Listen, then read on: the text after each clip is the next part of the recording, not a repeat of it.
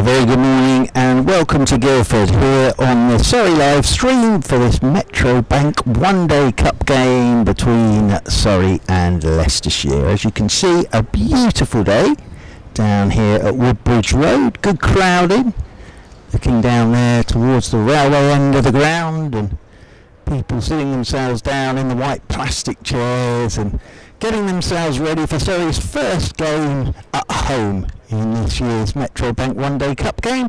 They have already been to Sedbergh for their opening game earlier in the week, and a very good win for Surrey in that one against Lancashire by 7 wickets. Lancashire 280 for 5, Surrey winning by 7 wickets. Dom Sibley 65, Ryan Patel 58, put 123 on for the first wicket, and then Adam Thomas 82 not out, and Josh Blake came out and seemed to sweep everything in Sedbergh, and he finished 59 not out. So a win for Surrey, and Leicestershire in their opening game beat Gloucestershire by a couple of wickets.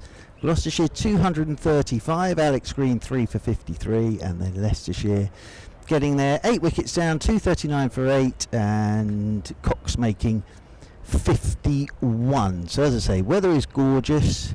Leicestershire, first bit of news for you is Leicestershire have won the toss and decided to bowl first, which is no great surprise because there is a green tinge to the wicket and the ends look fairly dry. As you can see, the outfield is parched due to the heat wave.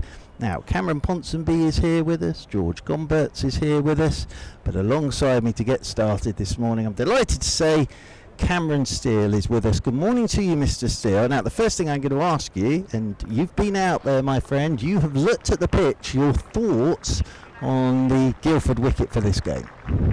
Well, good morning, Mark Church. It's great to be here. I was out a little bit earlier this morning and the pitch looks green. Even though the outfield is parched, it looks very, very dry on the outfield, but the pitch itself is a little bit soft. I spoke to Dom Sibley, who's walking out to the crease now with Ryan Patel, and he said the spikes were going in, and when I felt it with my thumbs, it felt soft as well. And as it often is here in the One Day Cup for here at Guildford, it's a bowl first wicket, and the seamers should get some purchase out of this wicket to start with. The Leicestershire seamers having won the toss, and the Surrey openers have a little bit of work to do early, and hopefully it flattens out a little bit later. Well, Surrey's record here at Guildford in the last few years hasn't been great, actually. I think it's 5 years since Surrey have won a game here at Guildford, and that was the Ryan Patel 100, which everybody remembers, where there was a bit of rain about. I think he wandered in during the first rain break, something like 1 off 10 balls, and then went out and, well, as I said, went in as Ryan Patel, came out as Brian Lara, did Ryan Patel on that occasion. So yes, it is Patel and Sibley to get us started. I'll run through the two sides for you during this first over that's going to be bowled there, as you can see, by Josh Davey from the railway end of the ground here at Guildford. So it'll be Josh Davey and the Leicestershire Foxes in their dark and red shirts and dark trousers. Surrey all in black for the One Day Cup. And Surrey have got 2 games in 3 days because Northamptonshire are down here on Sunday. Here we are then, first ball with Ryan Patel on strike. A couple of slips in there, and the first ball goes past the outside edge. Length delivery, little bit of movement, and Ryan Patel will come down and do some gardening. And no great surprise there. Nice start from Josh Davey, but there will be a bit of movement early on this morning, Cam. Gorgeous start from Josh Davey, bang on the money. Standing that seam up, as he does. Not a huge swinger of the ball, Josh Davey, but just allowing the seam of that white Kookaburra ball to nestle into the pitch and offer a bit of movement. Yeah, he could be a bit of a handful here, I think, Josh Davey. And then we'll see Alex Green again at some point, as that's wide outside the off stump. It'll have nothing to do with that Ryan Patel. And that's taken by keeper Cox, Ben Cox, behind the sticks there. He's got Rishi Patel next to him, and then Ajaz Patel next to Rishi Patel. So the Leicestershire side for you, Stephen Eskenazi, the captain, and Rishi Patel, and then Hamza Sheikh, Johnny Tattershaw, Ruan de Swart, Ben Cox, Ben Green, Ajaz Patel, Tom Scrivens in there, Josh Davey, and Alex Green. So that is the Leicestershire side for this game. As Ryan Patel looks to drive through the offside, actually comes off a thick outside edge and runs down to short fine. But you can see straight away here Josh Davies going to look to get the ball up to the bat. Wouldn't expect there to be a huge amount of pace in this, but there will be some movement because, as I say, you can see there's green through the middle where they've left the grass on, and then it is at either end fairly dry surface. So spin will probably come into this as well, which from a Surrey perspective is quite a good thing because they've got quite a few spinners in the side, as have the Foxes, as this one's let go by Patel outside his off stump. So that Surrey side for you, there is one change from the side that beat Lancashire, because unfortunately Tian Van Vuren picked up I think it's a hamstring injury, so he's not available. So Dom Sibley and Ryan Patel are out there. Then Adam Thomas, Rory Burns, Josh Blake, Nikhil Garantner, Tommy Elam, Yusuf Majid. Then Ralphie Albert comes into the side, which is great to see Ralphie Albert back and playing for Surrey. As Patel looking to work this leg side, little leading edge, and it potters into the offside, and there is no run. So excellent first over this so far from Josh Davey. Then James Taylor and Benji Flores as well. That is your Surrey 11 for this game. So as I say, that's sort of seamer wise, Flores and James Taylor, of course, bit of Ryan Patel and possibly Adam Thomas, but then you've got Tom Elam, Yusuf Majid, Ralphie Albert to bowl their spin. Final ball of the first over, and Patel lets it go outside his off stump. So maiden over, first up from Josh Davey, nicely bowled by him, and Surrey stuck him by Leicestershire Foxes on a glorious day down here at Guildford. Dominic Sibley looked in good nick in that first game with 65. They put on 123 for the first wicket at Sudbury. A good performance that from Surrey, because it was a strong Lancashire side and restricting them to 280, and then chasing those down. Josh Blake, extraordinary innings, just came out and swept everything. Some of the nicest shots I've seen for a while, just hitting it over his right shoulder, I suppose. Yeah, his right shoulder. Yep, his right shoulder it would be. On one knee, and God, it was beautiful strokes. Yeah, he did play with Adam Thomas as well. Well, we've all talked about Adam Thomas this summer. He really has had a breakout summer as Adam Thomas. Now it's Ben Green from the pavilion end. He'll start with a couple of slips as well. Of course, fielding restrictions for the first 10 in the Metro Bank, so you're only allowed the 2 fielders outside the circuit. You see everybody sat there on their plastic white seats as Dom Sibley faces up for his first ball, and will get off the mark straight away with a punch down through mid-on and away for 4. Very nice start for Dom Sibley. Just met the ball and just pushed it straight down the ground for 4. So Sibley off the mark with a boundary, Surrey are off the mark, and Cameron Steele, that is a lovely way to start your day if you're Dom Sibley. Sumptuous stroke from Dom Sibley. Played a few of those the other day up at Zebra. Just that off stump line, but just to punch that gorgeously down the ground. I'll be happy with that one to open his account.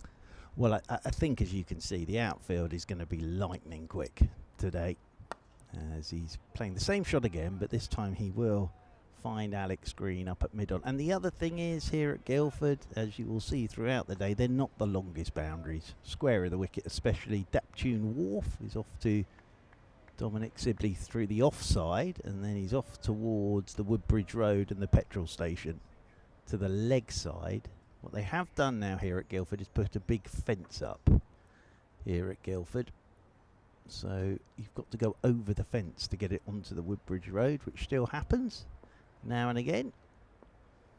Shot of the pavilion there as Green with his moustache is into Sibley. Little bit of movement there, just outside the off stump.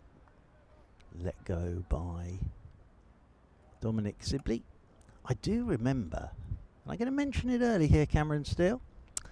Ali Brown got a double 100 here in a 40 over game. And poor old Cardigan Connor, he ended up in that petrol station. Well, he didn't, but his deliveries did an awful lot of the day during those 40 overs. People filling up their cars with ducking balls as they filled up with diesel. Let go again by Sibley. Little bit of swing away there from Ben Green, but now they've erected a big fence along the Woodbridge Road. Although if someone does get hold of one, it can still go over the fence. And if that happens during rush hour, it can cause absolute chaos, because the Woodbridge Road will get very busy. I'm noticing that Dominic Sibley has got paella over his left shoulder on the live stream, as this one's left alone outside his off stump. I'm not quite sure what Dominic's Spanish is like, but that is one of the catering facilities down there, the big paella tent. Good crowd in, as you can see, lots of people sat down there. The other thing for the crowd is, here at Guildford, you've got to be on your toes, because they're pretty close to the boundary rope as well. And if that ball hits the boundary rope, it tends to go upwards. So the crowd need to be on their toes. As Sibley will work this off his stumps, fine on the leg side. Here's an example of that. Hits the rope. That gentleman, I'm not quite sure what he was trying to catch that with, but he didn't do a very good job either way. And it's another boundary for Sibley. So a couple of boundaries in the second over. And Surrey are 8 without loss. A few fielders and spectators are going to need shin pads today. Just look at that ball bobbling on the outfield, and danger to shins out on the fence, but not there to Dom Sibley. Leg stump, always going to go for 4. A man who is proficient through the leg side, and he looks in good touch. 8 off 6. Yeah, and he hasn't done a huge amount in that over. One nice punch down the ground, and then working a ball off his pads down to the fine leg boundary rope. Start of the third over. Davis second from the railway end, and well, Patel has a little fiddle with this one. Outside his off stump, and it goes past his outside edge and taken by Cox. And you can just see there Ryan Patel doing a little bit of gardening. That ball just took off a little bit off a length. It can often be tennis ball bounce here at Guildford. Very different to the bounce at the Oval. Not as quick as people often think that it is here, but the ball is slow, so it's important to play straight and wait for the ball early, as it is in most places. Often the runs do come square, but it's important to look straight down the ground wherever you can. Which is what Patel is doing at the moment, as he looks to drive here. Thick inside edge, just nip back at him a touch. That will roll out towards deep mid-wicket, and they will pick up a single. First touch for Hamza Sheikh. And it's the first time that Sibley and Patel have swapped ends, because Patel's off the mark with a single and Sibley comes on to strike for the first time. But as I say, with an outfield that is this parched, and it is a yellow outfield, there will be a lot of boundaries today. You can completely mishit it here at Guildford and still pick up a boundary. Great place to play because you're close to the crowd. The crowd are close to the players. There's lots of, well, there's the big committee marquee down to our left hand side. Lots of catering. It's a lovely place. Woodbridge Road, Guildford. It's one of the nuances of outground cricket is often the pitch can be a little bit naughty, but the outfields are lightning. But also at times understandably a bit bobbly as well. First ball that Davies bowled to Sibley. Interesting if Sibley slips come out. One slip has come out. Sibley forward to that one, playing it out into the offside. But yes, you can find as well that the outfields can misbehave and be a bit naughty themselves at times, can't they? Wouldn't be surprised if a couple of players are fielding with boxes on today. Possibly shin pads as well. May even see deep mid-wicket wearing a helmet, as Davey in once more, and Sibley's letting this one go outside his off stump, taken by Cox. Of course, with Daptune Wharf, which is away through the offside for Sibley, which is a stretch of river, Daptune Wharf, but people sat on seats along Daptune Wharf, with the big trees and the hedge.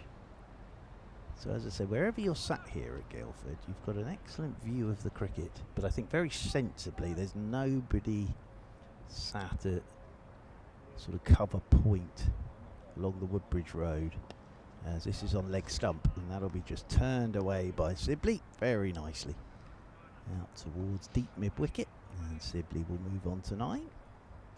But that was sort of the area I always feared, because the ball would rush across the outfield and people sat. They weren't even on chairs, they were sort of just sat on the boundary rope, and it would hit the rope and fly over them. And there's been... I mean, it's always scary fielding on the fence out there, where you've got guys walking around, and especially towards the back end of the innings where balls are flying here, there and everywhere, not to dive into someone or roll into them, or... I think that's wise, actually.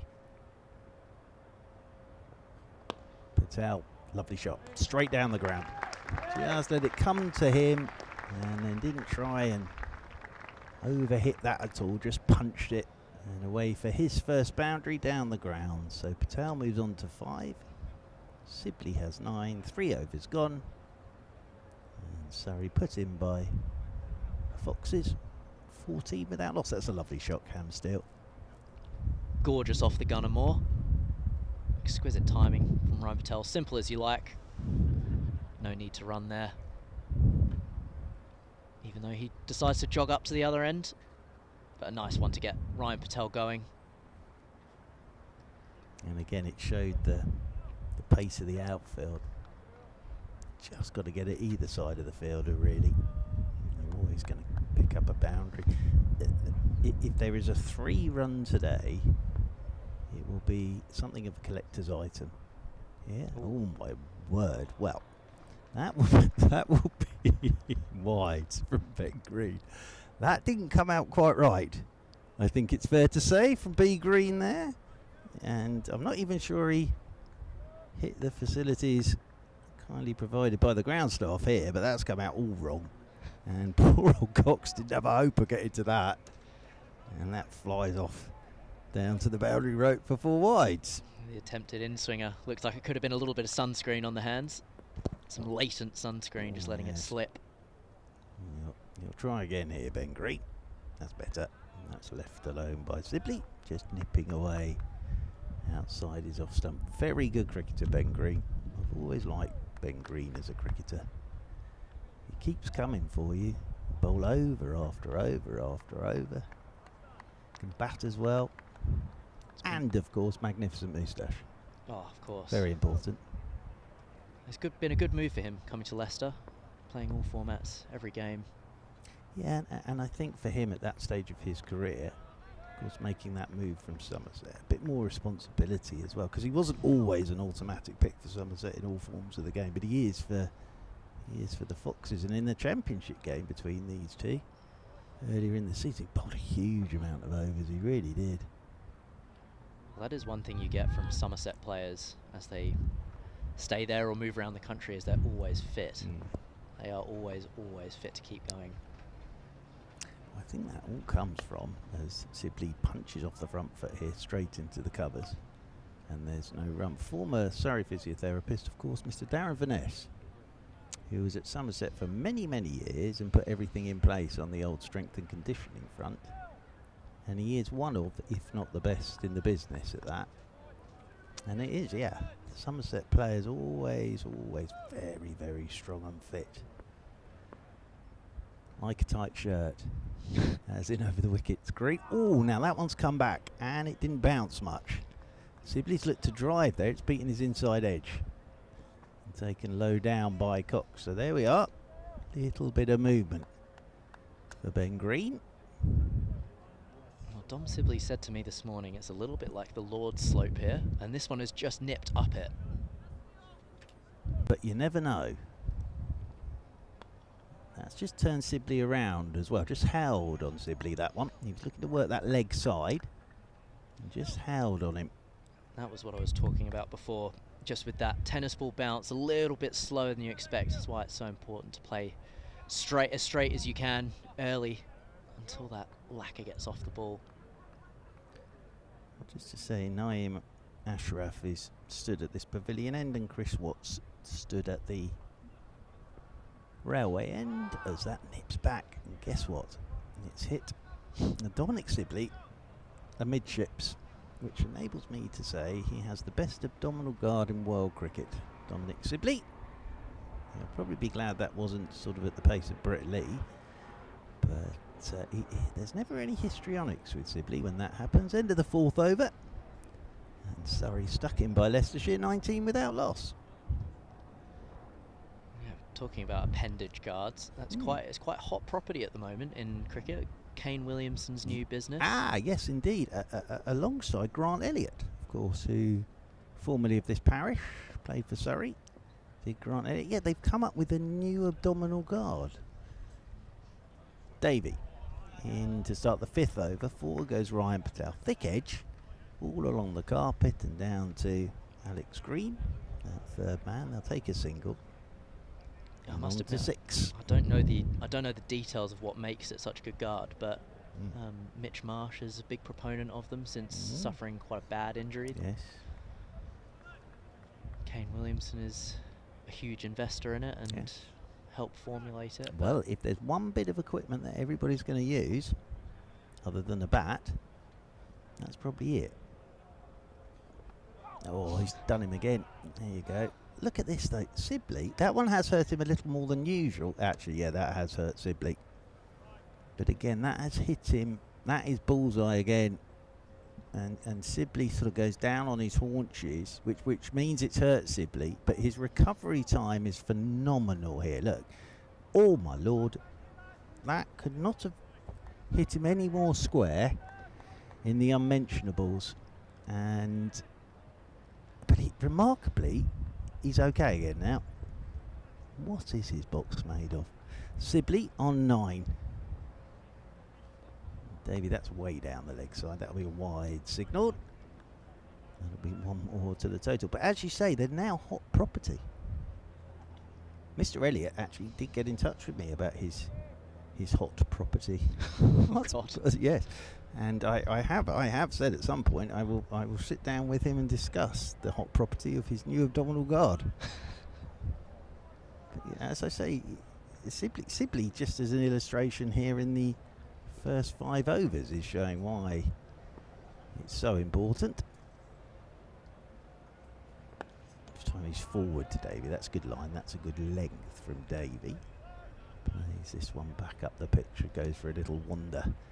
And for Sibley, just the 1 slip again for Dom Sibley. The 2 outside the circle at the moment are 3rd man and a mid-wicket sweeper. Although again, the boundaries are so short square of the wicket that if you get at either side of that mid-wicket, you're going to pick up a boundary.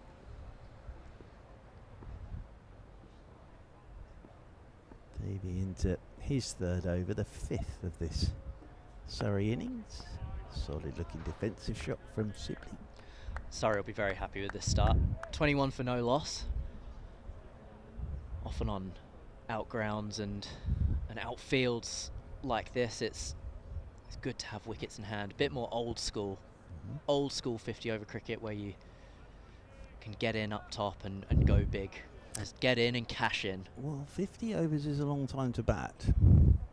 Very hard to defend here as well. Yes. As in to defend in the back overs as well as in the second innings. Yeah. Sorry, I'll need a big total. Yeah, and you can get some huge totals here. Nicely bowled again by Davey. Keeping Sibley very honest there. And Sibley is a man who is dialed in this year. He seems hungrier for runs than ever. He's had a fabulous season again in terms of championship and started the Metro Bank. Didn't get a go in the T20. Surprised me a touch at times. He's a very versatile player. Here's D. Sibley. Final ball of the Davey over. Nicely bowled, nicely played. Good over from Josh Davey. The end of it. 5 gone, so Surrey ticking along at about 4 and over. And Sibley and Patel get together for a bit of a natter about everything out there. But yeah, you're right. You know, if you're to defend a total here, you're going to need up over 300 to have any hope, aren't you? Because 8's and over, 6's and over, 7's and over. Actually, here at Guildford. It's not a huge ask, really, but what will be fascinating to see what this pitch does as the day goes on, because the sun's out. It's not blazing down today. There is a bit of cloud about it. It's a lovely day, nice and warm, nice temperature rather than incredibly hot. But I'll be fascinated to see how this pitch behaves as the day goes on. Well, what I would say is if these two can string together a tidy partnership, then Surrey will be happy that they've lost the toss. Yeah. Well, the spin department. 1, 2, 3 they put on against Lancashire. Ben Green to bowl his third over. The sixth, he's going to come around the wicket to Ryan Patel. Gets thick inside edge there. And to punch that through the covers. And he will get a single. Takes Patel on to 6. Yes, there are, apologies, 7. There are a lot of games going on today in various competitions. But in the Metro Bank, just to keep everybody up to date with what's going on, Glamorgan are playing Yorkshire. Glamorgan are 25 for 1. Hampshire are playing Middlesex. Middlesex are 23 without loss. Derbyshire Falcons playing the Worcestershire Rapids. Oh, Sibley has a drive at this one. Beats his inside edge again. Just a tempter there for Dominic Sibley. Lost his shape on that shot, did Dominic Sibley. Just lost a bit of balance and beat his inside edge. Nicely bowled by Ben Green. So Derbyshire Falcons are 25 for 1 against the Worcestershire Rapids. Sussex Sharks and Durham starting at 1:30. As Sibley on the back foot this time. Plays it as if it keeps a little low on him. Rolls away into the leg side as the sound of our first train along the tracks heading towards Guildford Station. Tom Scriven there doing the fielding. Johnny Tattersall's moving fielding position. He's going into the gully. Of course, Mr. Tattersall played a game for Surrey in the Championship. I played in that game. Was that against Glamorgan? Was it Essex? Or was it Essex? Yeah, one of the two. Forward goes Sibley. Good line, good length from Green. Northant Steelbacks in Surrey and Leicestershire's group are 25 without loss. And Somerset and Gloucestershire starts at 2 o'clock. Those must be under lights, I would say. Cam Steele, if they go the duration. An all floodlit 50 over. Very nice. Oh, Sibley's gone after this one as well. Down on one knee, Caribbean-esque there from Dominic Sibley. Trying to square drive that through the covers. So beaten on the inside edge and beaten on the outside edge. Again, it was wide from Green. And that's the first ball that Dom Sibley hasn't gone and done any gardening. He's unsure of this pitch. Him and Ryan Patel coming together and discussing gardening, tinkering. Edge cutting. Forward goes Sibley. Again, this comes more off an inside edge, down onto his boot. Good over that from Ben Green, testing over, just the single off it. 6 gone. Sorry, 22 without loss. What did you, when you played here, what did you always think of the pitches and playing here? And we've talked about the crowd being closer and quite an intimate ground. What were your thoughts about playing at Guildford? It wasn't my favourite place to play. Doesn't mean that I don't like the ground. I think it's a wonderful place to play cricket, but the pitch and the size of the boundaries didn't particularly suit my game. Often the pitches were green like this, so as a leg spinner that can be quite tricky. Yes. And then as a batter I never got that many runs here, to be honest. Apart from in a second team game where Alex Stewart saw me and signed me. But yes, of course. That was part of the journey, wasn't it? Part of the journey. At Guildford. Start of the 7th, Davey continues wobble. Again, just getting Patel to push away from his body a touch there.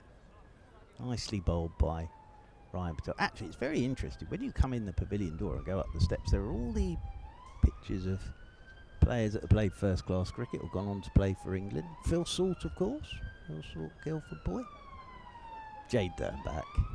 Of course, Ricky Clark. Ashley Giles. King of Spain. The King of Spain. who was, well, might still be the King of Guildford, I'm not sure. But there's been some very good cricketers that have come out of this place.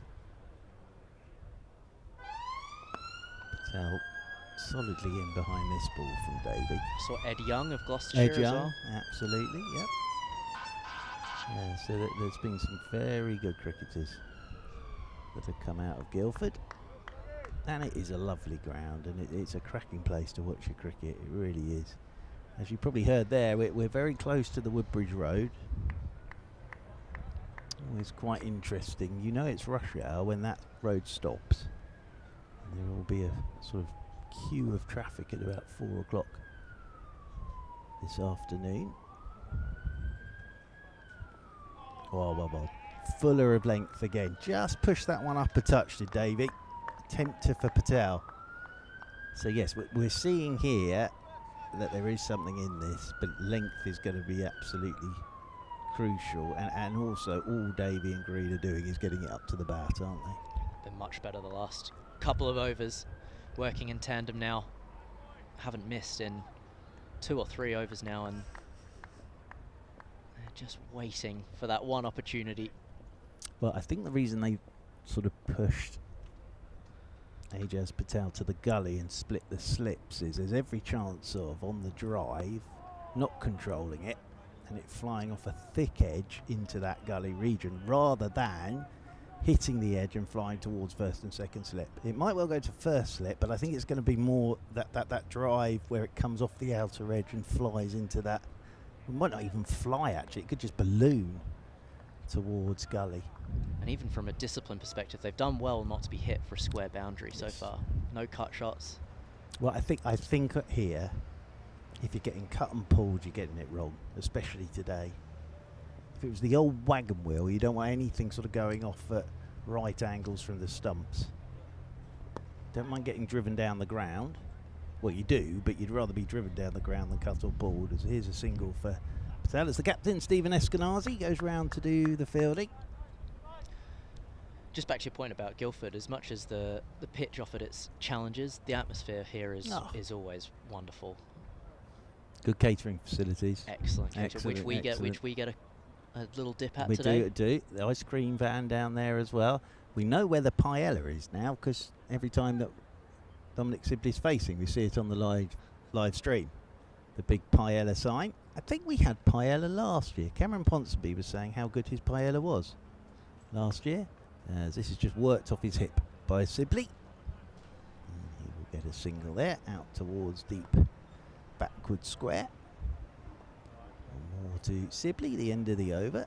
So solid start from Surrey this. 7 gone. Surrey 24 without loss. Ben Green to bowl the 8th over, his 4th. Of course, not only Dap June Wharf, behind us is the YMCA. And then you used to be able to see the top of the cathedral to your left, because we're commentating from the roof of the pavilion. But the trees have grown. As Green is in to Sibley's, using his feet, drives firmly, but straight to Eskenazi. So Sibley's made a decision now. Not just going to stand there to Green. He's going to try and take him off that length. Wonder whether Cox to Green will think of standing up. I'd say we'll see plenty of it in the middle overs, but while the ball's still seaming around a little bit, and they've got that slip in, I reckon he'll be quite happy where he is. But I liked that from Dom Sibley. Lovely control when he's coming down the pitch. Yeah, good footwork. Forward he comes again. Just pushes into the leg side. Very easy to fall into the trap as a player of when you do advance down the wicket to go gung-ho and try and hit it as far as humanly possible. But lovely control from the tall opening batsman.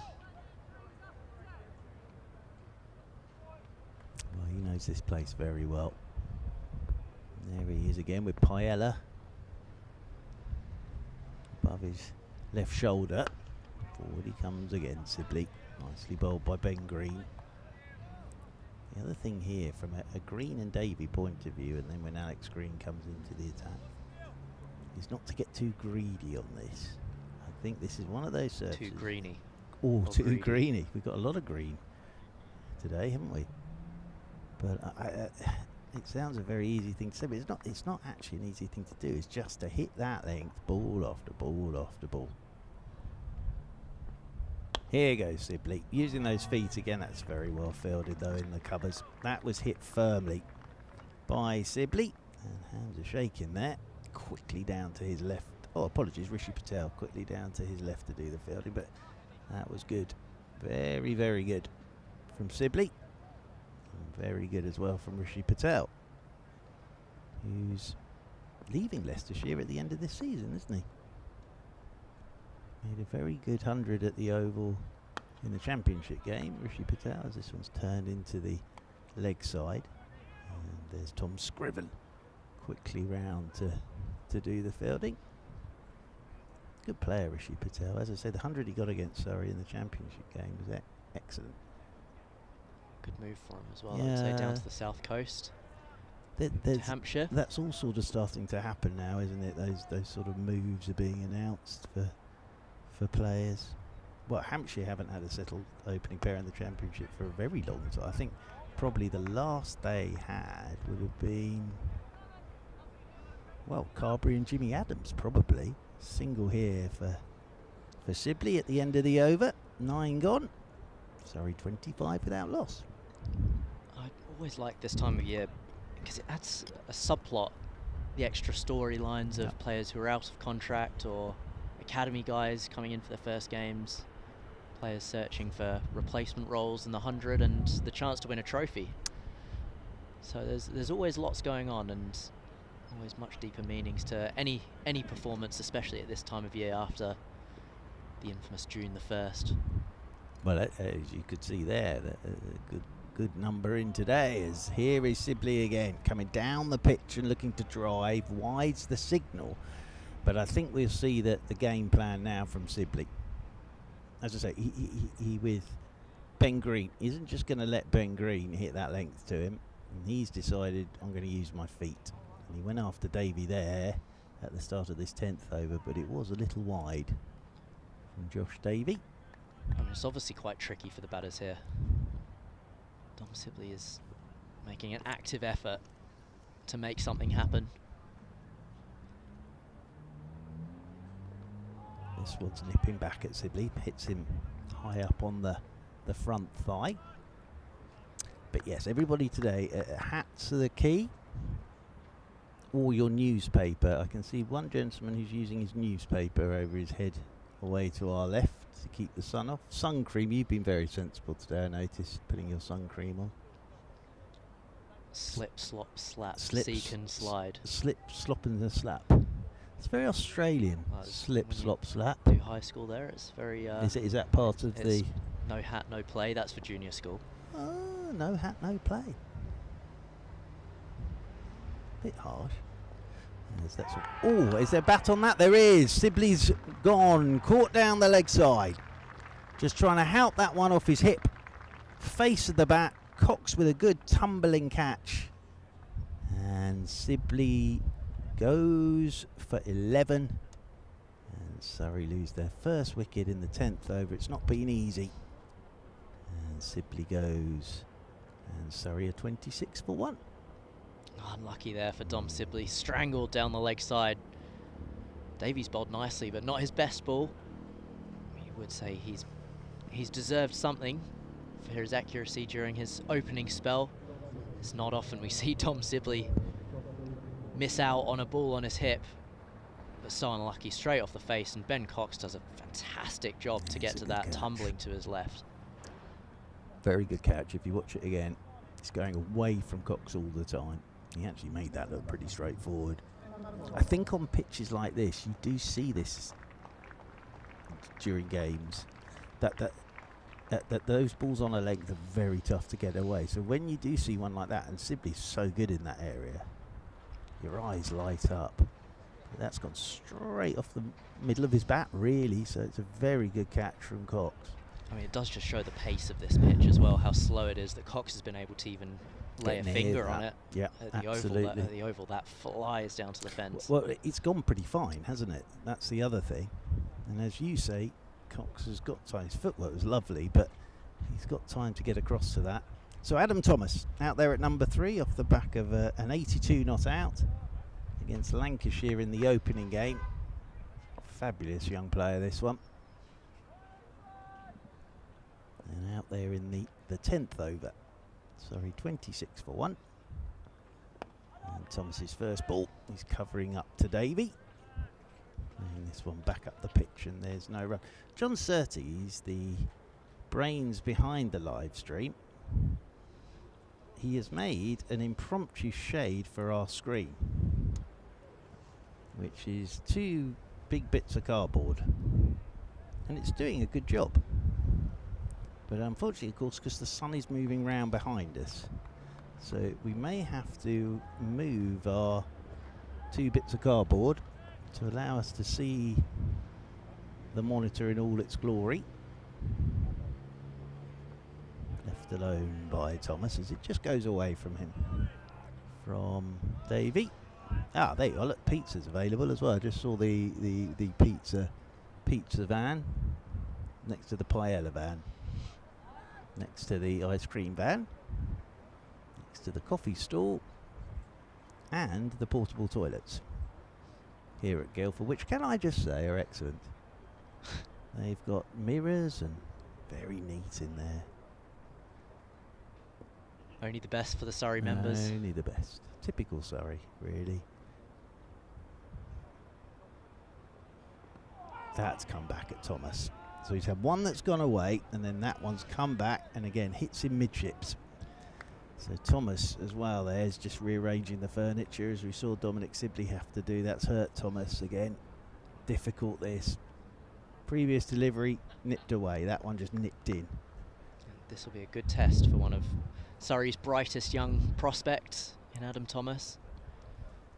Yeah. To negotiate the moving ball and then get himself in and hopefully add to his tally of runs this season. He had a good one-day cup last year. Adam Thomas. It's down the leg side. That'll be wide signalled. Thomas a bit frustrated he didn't get anything on that. It's so often the case that players have a good one-day cup and then they're coming of age. Yeah. It's a fantastic opportunity for youngsters to earn their place in the side and earn their place on the roster. Oh, 100% it is. And with the 100 going on at the moment, I made it very clear that, you know, I actually don't know what teams, what players are playing for these days. It's very difficult to keep up with everything, really. But this competition, it's terrific. Good crowds in. An opportunity for the youngsters with some of the more experienced heads, as that's nicely bowled again by Davey. He's keeping the batters very honest here, as is Ben Green. So the wicket of Dom Sibley in that 10th over here on the Surrey live stream. Surrey are stuck in by Leicestershire, who won the toss, bowled first, as you can see there. Now 1 wicket to go. Dom Sibley caught down the leg side for 11. That's the end of the power play, the first 10. And Ben Green will continue from the pavilion end of the ground. Might be a huge change in the field here, I wouldn't have thought. Power play, I think. Are we still in the power play? Oh no, it's 9 overs gone. This is my difficulty with the screen, I'll be honest with you, Cam. As I'm going to look at the scoreboard, as this is a thick inside edge. So this is the start of the 10th. My apologies. And Ryan Patel picks up a single. But what we have been able to see is how miserly the bowling has been. Oh, absolutely. Ben Green and Josh Davey. But I think what they've done very well here is, and it didn't take Einstein to work this one out, but they have said, righto, we're just going to put the ball up to the bat. And we've had nothing cut, we've had nothing pulled, we've had no nothing short. No short balls. Nope. And that is definitely the way forward on here. And as I said, that takes a bit of discipline. It really does.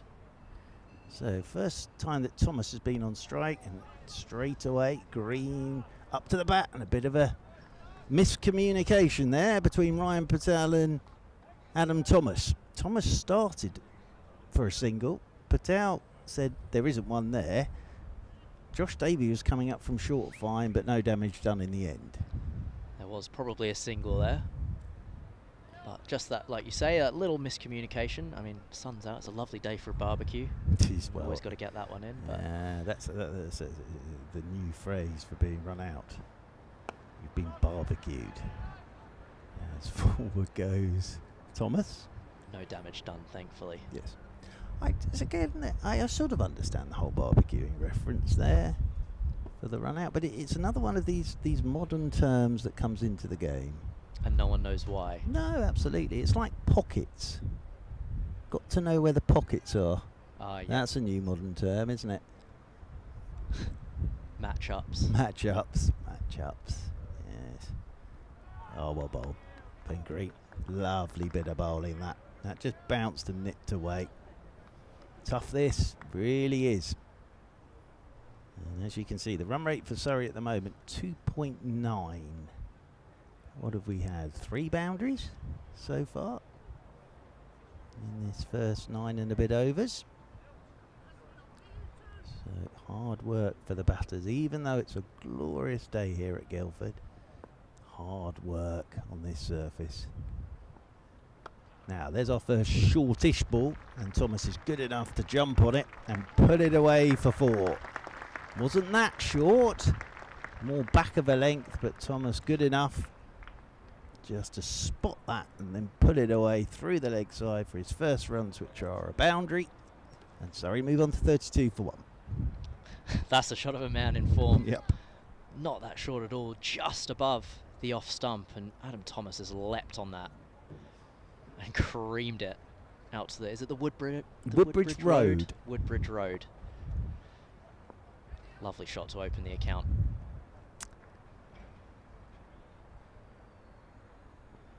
Green in, and that's left alone by Thomas. Yeah, he's taken that off waist high, hasn't he? But as we both said, it wasn't that short from Ben Green. So that is the end of the first power play. 10 gone. 32 for 1. But it is a gorgeous day here. We've got a bit of cloud, there's a breeze, it's lovely and warm. I always feel when we're set up here on the roof of the pavilion, it's a bit like being in a Spanish villa on your veranda of an afternoon. The other thing I noticed this year is we and thank you to Jake who's got everything ready as always with his magnificent team. He's moved one of the big tables to our left so that we can sit and look as if we're doing something when we're not on commentary. Or if you're like me, just sit in the sun. Davey from the railway end. This will be his 6th over. It's his first short ball, and actually, well, Ryan Patel was through it quite early. It sort of hits Ryan Patel on the hook and pull, which he likes to do, on the shoulder, and rolls away into the offside. And Ryan Patel there comes down to do some gardening, because it just sort of hopped at Ryan Patel, that delivery. It wasn't searing pace from Davey, but it just hopped at him, made life quite awkward. Ryan Patel looked surprised by that, both by the lack of pace off the pitch and by the delivery itself. A good option from Josh Davey, who continues after the power play. He's got 2 men out on the leg side now. As I say, he's into his 6th over. Cutting is Ryan Patel. That was more width than anything. And he'll get a single out there to Ruin de Swart. It would be, I do think it's evens after the power play. The pitch has looked naughty in this first 10.2 overs. And a bit like Cameron Ponsonby. He's looking naughty behind us, isn't he? Absolutely, Cam. You could easily be 4 down here if you hadn't batted properly. There's been enough naughty balls to keep you honest, hasn't there, in this first sort of 10.2 overs. Credit to Leicestershire, they've been tidy so far, both in the field and with the ball.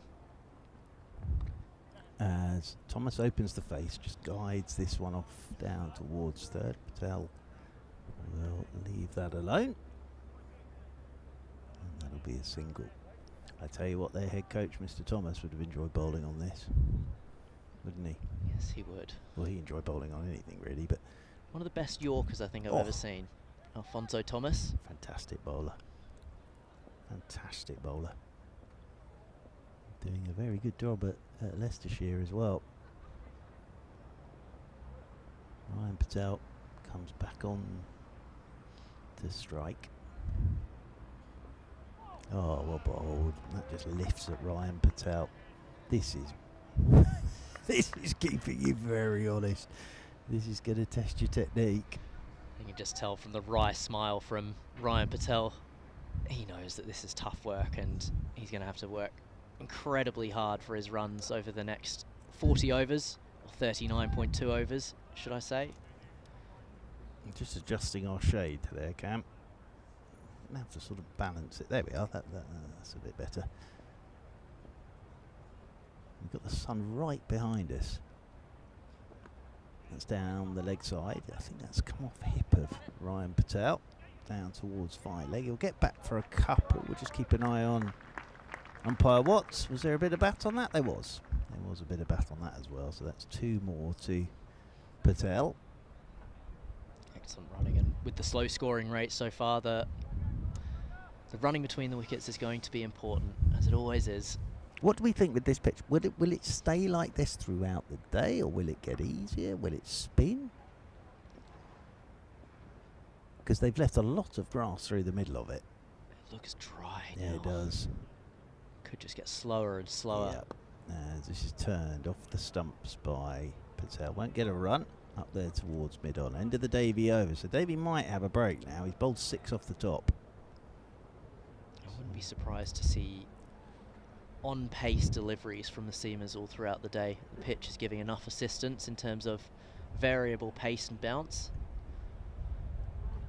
Yeah, and it'll be very interesting when spin comes into this as well. Ajaz Patel, the New Zealand overseas wily bowler. Very much so. Fine bowler. Ajaz Patel. It sort of seems to be his sort of test career. Sort of seems to be when New Zealand head off to India or Pakistan, doesn't it? And then he does play. And he takes 10 fers. Yeah, he does. So De Swart is coming into the attack. So this is our first change in bowling. Ruan De Swart into the attack. Tell you what, I was out in the middle this morning when he was walking around. Big Shadow chap. Ban. He is a big boy. Big unit. I mean, I'm not the biggest, of course, but sort of South African you look up to and you think, yep. Yeah, he looks big from here. As start of the 12th. Right time over the wicket he is to Thomas from the pavilion end. Doesn't time this drive at all. And that's out towards Rishi Patel at cover. Bit of South African heritage for Adam Thomas as well. I just want just a word on him actually. The trajectory that he's had over the last 12 to 18 months has been outstanding. He won player of the season, the Ollie Cooley medal in Perth. As did yourself. In ancient history, but well, not that long ago. He won the Ollie Cooley medal for his season with Mount Lawley. Yeah, I thought Alex Stewart was very interesting when I asked him a question about Adam Thomas. Get a single hit down towards the man, Will Thomas, and they said to him, "There's a couple of things you need to go and work on while you're out there," and he obviously did that, and then makes 100 on his championship debut. Hasn't really looked back since then. He actually worked in Perth with my former coach Jim Allenby and former player for Leicestershire CCC. Yeah. So lots of connections in the cricket world. Yeah. It's a small world when it comes to leather very, and willow. Very, very small world. But yes, Mr. Allenby, there's a lot that swear by him. One slip in there has just he's going to come around the wicket to Ryan Patel. Nice looking shot. Doesn't really time it though. Eskenazi will come up to do the fielding. But the 100 was great. But actually, Adam Thomas made 40 odd at Trent Bridge in the championship game in a partnership with Dan Lawrence, who made 100 against it was a top quality bowling attack. Tongue bowling rockets, stone bowling rockets. And that was the innings for me where I thought, oh yeah, this kid's got it. Oh yeah, and it's the technique, yes, I get all that, but it's also what's between his ears.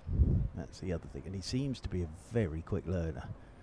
As around the wicket again comes De Swart, and this one's played back up the pitch, and there's no runs. And I think the best description I could give it, and we had a little bit of this with young Mr. Albert last year. There was the sort of Ollie Pope, Jamie Smith vibe when they first sort of broke into the first team he didn't look like he'd never scored a championship 100 before. He looked like he'd played about 50 championship games. So yes, he's got a big future. Now Ryan Patel's trying to absolutely smash this up the pitch. And bottom hand came into that. And he'll get a single up towards mid-on. It's been tackled by Alex Green up there. Well, the other thing he might be wearing today as well is skins. Knee pads. Yes. I noticed that there are a number of long sleeve shirts being worn today, even though it's very, very warm, and that'll be for sort of diving around the place. Because you will graze the elbow. Final ball of the over from De Swart, hits the pad of Thomas. He'll get a leg bye. 12 overs gone. 38 for 1. Cameron, still a few more thoughts from you on what we've seen so far, and then it will be the two Camerons, because you're going to be joined by Cameron Ponsonby. Thank you, Mark Church.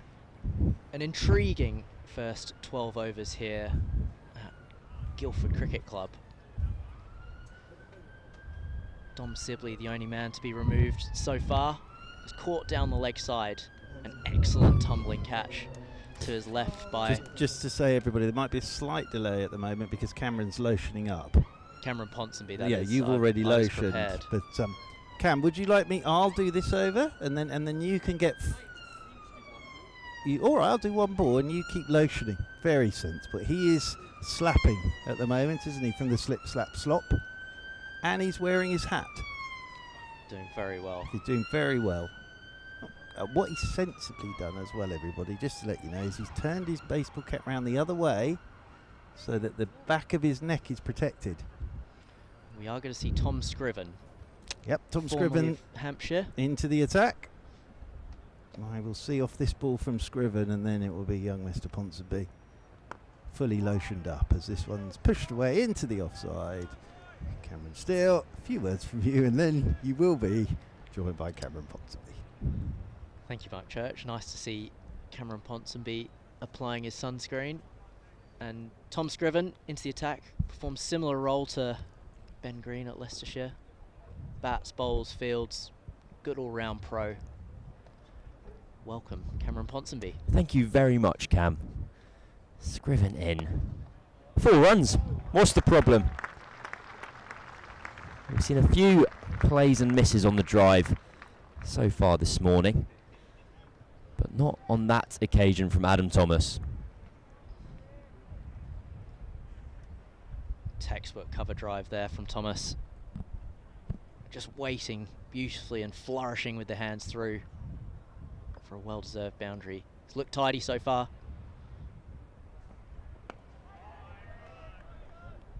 I apologise for my tardiness. I got an email saying that I hadn't paid my taxes. So I got a panic on and sorted everything very quickly. Have you now paid your taxes? I've now paid my taxes. I'm not going to jail anymore. That's good. I've covered a number of matches, and I'm sure Mark Church has already made mention of it on commentary, that Surrey Men are without a win here since 2021.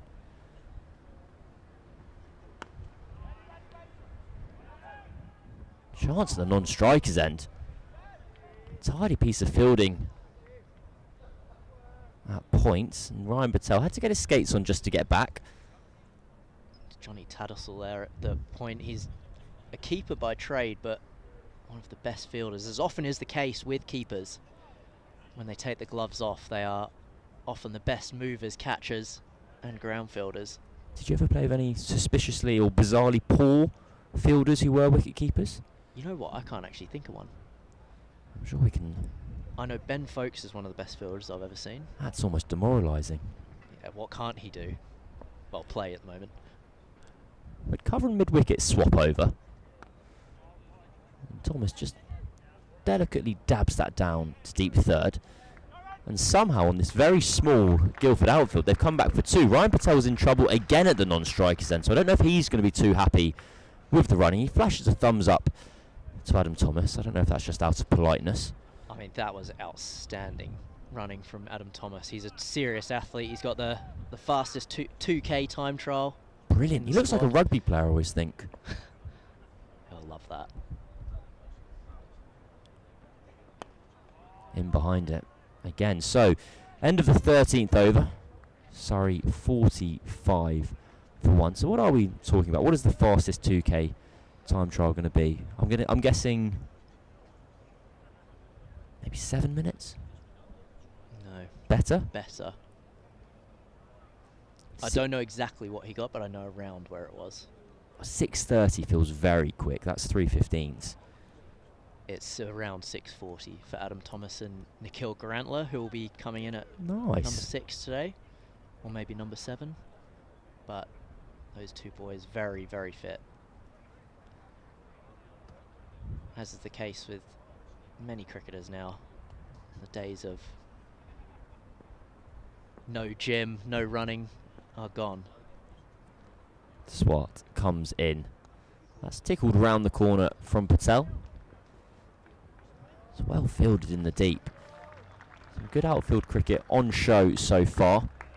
That scorched outfield. You see the fielder at fine leg almost flying across the surface. Are you happy to publicise your PB? We'll give you your PB 2K time trial. It was a 6:45. Was it 6:45? It's That quick. was back when I could run. That's why I wanted to preface it. I don't want to say when the injuries started slowing you down.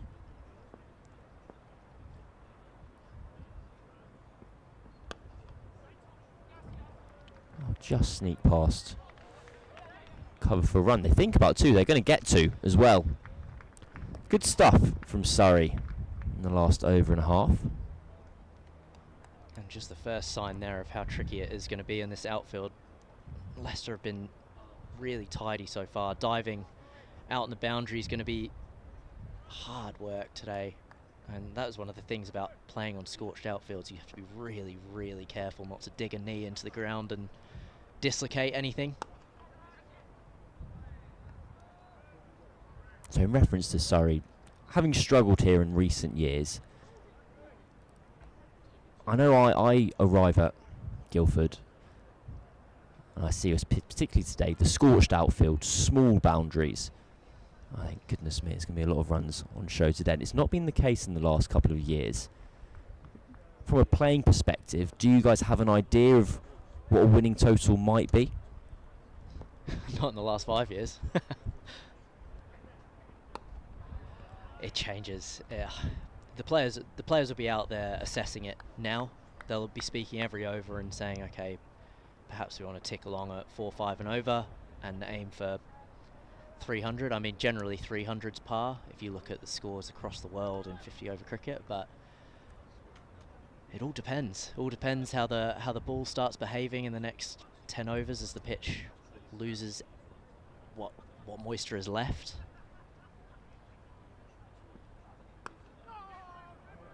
I was surprised to hear you mentioned when we arrived at the pitch there was moisture in it. I wasn't really sure how there could be moisture anywhere at the moment. I suppose they've had to. I mean, the square is the only bit of this ground that has any moisture in it now, and it is quickly fading. So tough for groundsmen around the country. More cricket than ever before, and without the facilities and the water allowances.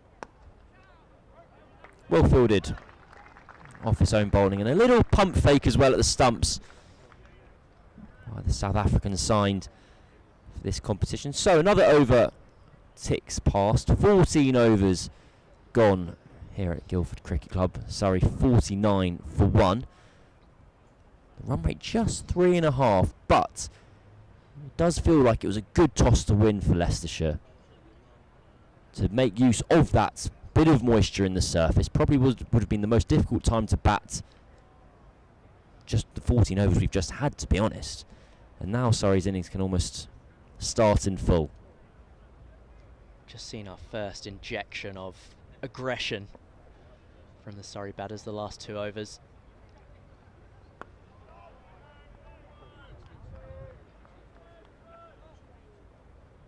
Ryan Patel is a dangerous man at this ground, especially when hitting towards the river. He's hit some massive sixes here over the last few years. He is one of those guys you do not want to drop it short to. Although we have seen him hit today from a short ball. I remember hearing about the six. I believe it was either him or Ricky Clark got one over the fence a couple of years ago into the petrol station. It's a cut away again. Almost Joe Root-esque from Adam Thomas. 50 up for Surrey in the 15th over.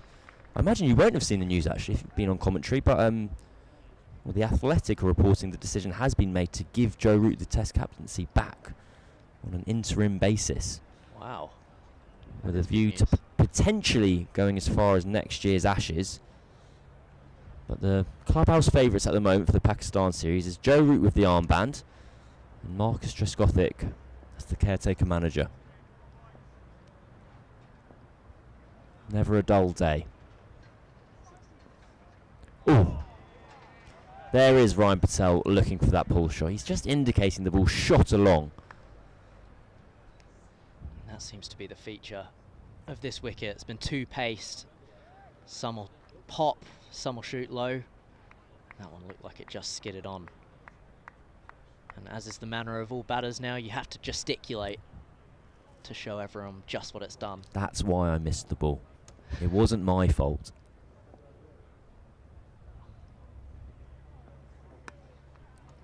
Cut powerfully. Just the one run. Ryan Patel hasn't played masses for Surrey this year, but he did make a double 100 for his boyhood club, Old Ruts, a couple of weeks ago. Did that make its way to one of your WhatsApp chats? I had no idea he made a double 100. I can't did believe indeed. he's not told me that. Patel went back to, grew up at Old Ruts and played the majority of his club cricket at Wimbledon. But all his mates were still at Ruts, so he went back, played a bit of Div 1. Has been going okay. It's a good over this from Tom Scriven. Much tidier than his first. I actually played with Tom Scriven at Hampshire. Going back about 5 years now. I was going to say, when were you at Hampshire? On a loan spell for 3 months in early 2021. Tom is a top fella. And he's a handy cricketer and has flourished since he's gone to Leicestershire. In behind again by Adam Thomas. 15th over now finished. Just the one run off Scriven's second over. It's an almost lazy thing to say about a cricketer, but it does feel true that whenever I see a scorecard, Tom Scriven's done something. He's contributed in some manner, shape or form. He's a very handy lower order batter. I remember Leicestershire, I think last year, had that extraordinary record where all 11 of their batters averaged something like north of 30 in first class cricket. And that speaks volumes of the job that Claude Henderson and Alfonso Thomas have done in recruitment.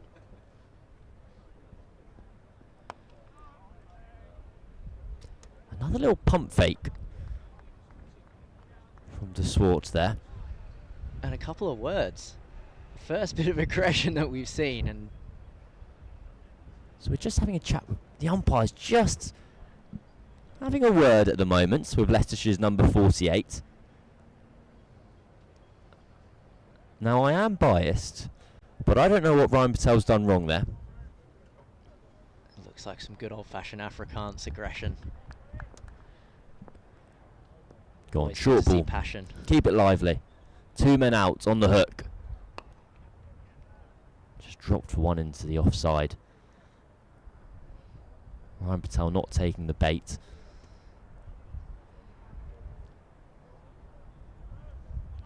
It always makes me laugh when I see when off spinners do it. It's the one that really gets me. The dot ball just pushed back down the ground. And a big pretend shy at the stumps. But what I will say is bowling does things to you. You're never quite yourself when you've got ball in hand.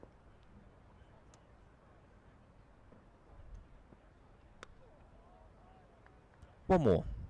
Down to deep third. It's been a productive area for Adam Thomas. just building nicely now.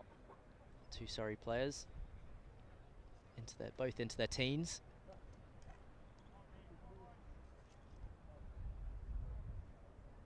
Fascinating passage of play the next 10-15 overs, just to see how both parties approach the game.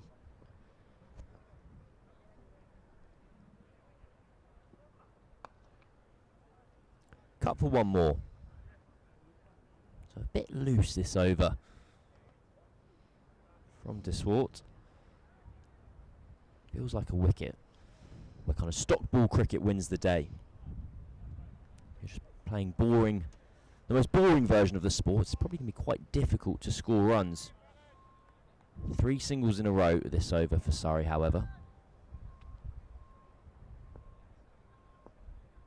Top of off with the odd bumper will be the flavour of the day.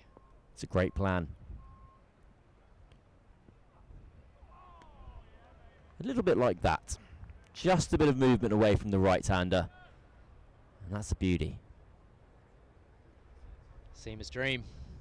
Gorgeous bowling, and now just a little bit of gardening for Adam Thomas as usual. That is where a seamer wants it.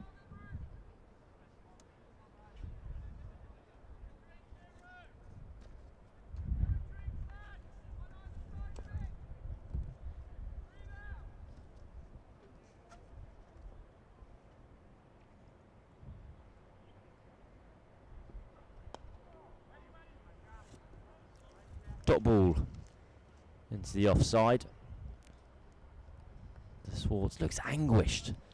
He's still wicketless after his 3 overs. 54 for 1 after 16 here.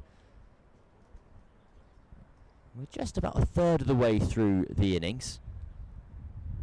It's going to be a tricky afternoon's batting for Surrey. So when you have got 16 overs into the innings, and that run rate is 3.3. It's one thing if you're going at 3s after 8 overs. But Leicestershire have ticked off a considerable amount of this innings. You know, Surrey are going to need to get up to, say, 250. 200 off 34 overs might not be the easiest task. Scriven continues, and Patel's just finding a bit of rhythm here. He's chopped 3 or 4 balls in a row away for a single. Debate for the Surrey batters will be which bowler to target. Whether they're waiting for the spin and hoping it doesn't spin, or whether it's the two bowling now, Scriven and De Swart, or maybe even Green, Alex Green that is, when he comes in for his first bowl of the day. But they will need to target someone. How nuanced or subtle a conversation is that? In the middle, you touching gloves and just saying, I'm waiting for Ajaz Patel to come on, and then I'm going to go. Often it has something to do with whether you're left or right-handed. More towards it becomes more that way as the innings goes on and the time you have left to bat goes down. So, let's say Ollie Sykes is back playing for, or Ryan Patel is facing Ajaz Patel. He would probably feel more likely to hit him for 6 than Adam Thomas, given that it's spinning into his arc. Now before. It's been a long while without a boundary for Surrey, but just occasionally, when Leicestershire have got a little bit full, they've been able to capitalise. Sumptuous from Ryan Patel. Really beautiful shot down the hill, just holding his shape, and he has been patient. He's certainly waited for that.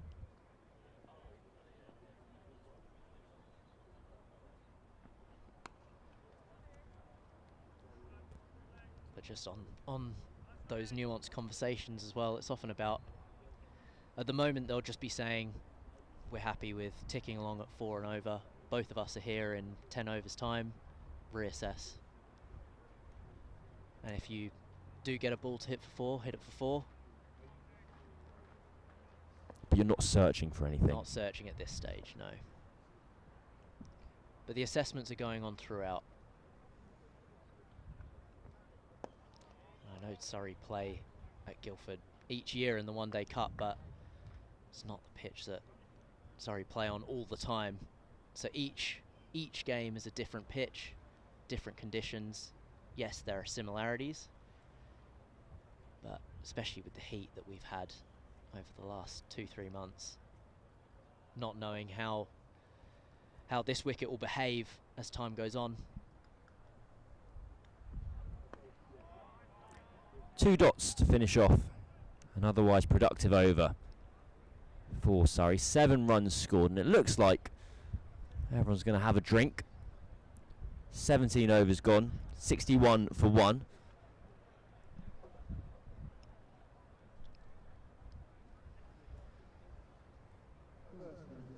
So Adam Thomas, of course, I imagine this will be his first Surrey game on home soil, as it works. I know he now plays his club cricket for Ashted, but grew up at Guildford, I believe. Did he get his first 100 at the Oval? No, not his first game for Surrey. Oh, I mean his first game for Surrey at his home club, as it were. Okay. I was there for the 100, I do remember that. There you go, you can see the tail of the tape so far. Patel and Thomas unbeaten at the crease on 26 and 15 respectively. Josh Davey with the 1 wicket so far. Dom Sibley caught down the leg side. A tidy grab by Ben Cox. He dived off away to his left. So we're in that holding passage of play that the 50 over game presents. Both batters striking at about 50. They'll still have another 10 overs or so.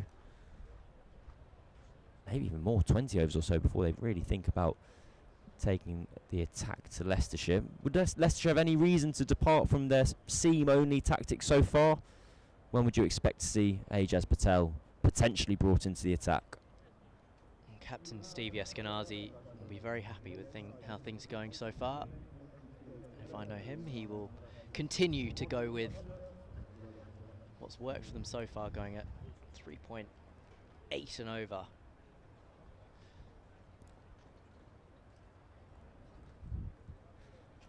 Just chatting to Ben Green. I wonder if he's trying to get him to getting any tips from him, or thinking about telling him to warm up. It won't take much warming up today with this heat, but it is going to be DeSwart to continue.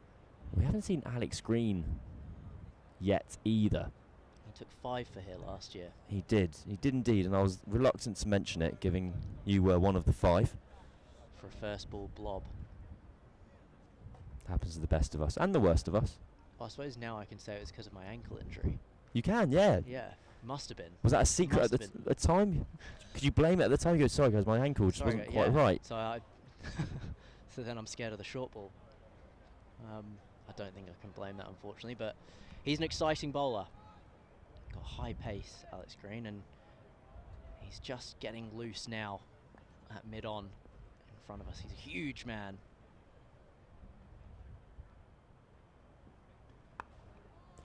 I do remember interviewing James Taylor. Obviously works at Leicestershire, former England batter. This was a couple of years ago. He was talking about how everyone was very excited about Josh Hull and how Leicestershire had this enormous left arm child seamer. He's like, we've got another one who's younger and bigger. And along arrives Alex Green. DeSwart's continuing for now. His battle with Ryan Patel continues.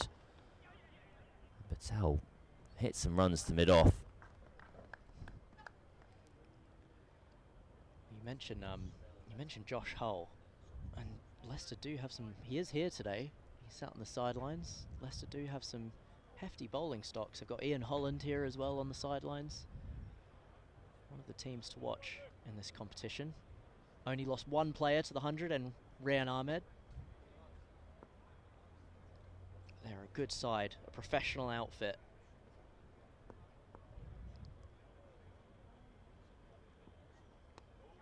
Leading edge, and that almost finds its way all the way to backward point. Just dropped short. Doesn't look easy batting out in the middle at the moment. Hard to play attacking shots on a two-pace pitch. Adam Thomas just getting squared up there, mimicking the straight bat that he should have given the ball.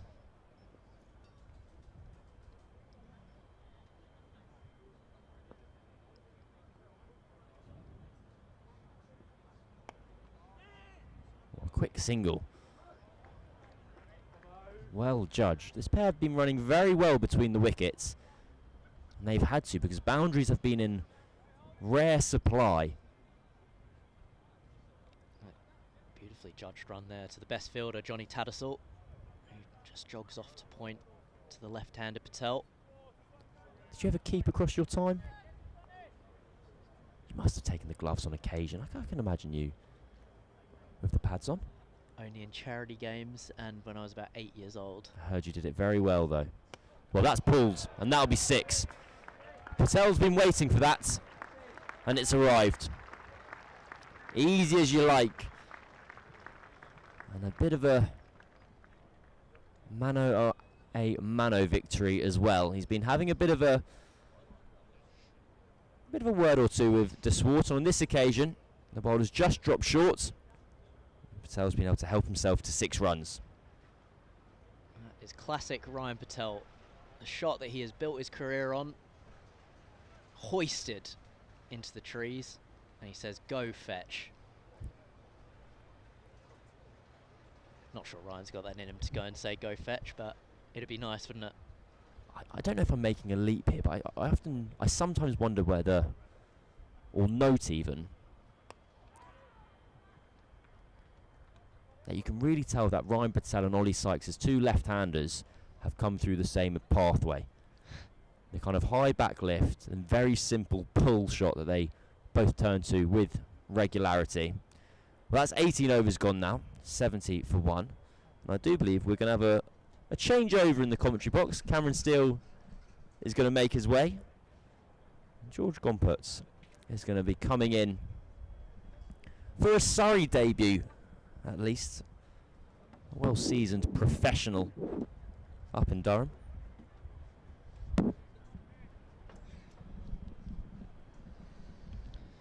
Afternoon, Cam. Afternoon, everybody. What a glorious day for cricket. What a wonderful day to be al fresco as well. Have you got your sun cream on? I actually just reapplied. Quite right. Our producer said, "What are you doing? You only put that on an hour ago." So I can already feel it. Respect the sun, always important. Tom Scriven continues from the railway end, and Ryan Patel's found some rhythm now. Another boundary, a bit of width, and he's thrown his hands at that. Yeah, runs are starting to flow a little bit the last couple of overs, and I'll tell you what, back of a length isn't working. That's 2 now, which have just drifted a little short to Patel. One's gone for 6 and one's gone for 4. It was in that last over we saw on a good length Adam Thomas is getting a leading edge.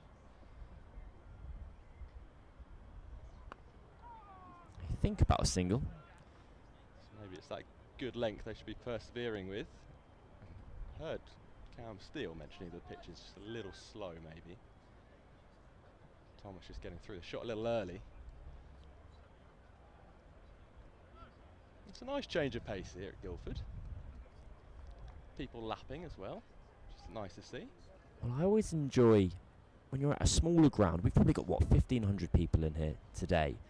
But you do get an atmosphere in a way that you don't if you're at a bigger ground and there's 1,500 people in 27,000 seats. Whereas here there's 15,000 people. 15,000, that'd be a hell of a turnout. There's 1,500 people. And probably about 1,400 seats, to be honest.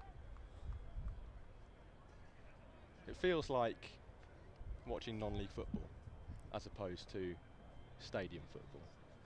You come in, sit where you want, walk around the ground.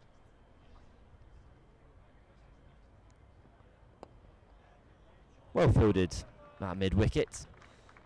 Ben Green diving around. You're right, it's up nice and close and personal. Sitting a metre back from the boundary ropes. Well, what I've noticed is this year they don't have the advertising boardings that they had last year around the ground. Now, I thought this. There's limited advertising going on. But I think that's a good change, because the advertising boardings were basically death traps, because they have acted as ramps just before the ball reached the people watching, and they would literally ramp off and fly into the crowd. Yes. It was an entertaining spectator sport. Incidentally, Adam Thomas has just received 2 on his legs, which he's managed to flick to Ben Green at short mid-wicket twice in a row. Picking up very nicely though. That will be a run. And to that point about the advertising boardings, and this shows how sad I am, but I was watching the highlights of the Lancashire game, and I was just watching every boundary that was scored, how people reacted to the ball jumping off the rope.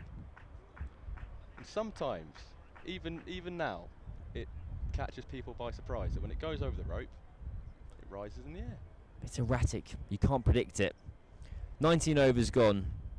76 for 1. That man's treated himself to an early-ish beer. Quite right. Past midday, it's all right. That run rate has just ticks back up to 4 runs and over, and we're going to have a bowling change. Alex Green, who took 5 wickets here in this fixture last year, is going to enter the attack. And I suspect this will largely be Stevie Eskenazi and Leicestershire's plan through the middle overs. You'll have Alex Green bowling from one end, and you'll probably turn to spin in Ajaz Patel at the other. And you lock yourself in to go through the middle. Now Alex Green, it's almost a copyright trademark roll. The Liam Plunkett hit the wickets hard, back of a length. He's a big unit. He gets it down at pace. Well, brilliantly pulled from Adam Thomas first up. He knew what the plan was going to be. He answered it in full. Yes, we've seen in the last couple of overs, short pitched hasn't worked. And he's on it so quickly. Nicely in front of square as well. There's no cover out at deep mid-wicket. Looking in fine form, Adam Thomas.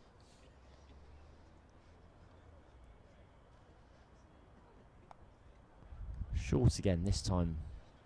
Thomas just rides the bounce. Now you mentioned that fifer that Alex Green took against Surrey. Absolutely rolled through the middle order. Folkes for 5, Sykes for 30, Blake for 31, Callum Steele, close your ears, first ball, James Taylor for 2. It does happen. Does happen. 2 other list day fifers. 5 for 52 against Gloucestershire, that was also last year, as was his 5 for 64 against Derbyshire. So a very successful Metro Bank competition last year for Alex Green. Starts afresh here in 2026.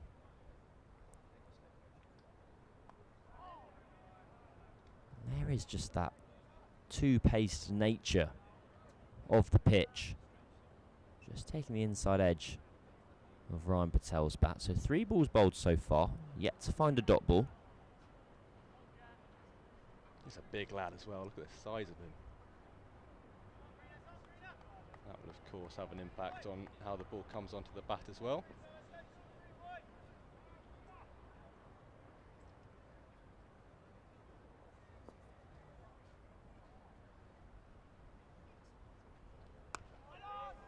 There is that dot ball, just a bit fuller of length. I just do think, especially in these middle overs, but just in cricket in general, you can just never go wrong with good line and length.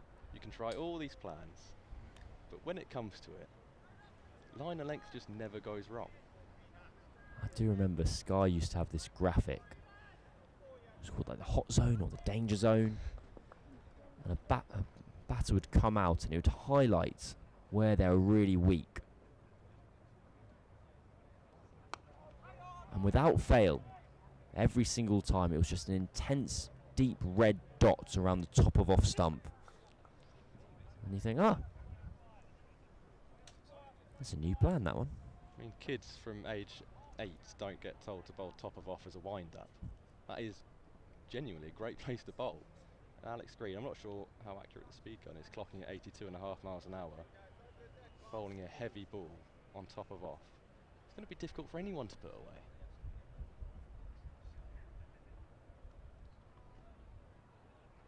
Left alone on this occasion. So Alex Green's first over is done and dusted. 6 runs off it. And after 20 overs here at Woodbridge Road, Surrey are 82 for 1. And then if you're bowling that consistent line and length, then you're asking questions of the batter to make something happen. Are you going to be inventive? You're going to use your feet? You're going to try and play 360? But if you just bowl your best ball and let the batter worry about making something of it. We see the bowling card, that only wicket falling in the 9th over. Josh Davey getting Dom Sibley strangling down the leg side for 11.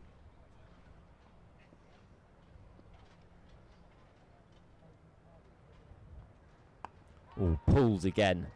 This will land safe, but far less convincing from Ryan Patali. Put one into the, I was going to call it a grandstand.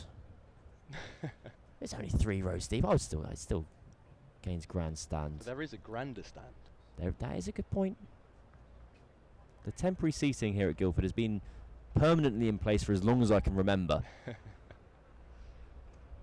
Just 1 run on that occasion for Ryan Patel. Scriven into the 5th over of his spell. That's a beautiful shot. 4 runs. Well, half a hand. Will it make it to the rope? Yes. It's a wonderful shot from Thomas. Just clipping the ball off a length through a wide mid-on. I mean, that is a leg stump half volley. Oh. But he has looked so good off his legs so far today.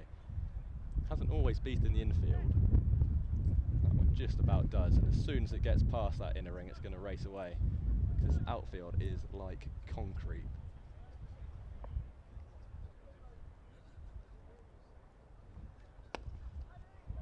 Full toss on that occasion. Good dot ball for Leicestershire. Have you ever seen an outfield like this in mid-July? It's just entirely beige. I think I was actually at Beckenham Cricket Club earlier this week, and it looked almost identical. They've obviously flooded the square, and the square at Beckenham was incredibly lush, but it was the same completely brown outfield. And there's just no chance. The amount of water you'd have to put down on the surface to make any type of inverted commas progress. I was wondering this yesterday, and this may not be a question for you. Give me a go. But does the hosepipe ban extend to elite sport? This is a question for Mark Church, I reckon. Someone here knows the answer to that.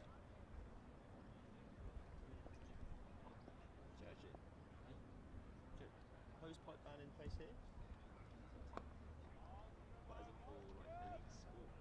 So we're hearing from Mark Church. Well, if you can let us know, surreybroadcast@gmail.com. Because I asked Mark Church, you might have heard from the background noise as I took my headset off. We asked Mark Church the question. He said, wow, what a good question. And I said, that's not the answer I was asking after.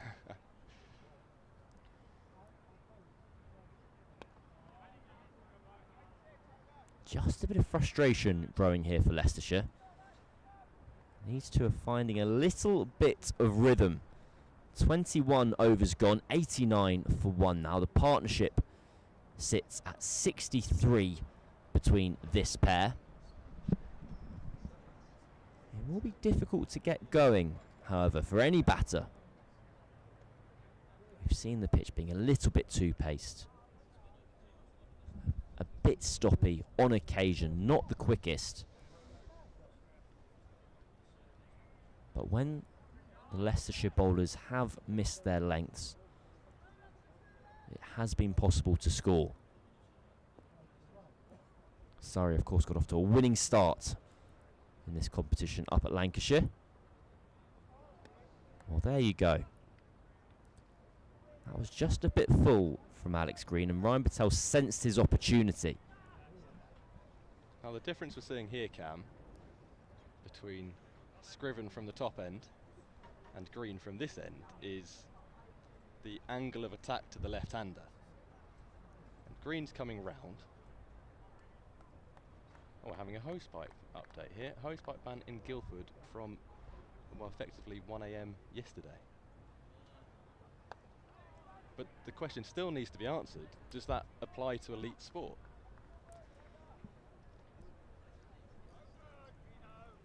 It sounds like it doesn't. We're getting various sources of information coming in. Anyway, back to the angle of attack. Oh, sorry, assistant coach Jack Brooks providing the information we're after. What is the final answer? No, it does not apply to elite sports. Pulled again, and 6 runs again. Patel moves on to 48, and that's his second 6 in almost identical fashion. He loves the pull shot, does Ryan Patel, and he's played it 3 times this afternoon. Twice successfully, once just couldn't quite sync up his timing, but on this occasion he saw it early, played it late, and watched it go all the way for 6 runs.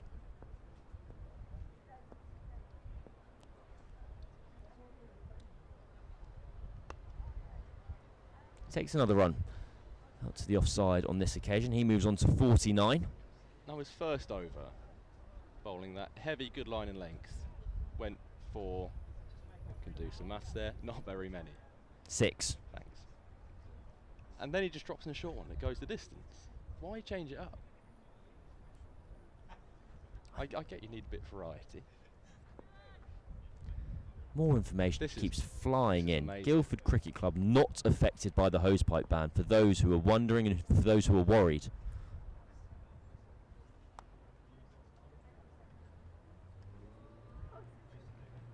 I imagine Alex Green's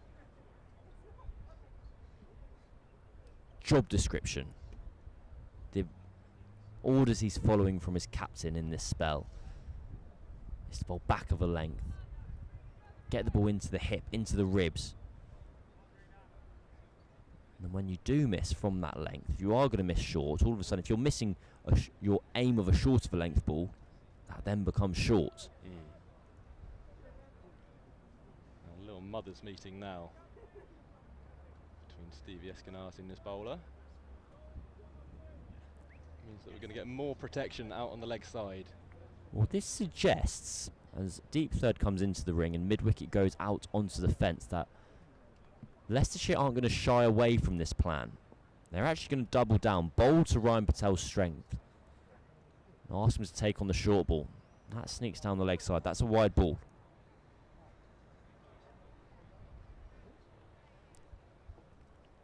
I imagine, given the way he's been hitting it so far, he'd be more than happy to take it on still. 2 6s he's hit on the pull. We've both gone into the shrubbery behind that stand. And the meeting gets even bigger.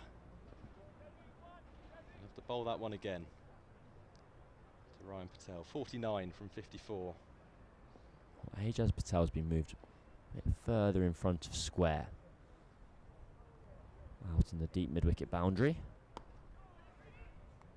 Dot ball to finish. So, Surrey's recovery continues, is how I'm going to describe it. They're 98 for 1 after 22 overs, 62 runs, 72 runs even, the partnership between this pair.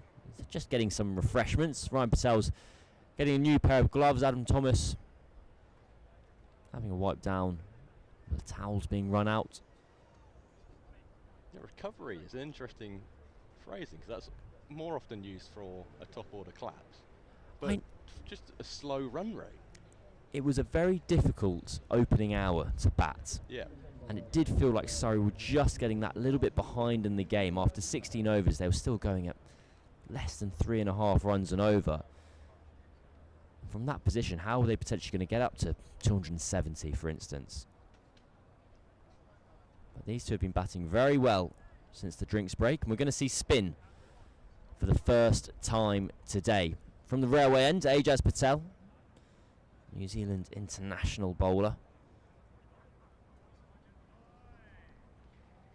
Took 2 earlier in the week. Their game against Gloucestershire.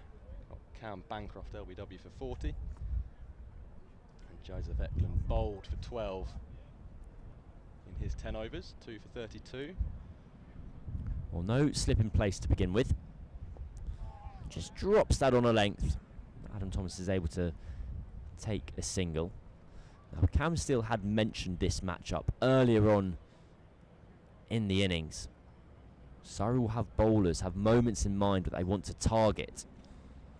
And Ryan Patel, well set on a small ground, facing a left-arm spinner, was one of them. Long on, deep mid-wicket and deep square leg out on the leg side.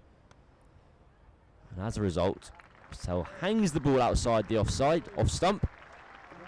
It's an easy single for Ryan Patel. And it's a very fine half century for the Metro Bank Cup run machine. It's the 15th time he's passed 50 in List A cricket. Most recently coming last week, or earlier this week. 56 balls for Ryan Patel's half century. And he's ramped it up nicely, accelerating the run rate in the last few overs. Latching in onto anything short and wide. Well, 50 runs for Ryan Patel also brought up the 100 for Surrey, now 101 after that single from Adam Thomas. And they're just cantering along quite nicely. Well, that sneaks through backward point. Poor piece of fielding from Alex Green. He's a big man. It's a long way down. And he got down like a big man does. In multiple stages and quite slowly. Meanwhile, the ball snuck under his left arm.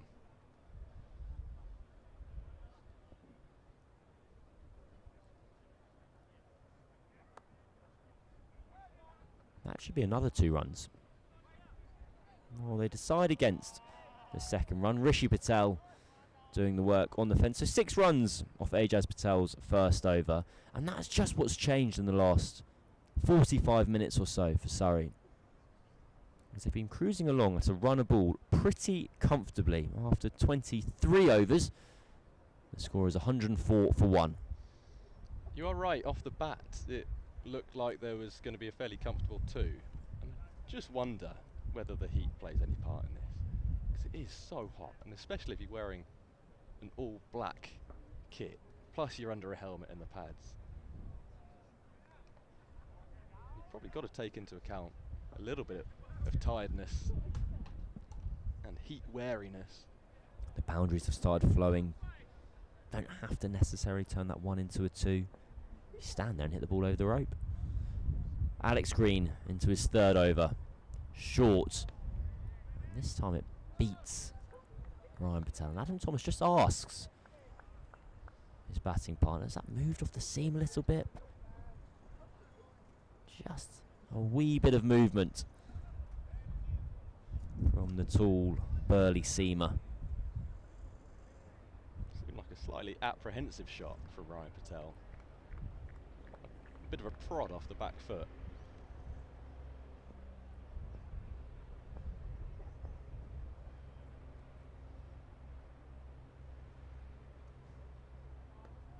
Another wide ball. That one just shot off the surface though.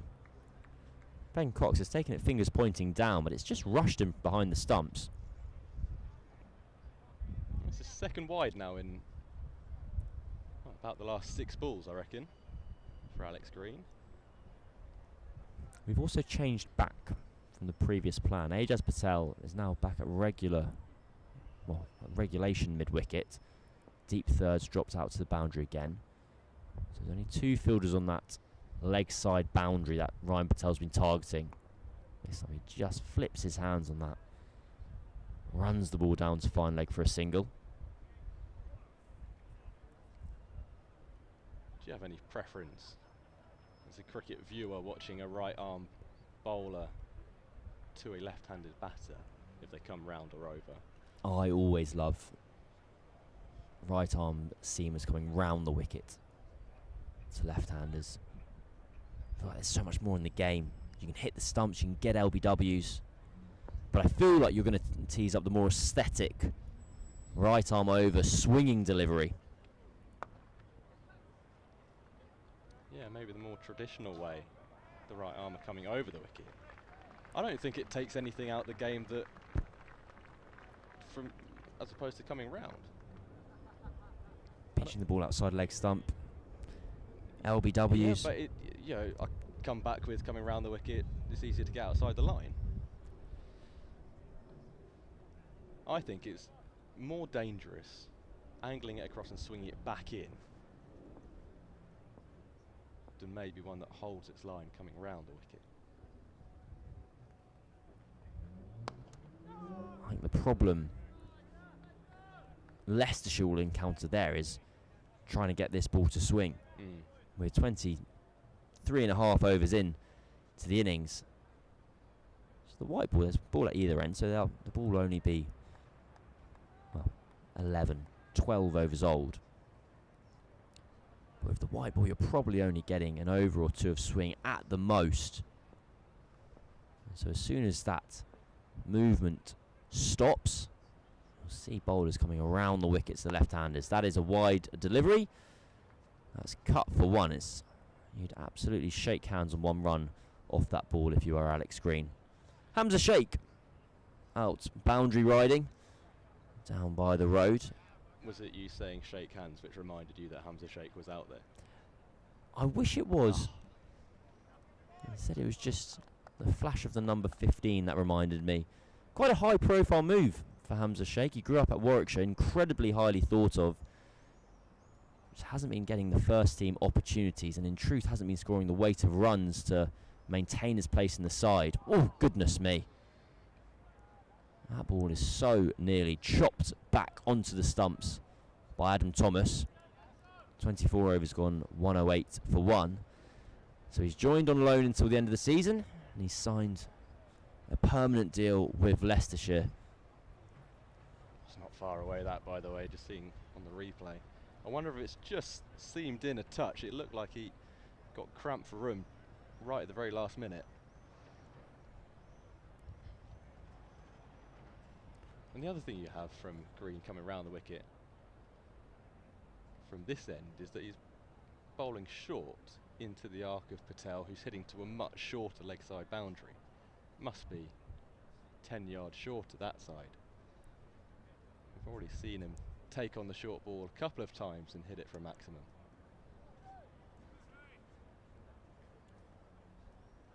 I do wonder. You're absolutely correct. I mean, the 2 sixes that Ryan Patel struck cleared the boundary by a long, long way, and they weren't necessarily muscled in any particularly dramatic fashion. It was just a clean strike of the ball. So you wouldn't really want to be gambling with that leg side boundary too much if you are Leicestershire. Maybe a case of 2 balls bowled, 2 balls missed by Alex Green and punished by Ryan Patel.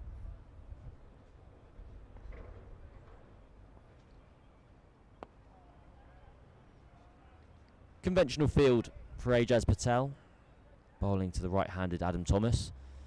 Covering mid-wicket nice and tight, and then long on and long off out in the deep.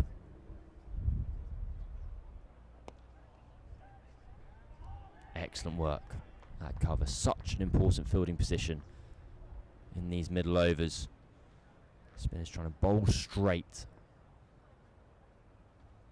and keep the right-hander in their box, not allowing any width, such as on that occasion.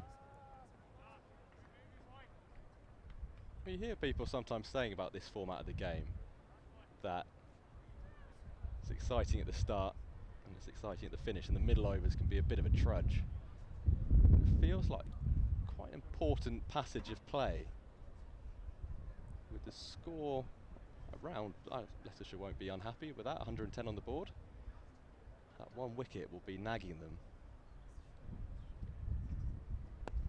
As long as these two are still present. We've lost our cardboard. I've been fiddling with the cardboard for a long time and I gave up, to be honest, Cam. I reckon that's fallen onto the players below us. As long as these two are still there, as the overs tick by, then you can start to accelerate. I should explain. We had a very majestic and high-tech piece of cardboard that was providing shelter for our monitor, so we could see the footage back. And it's blown away. And down below us are the Surrey team watching on. Anyway, it's Nelson as well, 111 for 1 after 25 overs. And to deal with the cardboardless computer, I'm going to hand over to Mark Church. I think Church, you might be more disgruntled than most by the cardboard. I think it was he who set it up. Well, no, it wasn't me that set it up. It was me that came up with the idea. Now, the great John Surtees had one job. That was to stick the cardboard down.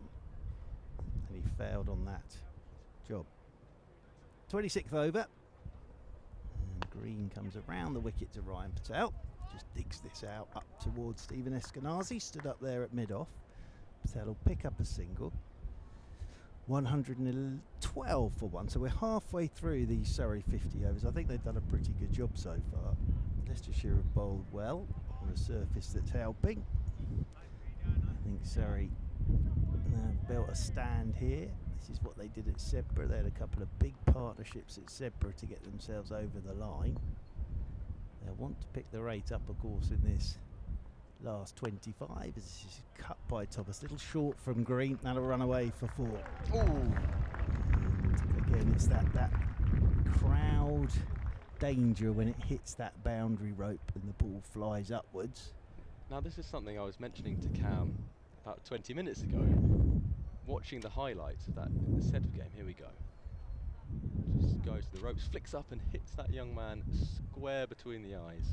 Just got to be very careful if you're sat near the rope. I mentioned that very early on this morning. Just too much width on that from Green. He's in again here. Oh, and Thomas has gone for the uppercut. Bang. Yeah, that gentleman's okay. He did quite well there, because if that had been a short delivery, he sort of swayed inside and got hit on the shoulder, but he's fine. Looks like he's got something to, I don't know what he's holding in his hand there. An ice pack, is it? Looks like an ice pack. No, I think he's... I on don't his- think that's because the ball hit him, just to tell everybody, because it definitely hit him on the shoulder. Whoever's next to him is having a pizza. It hit him on the shoulder? Yes, it hit him on the shoulder. No, it hit him square in the face. No, it hit him on the shoulder if you watch the replay. Anyway, should we get back to the cricket, as this is too short again, but dropped at short extra cover. Smashed it, did Thomas. It's a tough chance in there. And hands on it from Patel. He's a slipper as well, so he'll be disappointed with that. It was hammered by Thomas and probably should have been caught by Patel. He'll be disappointed because, as I say, he's a slipper as well.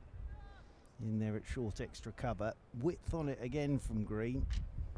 Yeah, he'll feel he should have caught that. That's a life for Thomas on 35. That was a chance to break the partnership. Green's around the wicket. Good looking shot from Ryan Patel. Great cricket. Straight back down the ground. Again, hasn't tried to overhit this. Just over pitch from Green, who can't find his length at the moment. And Ryan Patel just waiting for this. Saw the length and has just hit this straight back down the ground for 4. Lovely bit of batting, but Alex Green at the moment just struggling to find the right length on here. Full of length is the way forward, without a shadow of a doubt. And been a couple of deliveries in this over that have had width on them. That one's over pitched. In again, and this will just be tucked away off his pads by Ryan Patel, down towards long leg. They'll get a single. Continue with what I said to Cam about top of off, good line, good length being the place the bowl on this track. Just don't think Yeah, you can go too wrong with that. I think so, but I think when you're Alex Green as well, I think there are 2 lengths really. And yep, you see this pitch, but he's still young, he's still learning the game.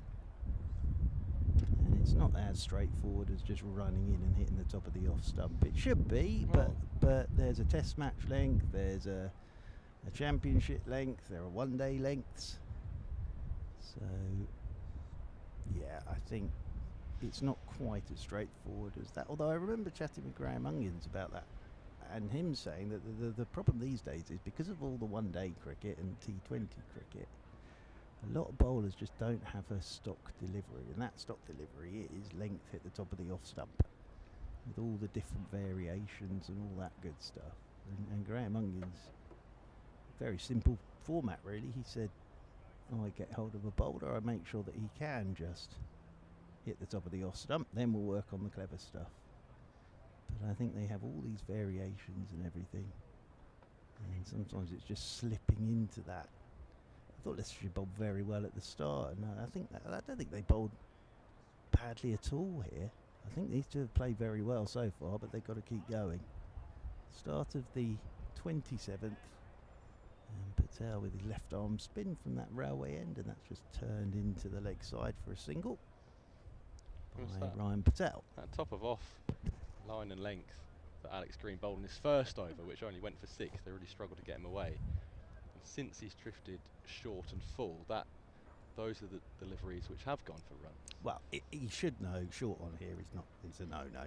You're not being cut and pulled on here. We've seen plenty of examples of that prior to him coming on to bowl as well. Thomas on 36. Forward here to Patel, nicely bowled, just gave that one a little bit more air to Adam Thomas, who just pushes it away into the offside. I'm not sure we've seen loads of turn yet. Yeah, it might be that it doesn't. It's not quick, it's a slow old pitch. If it does turn, it's going to be slow.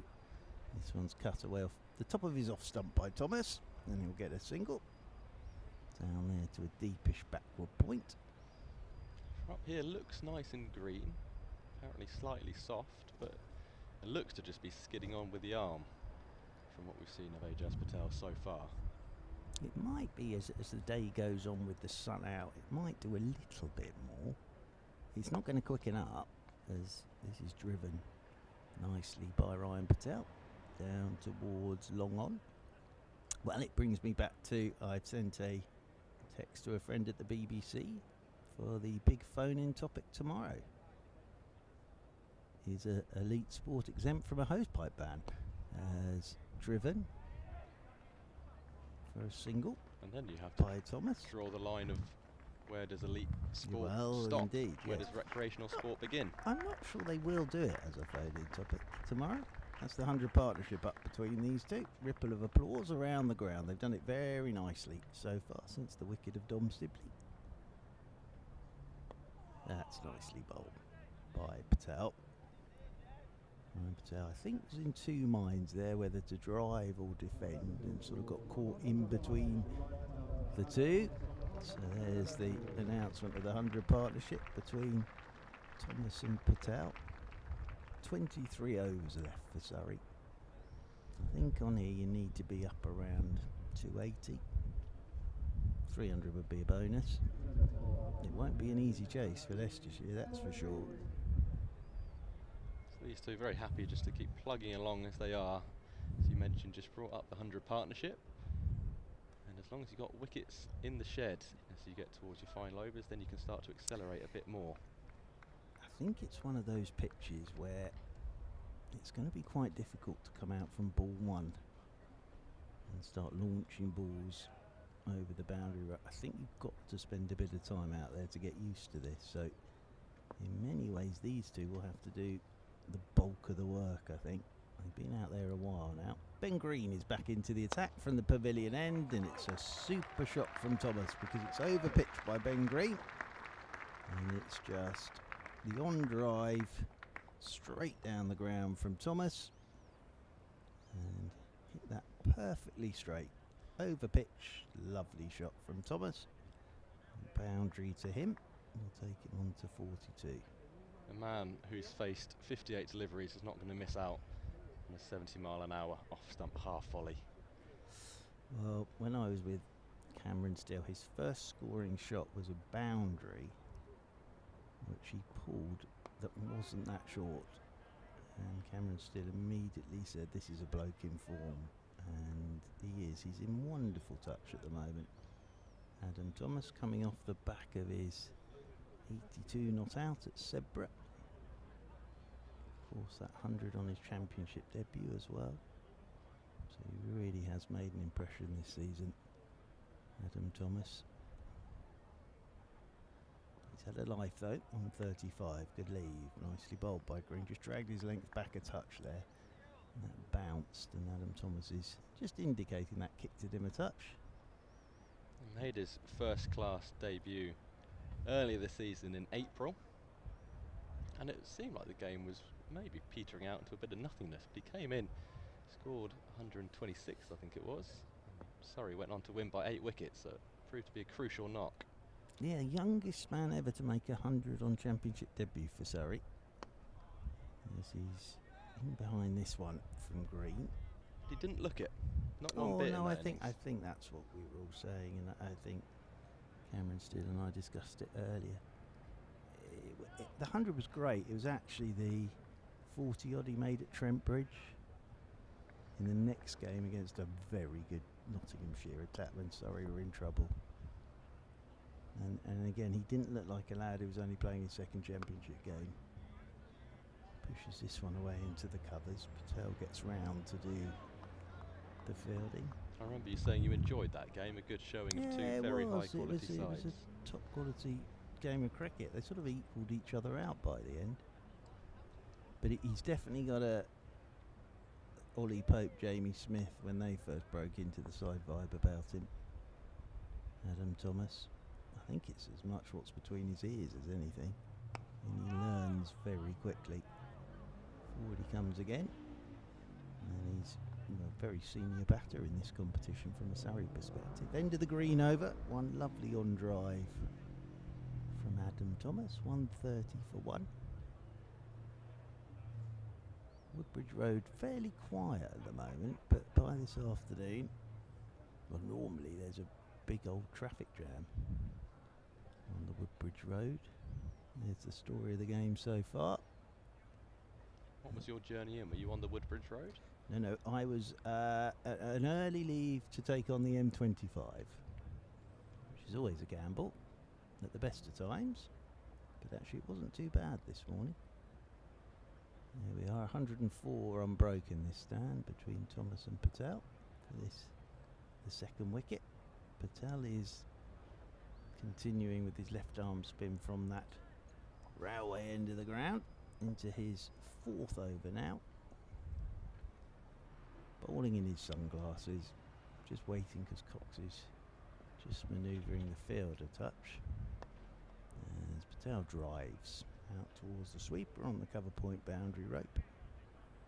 Another single for Ryan Patel. Yeah, it was M25 for me this morning, and after not getting through the Dartford tunnel on Tuesday on Ben Stokes' watch, I left even earlier this morning, so I was here even earlier.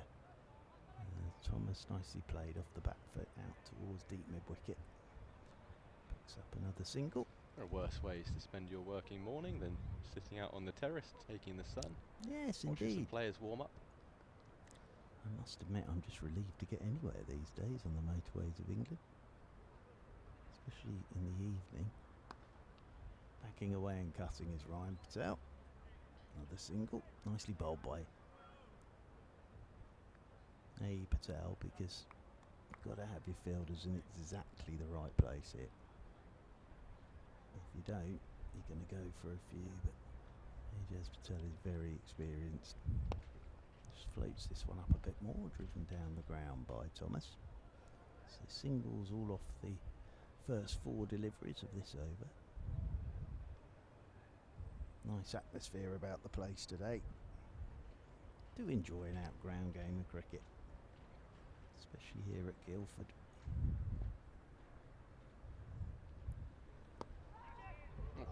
Oh, now there's a chance at short mid wicket. Just flicked away off the back foot. And diving was Johnny Tattersall, who of course is a keeper as well by trade. Played that off the stumps, did Ryan Patel.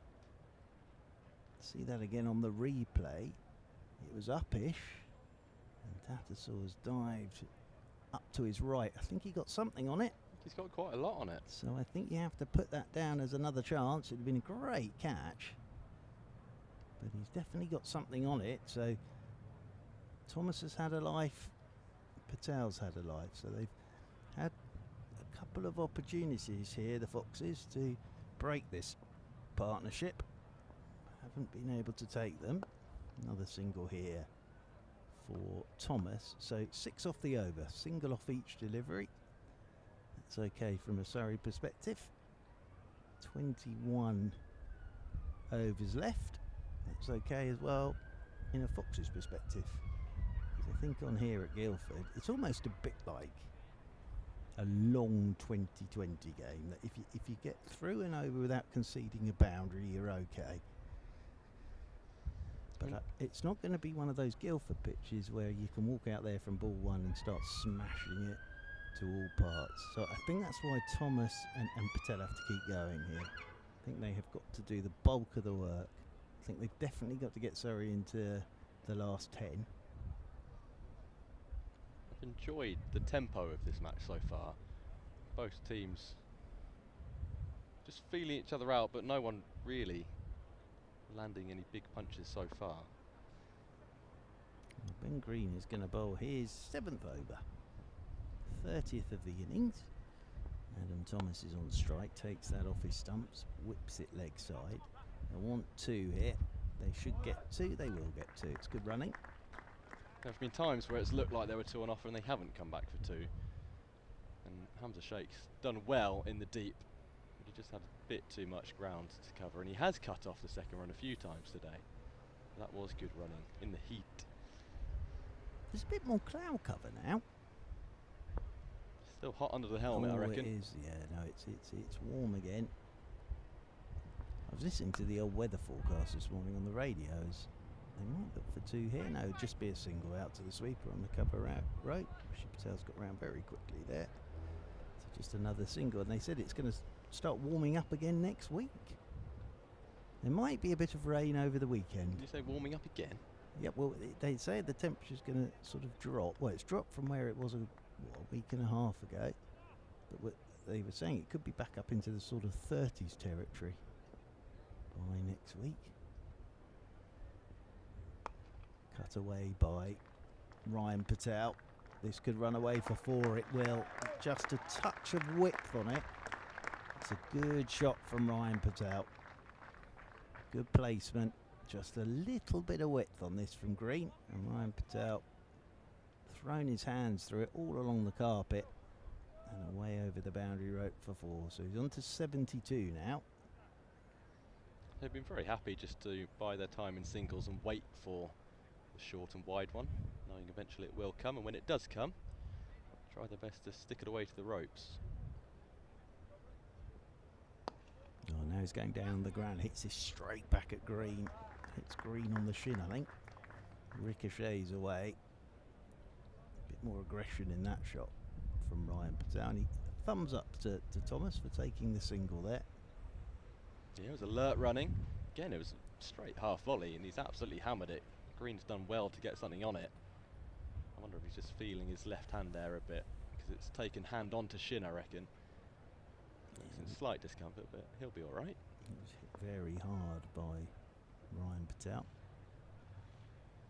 2 balls of the over remaining. Well bowled again by Ben Green. Just took a bit off that. And Thomas was forward and then just had to wait for it and pushes it out into the offside. Yeah, good change up. Been hit hard twice in a row. As you said, he's not the quickest anyway, clocking about 70. That was right down to 62 miles an hour. Yeah, he's a canny bowler, Ben Green. Well bowled. And Thomas is cross with himself there. That was the tempter. To say he was tempted would be an understatement. He absolutely threw everything at that, did Adam Thomas. and it beat his outside edge and neatly taken by Cox away to his left. So 20 overs remain here on the Surrey live stream. Just a reminder, Leicestershire Foxes winning the toss, bowling first. Dominic Sibley, the 1 wicket to go, caught down the leg side off Josh Davey for 11. And since then, Messrs Patel and Thomas, in sort of one-day terms, they've got their heads down, and it's quite an old-fashioned one-day game, this. I know we've sort of gone back to the middle overs where the ball gets knocked around. Of course, we went through the patch with England where they tried to launch every single delivery out the ground. Patel continues, and cutting is Ryan Patel. That one he got to bounce on Ryan Patel. Cuts it away out to namesake Rishi, and then gets a single. So for Patel, they brought Ooh. long off in and stuck an extra man out at deep square. But now to Thomas, they've stuck what is now long on back out. So we've got long on and long off. And they've brought the man who was at deep square in to now a backwards point. And of course, he's coming around the wicket and taking the ball away from the right-hander. Oh, he's gone onto the back foot, looking to cut a ball that's pretty full of length, and it's almost skidded straight through him. He's got a bottom edge on that, straight onto his back pad. Nice bit of bowling from Patel, and again, just indicating that back to Ryan Patel is Adam Thomas. That just skidded onto him. Nice bit of bowling from Patel. Then again, cuts once more does Thomas. We'll get a single out towards the sweeper on the cover boundary rope. Thomas on to 49.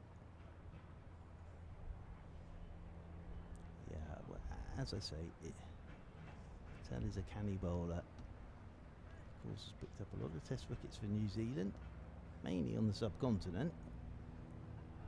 Comes over the wicket to the left-handed Patel, and Patel's driving. I heard you and Cam talking earlier about that 10-fer he took against India.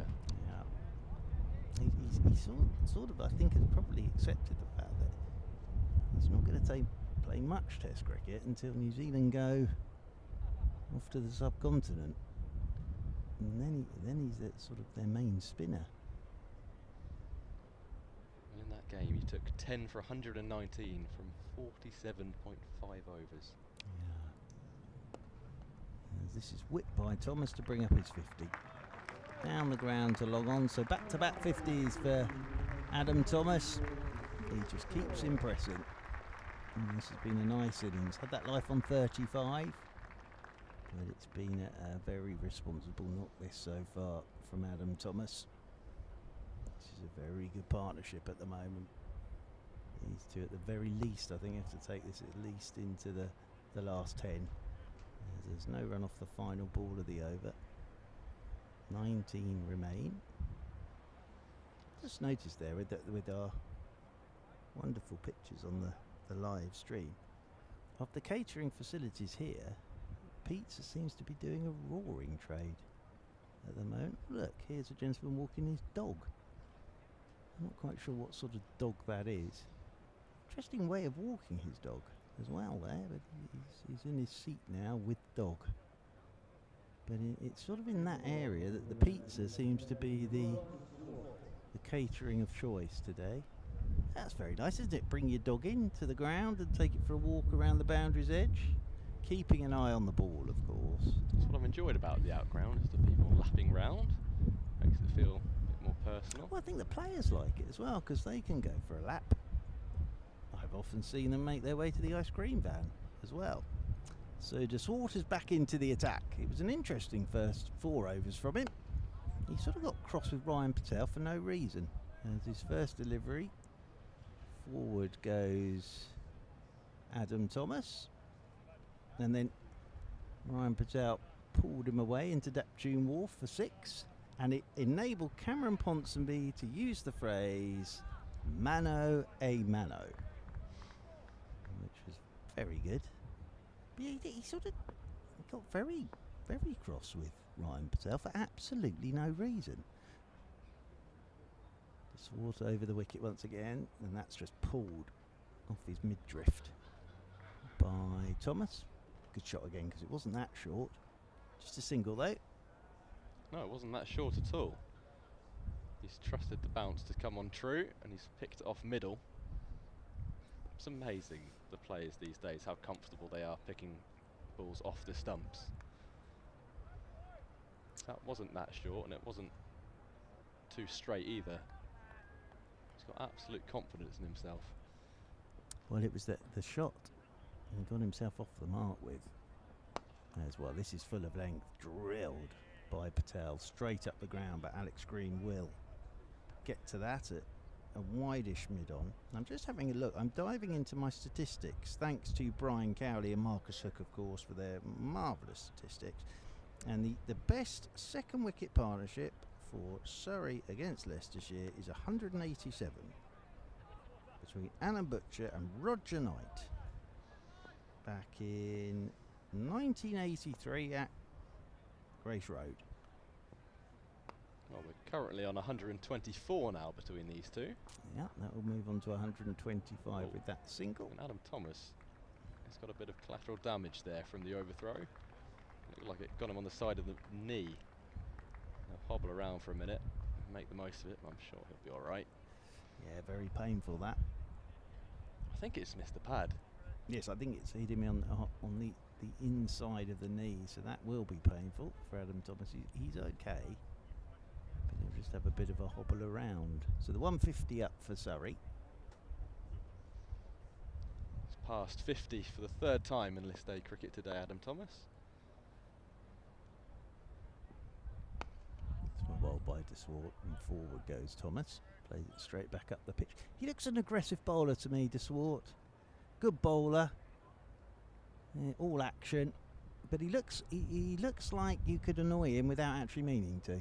Well, that seems to be based on anecdotal evidence from what you saw earlier today. Well, yes, as I say, he for some reason he got annoyed with Ryan Patel. There was absolutely no reason to get annoyed with Ryan Patel, but he did. Nothing wrong with that, apart from when you end up in Daptune Wharf.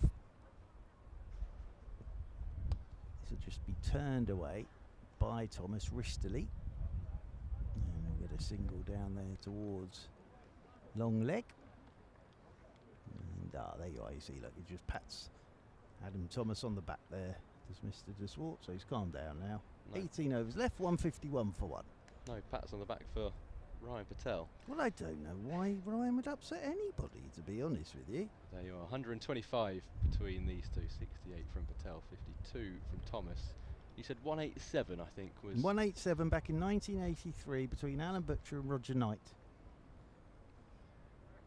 Ah, the great David Court's been in touch. Good afternoon, Mr. Court, who's watching away, saying it's looking like a desert at Guildford.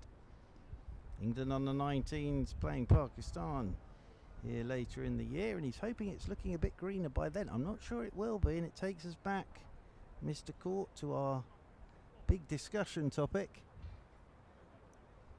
Is elite sport exempt from the hosepipe ban? I think we did actually get an answer for that. Did you? Yes. What, a proper answer, or just someone looked it up on Google? Well, it was an answer from Jack Brooks. So Well, it's a proper answer. Well, if Mr. Brooks knows about everything, especially gardening. He says... Here is Patel. This will be a single at the start of the 33rd over for Thomas. He'll move on to 53. That elite sport is exempt from the hosepipe. I think it should be. I think it should be. Especially elite sport that's played on grass. And is outdoors. I'm not sure for darts the hosepipe ban really comes into fruition. Now, perhaps some sports are affected more than others. Yeah, or swimming. Or maybe they are affected. Presumably the swimmers. What, you'd fill the pool up with the hosepipe, is that what you're saying? How else would you fill the pool up? The watering can? Oh, now, slog sweep by Ryan Patel. Very well played. It's the first time he's tried it to Patel. On the angle. Very nicely played by Ryan Patel. Down on one knee, on the angle. And whizzes off to the Woodbridge Road side of the ground for 4 and takes Ryan Patel on to 80. I was wondering whether they might start to attack Patel. Driving, bit of width from Patel, even better shot from Ryan Patel. So A Patel there, Pushes that one a little bit wider, which is understandable having just been slog swept off the stumps. And Ryan Patel good enough to drive through extra cover and off to the boundary rope for 4. Super bit of batting, and the previous shot made that shot.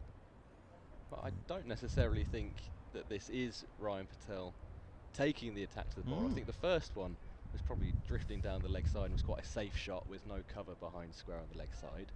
And the second one was full and wide, and there's no cover in front of square on the offside. There's no reason not to throw his hands. I think these two are doing a very good job for Surrey. Single here for Ryan Patel, sensibly played. My point being, it's not reckless attacking batting, it's just balls that were there to be attacked, and they did attack them. I don't think you can do reckless attacking batting on this. I think you'll be out straight away. I think you've got to bat properly on here. I think you're seeing these two playing proper cricket, as Sir Geoffrey would say. Thomas on the back foot this time, punches into the covers. And Tattersaw does the fielding, tumbling away to his right hand side. End of the over. I think had you gone after it, Surrey could have been 3 or 4 down in the first 10.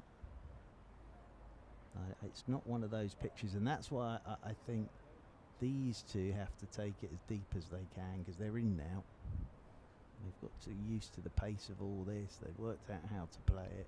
I think for whoever comes in next, getting going straight away will be pretty difficult on this. The Swart's going to continue. 17 overs remain. Be interesting to see how these final 17 overs play out. Surrey will be happy with where they are at the minute at 161 for 1. The Swart around the wicket to Patel, takes this off the stumps. Turns it away, out towards deep backward square. Rishi Patel does well. Goes sprinting round, one-handed pick-up, flicks it back, but that enables Ryan Patel to get back for 2. So Patel 87 off 86. I've enjoyed the context in which the competition's been played so far, having started at the same time as the other 100 balls, not the 100 overs. Patel waits again. And just clips this one off the back foot, out towards the sweeper. We'll get a single. The one-day format seem like the proper cricket, and the hard graft, slower tempo cricket compared to the bish bash bosh of the 100. But go back 40 years, slightly more, with the formation of one-day cricket. And one-day cricket was the devil. This was the format that was going to take Test cricket away from us, that was commercialising the game, was making batters bat recklessly. Yeah, all I would say is, in those days, at least it was the only competition being played, as this one's pulled out towards deep backward square. It's very difficult to keep up with who's where and what's happening at the moment. One more to the total, but it's the direction of travel, and it's not going to change, but it is tough to sort of keep an eye on everything and who's where and playing for who, and the fact that, as I was saying, the quarterfinals of this competition are on exactly the same day as the eliminators in the 100, and the semi-finals are on exactly the same day as the final in the 100. It's been amusing, having read various wisdoms from the 70s, that the arguments haven't really changed. The arguments are that cricket's becoming too commercialised, that Test cricket's dying, and that batters are becoming more reckless. What has changed is which competition is seen as the devil. It started off as one-day cricket, then moved to T20, and now it's the 100. Yeah, look, the 100 isn't... I'm not even sure the 100's the problem. I just think there's so much cricket, and I just think it's eating itself alive at the moment. As looking to cut as Ryan Patel gets a thick inside edge. Will get a single into the leg side. Bit of pace off that one from De Swart. Ryan Patel was through that a little bit early. Big booming inside edge past his stumps, but he does get a single. And that will bring Adam Thomas back onto strike on 54. There we are, look, on the phone, ordering lunch in. Oh, look, there's an old school Surrey one-day shirt there as well. Is it one of the new school, old school ones? A Yeah. remake? I think that's sort of circa late 90s. I think that was an original from the 90s. Yeah, I think it probably was. Would have been very good for the retro night. Adam Thomas is now batting with Paella over his shoulder, as Dom Sibley was earlier on today. Short down the leg side. Has he got something on that? They're convinced. Up goes Cox, up goes de Swart. Absolutely nothing from the umpire. De Swart's still got his hands on his knees as if he's peering round a brick wall. Well, they heard something. It was banged in, and Thomas went after it. And his gloves were fairly close to that. We'll see it from this angle. Well, I don't think it brushed his sleeve, but they definitely heard a noise. Or they may have just gone up for the shot as much as anything. Banged in by de Swart. Gloves very close to that from Adam Thomas. Welcome back, Cameron Steele. Great to be back. It's great to have you back. I'd have been disappointed had you not come back. But this has been a very good partnership from these two. We're having a bit of a drinks break out there. Crowd, ooh, that gentleman's come in a Hawaiian shirt. Excellent choice for this weather. But this has been a very good partnership. And I was saying to George that they've played properly, these two, haven't they? They've had to, really. Accomplished from Patel and exciting from Thomas. Yes. The young protege. Surrey in front, I would say, here. Yep. 166 for 1, going along nicely. And as we always say, it'll do a bit early and it'll flatten out later. And it certainly looks as though the pitch has lost its demons. But that is because of the good work of Ryan Patel and Adam Thomas, where they've probably shifted what would have been par score up. Yeah. I would have said at the start that par and a good total might have been 270, but now at 166 for 1 with 16 overs remaining and 9 wickets in hand, that par is closer to 320. I was saying to George that I think these two have to do the bulk of the work, in that I think anybody walking into bat, I still don't think this will be the sort of pitch where from ball one you can stop lobbing balls in Dapdew Wharf. So I Tough think these pitch to two have to start on. take it as deep as they can, really. Indeed, always a tough pitch to start on. Takes time to get used to, and there is some firepower down the order. So ideally for Surrey, Ryan Patel and Adam Thomas can both launch themselves to 3 figures. It's been a feature of Surrey over the last 5 years in the One Day Cup. There haven't been enough hundreds, and in the games where Surrey have competed more, there are hundreds for individuals. Yeah. Well, I'm trying to.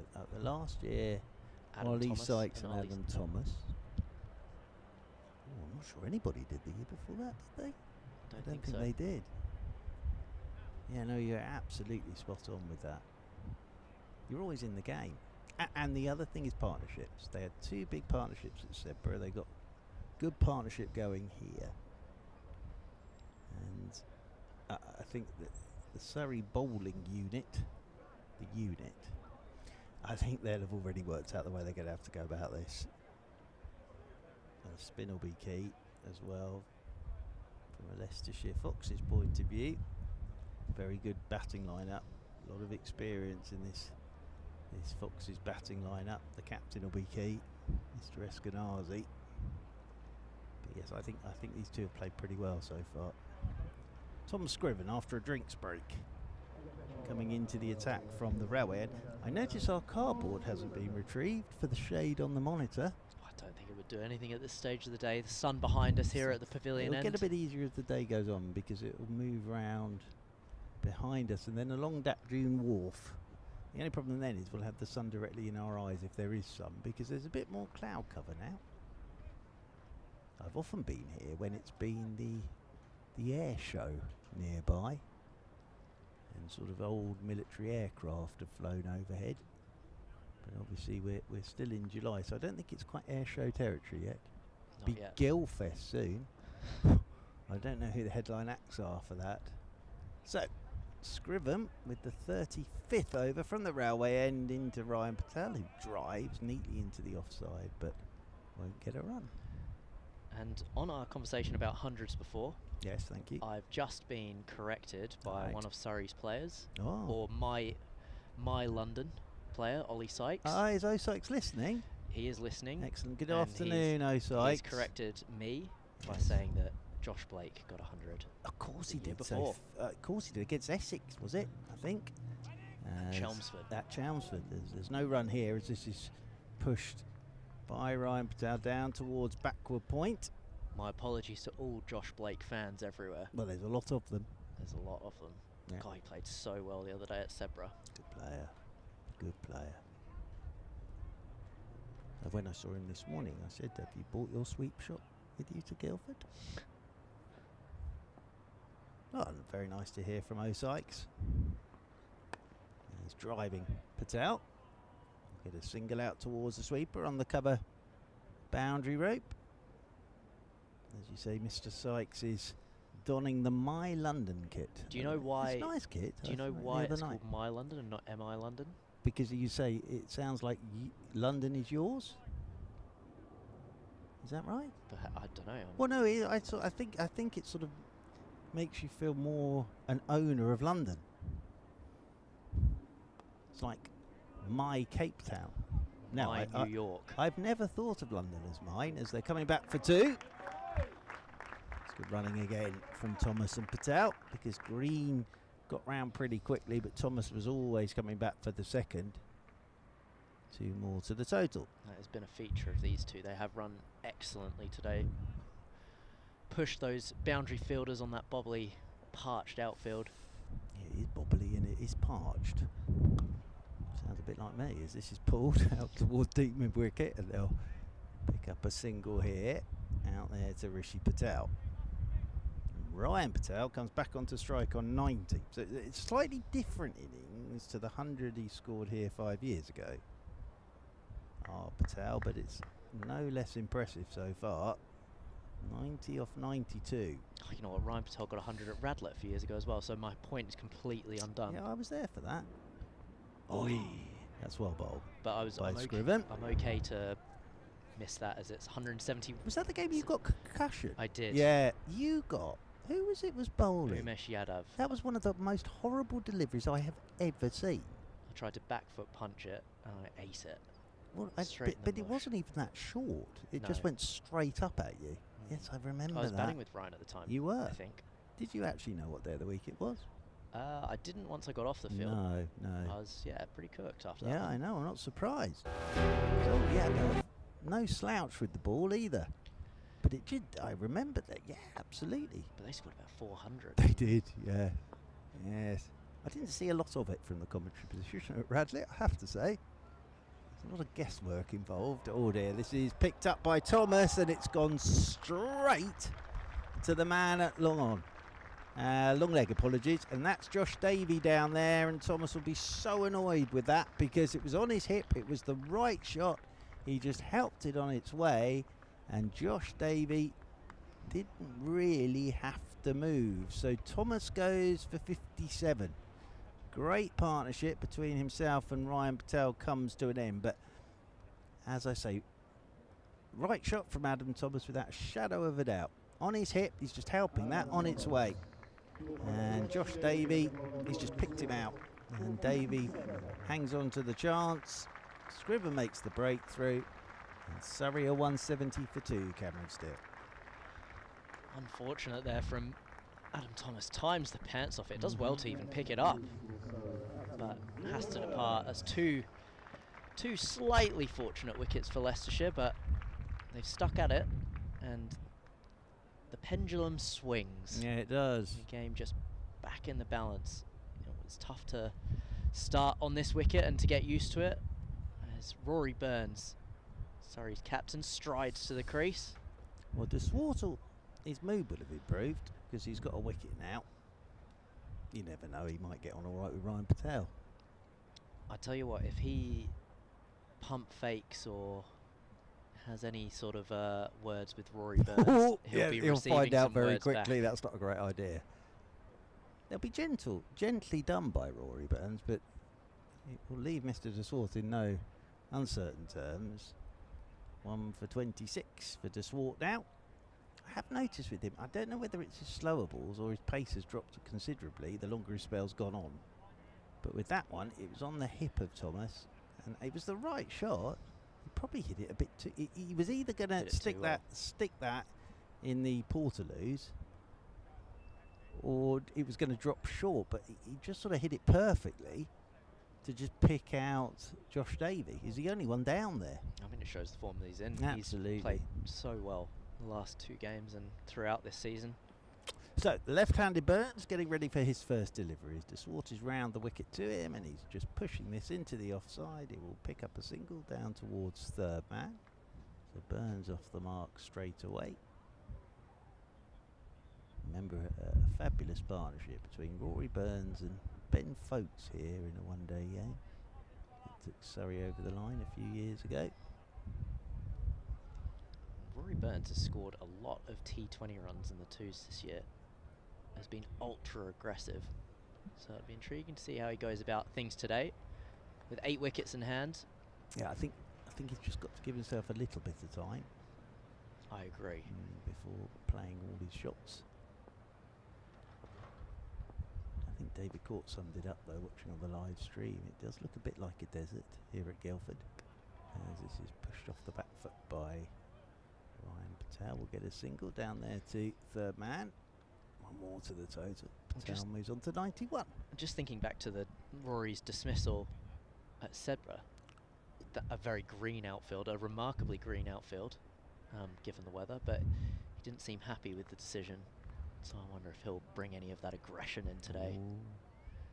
Well, now De Swart's not happy with the footholds, so there is going to be signalling to the ground staff. I'm wondering whether the big thumper will have to come out here. It's always a highlight of a game when the big thumper comes out. And I'm not sure how much the big thumper will do on such a dry crease line. You can see the dust popping up as De Swart shovels with his feet. here it comes. Here comes the big thumper. So I don't know why, I always get very excited when this comes out. It's basically a big mallet, and the ground staff will whack the mallet down on the area that Mr. De Swart is not happy with coming around the wicket. And you can just about hear that, I think, on the effects microphone. The sound, the thumping. I'm not sure quite how much good that does, but it always happens. Can I also say that also watching on the live stream is not only Ollie Sykes, but it is quite possibly the greatest physiotherapist in the world, Mr. Alex Tyso, all the way from Australia. And he's having a listen in and a watch in. He's just messaged me. Hello, Alex. We miss you very much. Very much indeed. Although Paul Steele, we're of Paul Steele and Harry Ford here today. Harry Ford's here today. We're in safe hands. In very safe hands. I think one of the things we just miss is seeing Alex Tyso, isn't it? We just need to see him to put a smile on our faces. But he's listening away and watching away in Australia at the moment. What time would it be there, young Cameron Steele? Now Rory Burns is onto this. Now, I bet you De Swart will look at exactly where they've just been thumping down on the mallet. Yes, he's still not happy because that was very short, and Rory Burns has rocked onto the back foot and pulled that away for 4. So, yeah, the mallet really didn't do anything there, but it's bounced once into the crowd who've had to take evasive action. Rory's bat like a mallet there. He has absolutely creamed that. A nice little delivery to get on your second ball. Absolutely. And he's on to 5. Is Burns. De Swart around the wicket to him. Oh, don't bowl there. Just clips it off his legs. Does Rory Burns, and will stroll a single. Nice fluent start from Rory Burns. Oh, yeah. It's an eventful over this, because now De Swart's being told he's running straight down the middle of the pitch. And he's calling his captain over here. I don't know whether... I'm not quite sure what Stephen Eskenazi can do about this. I think that's an official warning for running straight down the middle of the pitch. So Mr. Eskenazi is just looking where the footprints are. He's pleading de Swart's case here. Ooh, if Enfield over this. The mallet's been out. Now he's been warned for running straight down the middle of the pitch. Can't blame that on the foothold. Mr. de Swart, I tell you what, his mood's not going to improve. And guess what? Ryan Patel's on strike. On 91. De Swart is in, and it's punched off the back foot by Ryan Patel out towards the sweeper on the cover boundary rope. And they will stroll a single. Look, de Swart still looking. Look, he's forensically looking where the stumps are and where his boot prints are. The umpire's out there again having a look. Now Cox is having a look as well. I mean, it certainly doesn't help Leicestershire's hopes for the game. De Swart running all over the pitch. But he's quite a big fella as well, so as normal with sort of tall big fellas, they normally have quite big feet. They do. But I mean, the more he runs down the pitch, the better it is for Surrey. With the spin department, with young Tommy Elam, Ralphie Albert and Yusuf Majid, who will be operating into those dusty patches. So Scriven from the railway end into Ryan Patel, who's pulling. Oh dear, that's a horrible bit of work, because Patel has just thrown the ball at the stumps. Scriven wasn't up to the stumps. The two backing up, which were Green and Eskenazi, couldn't get across, and after all that, Ryan Patel's picked up a boundary. And he moves on to 96. Well, that's a bonus for Ryan Patel. So frustrating for Scriven. Oh dear, poor lad. Wow. So he's 4 away from 100 now. Here's Ryan Patel. And that beats the edge. That's well bowled by Scriven. And Patel just indicates to Rory Burns, he probably spotted it anyway at the non-striker's end, that that's just nipped away. Yes, I think Ajaz Patel just picked up and slung it at the stumps and hadn't spotted that Scriven wasn't back there yet. And poor old Eskenazi agreed, but desperately trying to get across to it. And of course the boundaries aren't that long here, so there's absolutely no chance for anybody to get round and stop that. This is driven by Ryan Patel up towards mid-off. Thought about the single, but Eskenazi was round to his right to do the retrieval work. That run rate for Surrey's going up. Nearly 5 and over now. After this over, they'll still have 13 to bat, so they're putting themselves in a good position here, Surrey. I would say after the start, just going 2.5, 3 and over. It's been timed perfectly by Surrey so far. Patel will get a single here, just dabs it into the offside. It's good running, appreciated by the crowd and his teammates. Brings Rory Burns on to strike on 6. Bit of a chat between Burns and Patel. Of course, these two know each other very well. Open together in Championship cricket with Rory Burns and Ryan Patel. First time that Burns has been on strike to Scriven.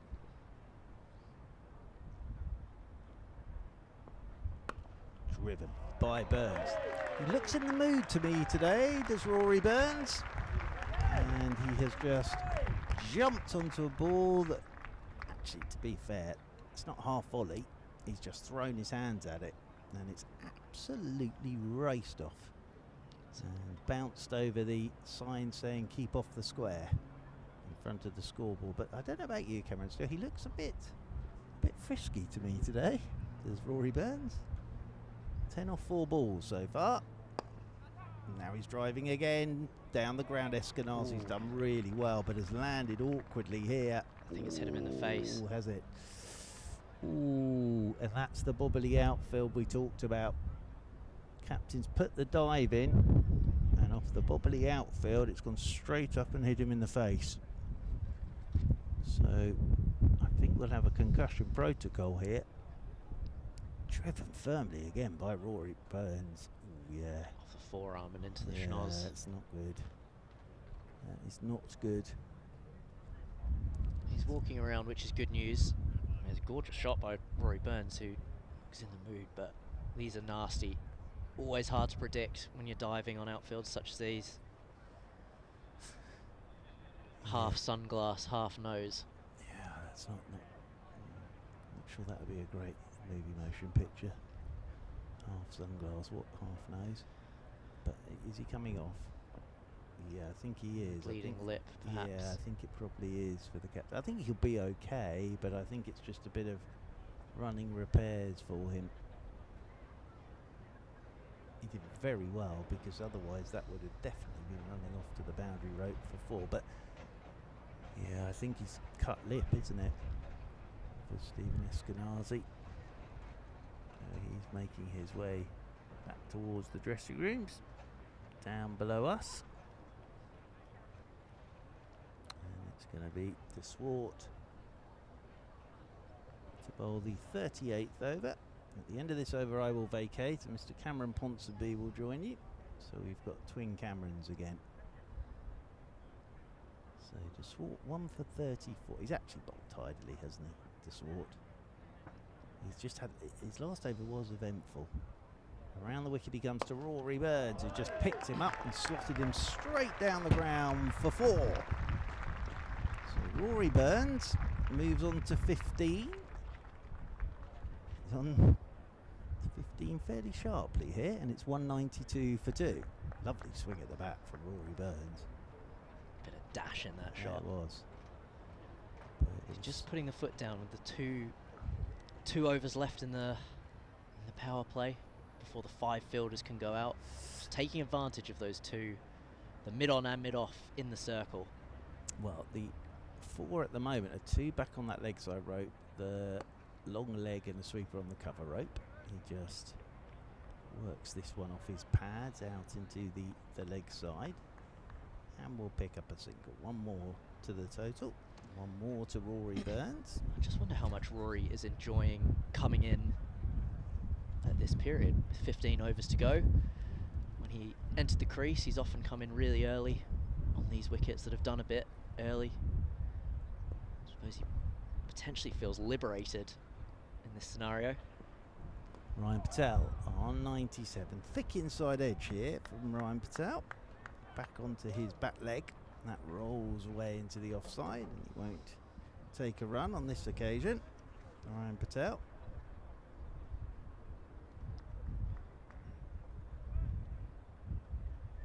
I just wonder whether De Swart is going to try his luck with a short ball to Ryan Patel here. He knows he'll try and hit it for 6 to bring up his 3 figures. He's batting with the Paella sign behind him. Oh, there's the short ball. It's pulled in the air, and he's hit the man at deep mid-wicket. Now, that was the delivery to go for it, and you have to give a bit of credit here to De Swart. That took a little bit of proverbials to bowl that ball, but it's worked, and Ryan Patel's fine innings comes to an end on 97. You can't blame him for taking that one on. He just didn't hit it. And Patel came in and took the catch. But De Swart's picked up a couple now. And Ryan Patel goes for a very well made 97. He'll get a fine round of applause as he makes his way back to the dressing rooms down below us. He'll obviously be very disappointed at the moment, but fine innings from Ryan Patel. Gone for 97. Josh Blake makes his way out to the middle, and Surrey are 193 for 3. Deserved applause for Ryan Patel. Wonderfully made 97, and it just felt as though that was brewing. De Swart looking to go short, and this 2-pace nature of the pitch, Ryan knew straight away that it was going out to Ajaz Patel on the fence there. It is the short side. It's the right option for Ryan Patel at this stage of the innings and at the stage of his innings, but he has to depart. And it brings Josh Blake to the crease. He played so beautifully up in Sedbergh a few days ago against Lancashire. And it's just looking as though the 2 left-handers here in Blake and Burns will continue to put the foot down for the last 12.2 overs of this Surrey innings. Oh, Eskenazi is back now. Sheridan Gums was out there for him, but it's Eskenazi who's had his lip patched up. So first ball for the left-handed Blake. Shout for LBW given. Oh, De Swart is on a hat-trick. And Josh Blake has gone first ball from around the wicket. He's tried to work that into the leg side. Finger went straight up. De Swart's on a hat-trick. 3 for 39 now in the 8th over, and Surrey are 193 for 4. Tough for Josh Blake. It looked as though this just kept low, and it has. Yeah. And it's thumping into middle stump. But that's kept low. It has. And that's what we were talking about. I don't think it's going to be easy for anybody, although Rory Burns has been doing it. Getting started on here is not straightforward. But I suppose when you say starting is tough, Rory Burns got a long hop to put away first up, but Josh Blake has got a good ball on his first one. And having got out first ball myself against Leicestershire last year, I feel his pain. Yeah, but it happens. Nikhil Garantner is out there in the middle to join Rory Burns. Talented young player, Nikhil Garantler, formerly of Durham University, and Saka worked his way up through the twos and earned himself a contract at the end of last season. He's a very stylish player. He just sort of needs a score. You can see he's got all the talent. Well, now he's got 12.1 overs to bat here, but De Swart is on a hat-trick. His figures are looking excellent now, 3 for 39. Having a chat with Alex Green. It's taking a while this over, isn't it? I just wonder whether he got something stuck in his throat. He seemed to be needing his water bottle more than usual, but he's had a bit of a day of it, hasn't he? He has. What are you bowling here? Well, if he's got the Yorker up his sleeve, that's never a bad one for a hat-trick delivery. Here it is. It's good. Full of length, and Garantler plays it up the ground towards mid-on. It's the end of the over. 12 to go. 193 for 4. A few thoughts from Cameron Steele, and then he will be joined by Cameron Ponsonby.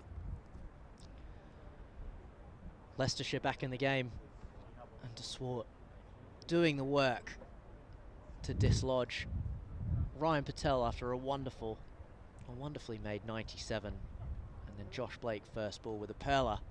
He smacked into the pitch and kept low for an LBW. Welcome back, Cameron Ponsonby. I was just looking up Rand De Swart's Crick Info page. He's listed as a wicketkeeper. He's bowling them all right today.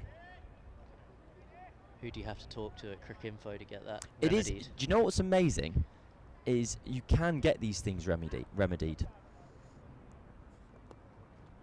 And so I had a very peculiar 48-hour friendship with Neil Wagner, where I was doing a Q&A event with him,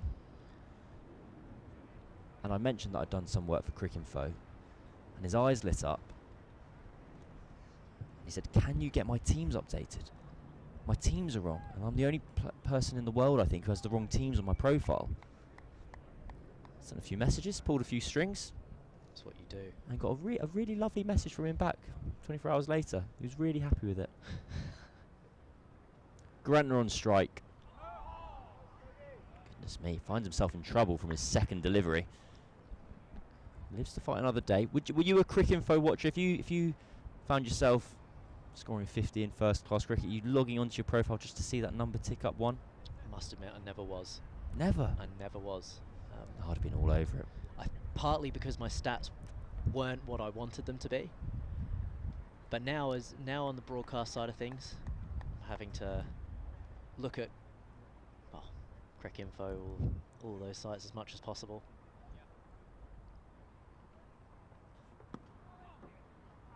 We wait to see if that's Garantner off the mark. Definitely thudded into the pad. Bit of bat involved as well, though. So he moves on to 1. Just those first two, those second two deliveries from Davey just shows there's still a little bit in this pitch. It can be tough to get used to the pace of it. First ball to Garantler was a perler.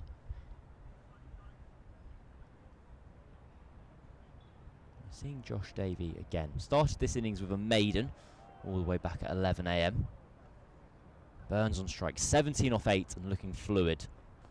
That's short, very short. Wide ball. Leicestershire players don't like it. I don't think there's been an injustice served there, truth be told.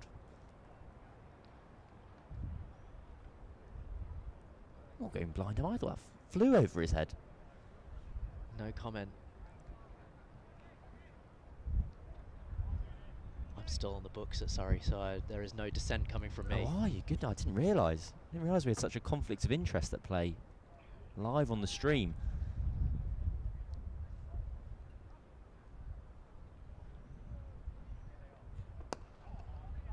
Oh, hit and run to mid-on. A fantastic option. The outfield was bobbling. The fielder at mid-on's gone for a one-handed pick-up and throw at the stumps. Missed it. It's Tom Scriven there at mid-on. It's gone all the way for 4. Well, people talk about trying to turn 1s into 2s. Rory Burns has turned 1 into 4 here. This is every bit of gamesmanship you can get from a skipper. He knows how bubbly it is and how tough it is to stop a single there. And he's earned himself 4 with the risk of taking the single. Well, this is... Not sure going one-handed is the option. This is emotion at play here. Josh Davies just gone for an undeserved boundary. He's brought up deep third. He's stuck out 2 fielders on the leg side boundary. So he's got the option of a short ball to go to. The bluff. Sneaks the Yorker in. Rory Burns is now 21 off 10. Looking in fine fettle here. Certainly looks in the mood. I've always found Josh Davies' career fascinating and quite enviable, actually, because he started up in Scotland. He was a batter. And he spent years then kind of bowling for Somerset and bowling his way around the country. And occasionally now he still pops up at the top of the order.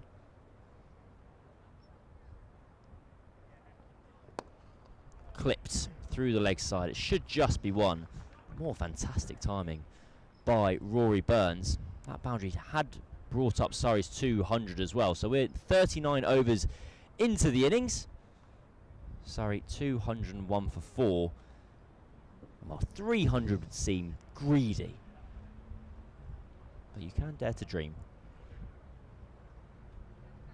Oh, I suppose if Surrey were still 1 down, you'd be looking lustfully at 300, even maybe 310, 320, but loss of a flurry of wickets. Well, they don't have loads of batting still to come. Ralphie Albert is a very fine player, in good form at the moment, just scored 100 for England under-19s. Tommy Elam, more than competent with the bat as well. De Swart into his 9th over. Well, Rory Burns is playing cricket on easy mode at the moment. It all seems very easy going for the Surrey skipper. It's as relaxed as I've seen him at the crease in this competition. He had a torrid time a couple of years ago, didn't he? I don't know whether I'm kind of confusing him and Dom Sibley, but I always kind of expected to scroll down the scorecards and see 150 next to Rory Burns' name. He has had a tough time of it. This competition is hard for a lot of players. Batting near the top of the order on outground wickets against quite traditional English seamers can be tough, so you can have a torrid time of it. But he looks in outstanding form today.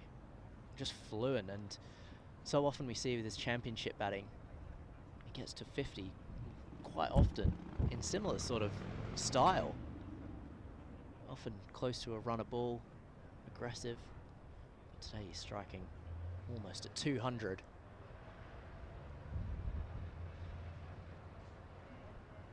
Still a conventional field for Leicestershire. 4 more balls and they'll be able to put a 5th fielder out on the boundary. A house is coming past the cricket ground at the moment. 2 houses on the back of some heavy load lorries. I did miss a ball there because I was so distracted, but that's okay.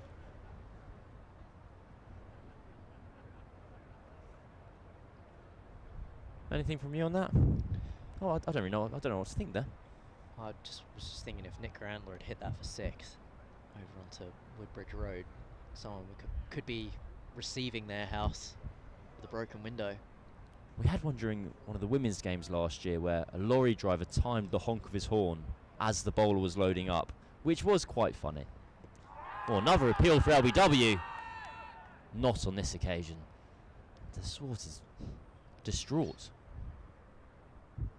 Very nice. No, that's a bad one, that wasn't, isn't it? Especially because I'm probably almost definitely butchering the pronunciation. I get told off for my South African pronunciations. Have a look on the replay here. Left-handed again. Oh, it's a close shout. You can see why they went up. Yeah. File it under seen 'em given. Don't be surprised if Rory Burns runs down the wicket at this one. Just 2 balls left in the power play with mid-on and mid-off up.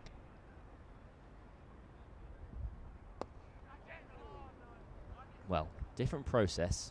Looking for a similar result. Just chips the ball perfectly straight between mid-on and mid-off. Well, De Swart is ticking there. And you know what? On this occasion, I extend my sympathies to him.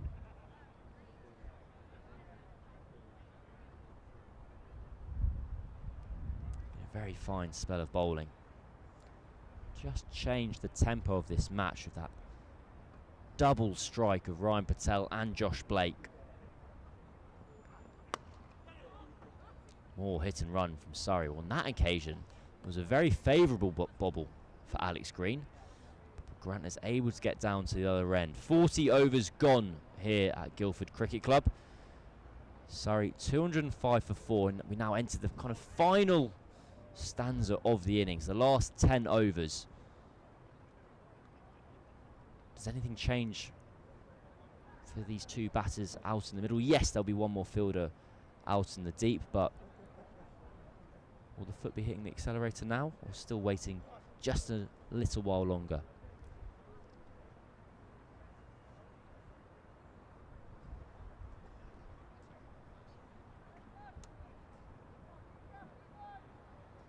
You see there the man on your screen fielded a cricket ball with his face earlier, but he looks all right.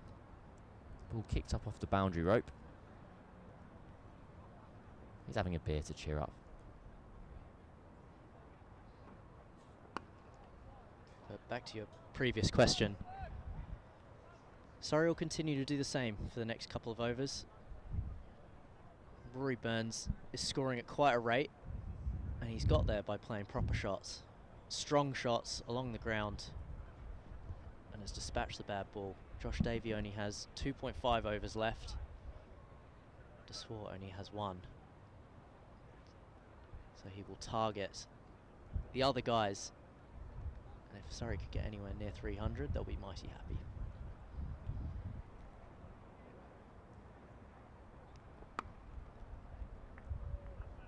One of the things about scoring at 10 and over for the last 10 was 2 boundaries and over.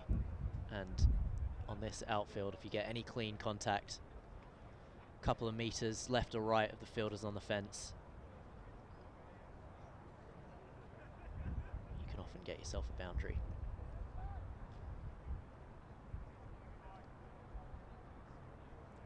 It's a much more digestible way of approaching 10 runs and over. Just kind of 2 boundaries, and the rest will look after itself. So we are having those changes in the field now. Every single fielder on the leg side is on the boundary, from fine leg all the way round to long on.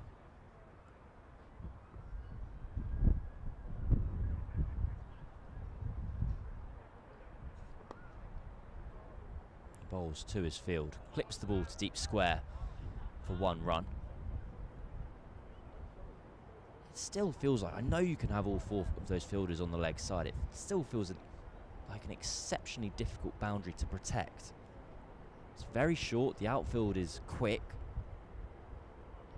I actually think he might have missed to Rory Burns there. I think he's trying to go into the pitch at his hip a little more, use the pace of the pitch, the 2-pace side of it. as there are only 4 fielders out now for Grantler, who they're trying to keep on strike. He's on 4 off 8.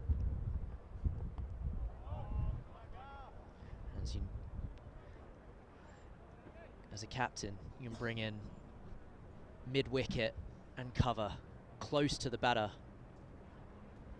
On those, you can almost see there, they'll walk in to the 3rd or 4th of those wickets, or the practice wickets alongside the pitch proper. Josh Davey won't try to do too much other than hit a hard length here. And now with only 2 balls remaining in the over, that 5th fielder does drop out to the boundary. They're happy for Grantler to have 1 now, as that will only give Rory Burns 1 ball left of this over to try and pinch the strike back for the following over. I think my ego would be bruised if I'm Nicol Grantler in that moment. Oh, I've had it plenty of times. But it is very important as a fielding side and as a bowler to keep the new batter on strike and to be ruthless, because an extra dot can save you 6 runs at the end of the innings from someone who's seeing it as well as Rory Burns is. Well, a beautiful straight drive. Cannons off the stumps at the non-strikers end. It's well fielded in the deep. Rory Burns thinks about 3, very wisely decides against it. So 41 overs gone, 210 for 4. We're joined, well, we're not joined, he's nearby. Philip Brown, cricket photographer extraordinaire, wearing, I'm going to say, that's the 2007 ICC Cricket World Cup official shirt. Volunteers shirt. It's half pink, half orange leopard print, but the leopard print is actually outlines and silhouettes of people playing cricket. So if anyone has any further questions, please let us know. surreybroadcast@gmail.com.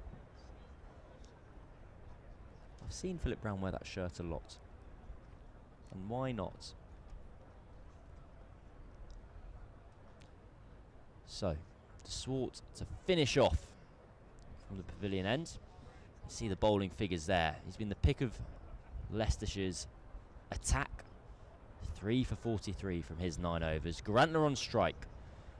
He's on 5 off 10. Will be ticking for a boundary here. I haven't quite decided if that was an elegant or ugly hoik, but it's 1 run. Well, I can attest to him being an elegant player. Incredible wrists. Gets lots of power on the ball without huge backswing. But he's done his job. He's got Rory Burns back on strike. And that will be Grantler's role for the next couple of overs at least. Get the skipper on strike, especially with this short leg side boundary for the left-hander. We see him send mid-on back to the fence, and once again all of the fielders on the leg side are back.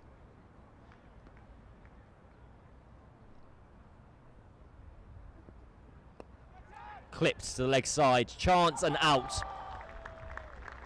Simple as that for Leicestershire. De Swart is delighted. His 4th wicket, and Burns, who had been looking in almost perfect form, goes for 27 off 17. Almost served him up a leg stump half volley, asking him to clip this away into the leg side. But the fielder was in place, and Leicestershire's plan has worked. Heard the roar of approval there from De Swart. Rory Burns will be fuming with himself. I think he's tried to keep that on the ground. He's tried to just pick off 1 there and accidentally timed it. You mentioned in the previous over when Josh Davey got a little bit full that you thought maybe he'd missed. Do you think a similar situation has happened there, or was De Swart coming? He had a different angle. He was coming around the wicket rather than over. Has he bowled to his plan there, or has he got lucky? I think he has. I think De Swart is trying not to drop short to Rory Burns with the short side there, and just wanted to get him off strike. So and it wasn't quite a half volley. I'd say he's bowled it where he's wanted to, but wasn't probably expecting to get a wicket. It brings Ralphie Albert to the crease. Young talent who's impressed for England under-19s, as he has done whenever he's played for Surrey. Well, I know the live stream is currently on the TV up and running at Banstead Cricket Club, because I got a photo of it. There we go. So we've got Banstead's Ralphie Albert at one end, Isha's Nicol Garantler at the other. Well, Garantler didn't grow up there, but it's fine. South Northumberland's There we go. Nicol Garantler. I'm glad you knew that, 'cause I didn't know that. He didn't grow up there either, but he did play there when he was at Durham University. I think he played at... I think he might have played... This is really getting into the weeds of this now. And I think he might have played at Bury St Edmunds, because I think a friend of mine played with him. And if that's false, let us know. SurreyBroadcast@gmail.com. But two exciting youngsters here. Ralphie Albert, the all-rounder, top kid, grandson of Jimmy White, famously. He's off the mark. Elegantly stroked out to the offside. A friend of mine was doing an interview with Jimmy White, and I was overjoyed to discover that the last three numbers of Jimmy White's phone number are 147. That is great stuff. It's fantastic. And quite right. I mean, he's definitely asked for it. But that's okay. Well, Pill for LBW, that is incredibly high. De Swart's been an entertainer and a competitor today. He's got one ball left, and that's not the first time today we've seen Garantler trying to pull off a length. Really difficult shot to play on this surface. We're now seeing deep mid-wicket drop out. So again, Garantler with 5 in the ring until the final ball of the over. They're now happy to give him one. He's on 6 off 12. De Swart has his final ball of what's been a mighty fine spell of bowling. Have a look at that. Picture perfect from Nicol Garantler. Cameron Steele had just been mentioning how elegant a cricketer he is. And he provides the evidence right there. Shot of the day for me from Nicol Garantler. High elbow, textbook. Look, it could have been facing a bowling machine there, but De Swart has certainly not been a bowling machine today. He's put in a fantastic shift, picking up 4 wickets from his 10 overs. And now we're going to see a little bit more of Alex Green. So 8 overs to go. Green's only bowled 4 overs in this innings. Been a wee bit expensive, conceding 30 runs. Actually, he's going to come in and hit the deck hard here. Just seen there Ralphie Albert checking out the short leg side boundary. I imagine he's setting up for the short ball here. Oh, 5 in the ring again for the new batsman. Just a play and a miss. An early indication of what Albert's likely to be receiving. Castigates himself as well. Ralphie Albert just taking a little chill pill and a walk out to square leg umpire. Wishes he'd pulled that one.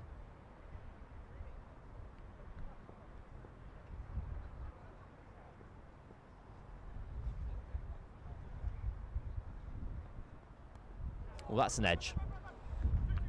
Will it make its way all the way to the boundary? Brilliant work in the deep. Just lost sight of it from our commentary gantry. That's De Swart, who after a long spell of bowling is still throwing himself around. Eating a little bit of dirt there as well. Straight in front of the Metro Bank billboards. 2 runs for Ralphie Albert. Takes him to 3.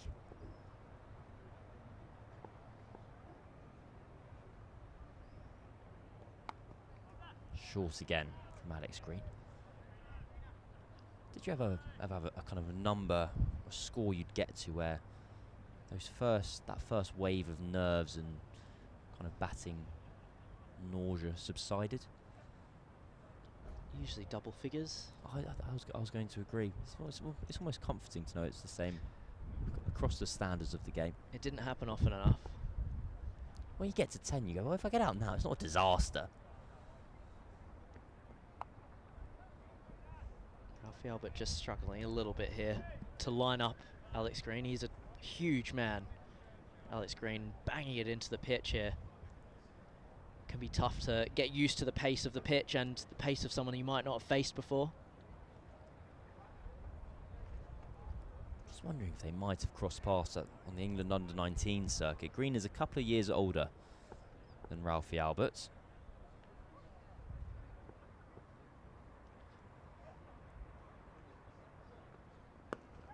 It's a beautiful looking shot for no run.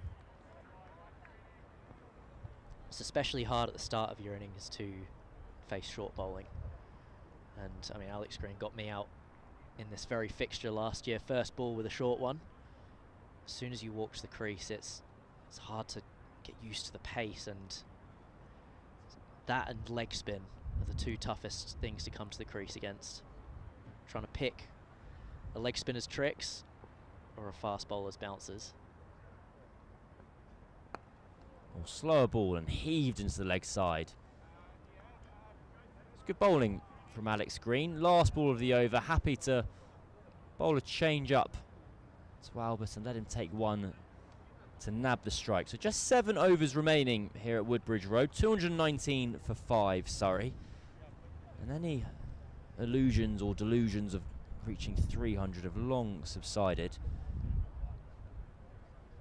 10s over the last 7 overs would get them up to 289.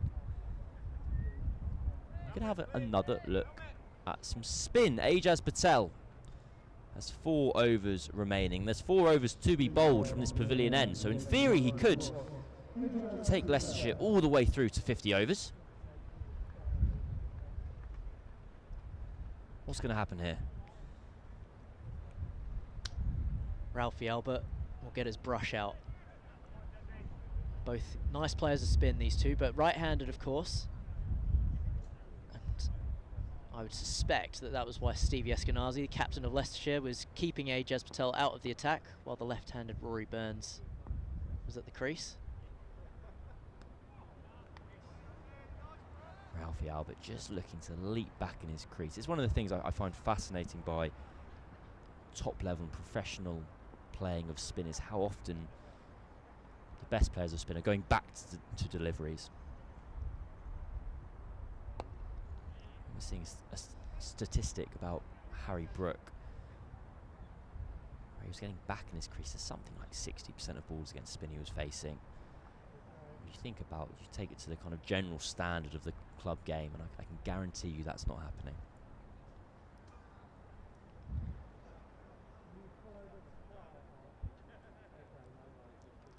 The best players of spin are able to move up and down the crease, and especially the ones that hang back. The best T20 hitters now, Harry Brook, Tim David, Nicholas Pooran, they hang back before they come forward and they wait for the step hit. And Ralphie Albert has spent some time playing spin this winter out in Zimbabwe at the World Cup,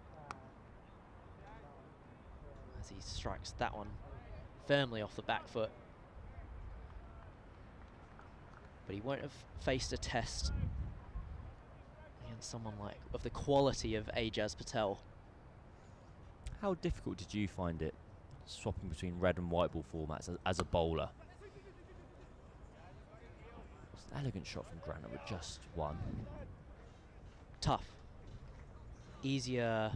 I found that 50 over cricket was very helpful for my red ball cricket, because the first 6 or 7 overs you bowl is very similar to red ball cricket.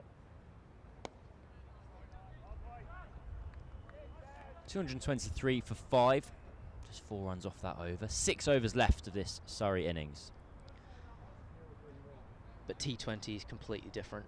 It was just about shutting down one side of the ground in the South Group. for the T20 blast, there was always a short side, and being able to spin it both ways as a leg spinner, you always had to, what's called a match-up, is when you basically spin it away from the short side. So it was always adapting to whoever you were bowling at. Each ball was a different event, whereas much more consistency is required in 50 over and red ball cricket. Well, Grantler on strike now to Alex Green. Big swing and a miss. We're hearing spinners talking about wanting to bowl cut balls, which almost is entirely counterintuitive to what you're trying to do over the course of a red ball game, where your best ball is actually weirdly a bad ball. And how you can groove your muscle memory either in or out of that. That's why I think 50 over cricket is such a good training ground for spinners.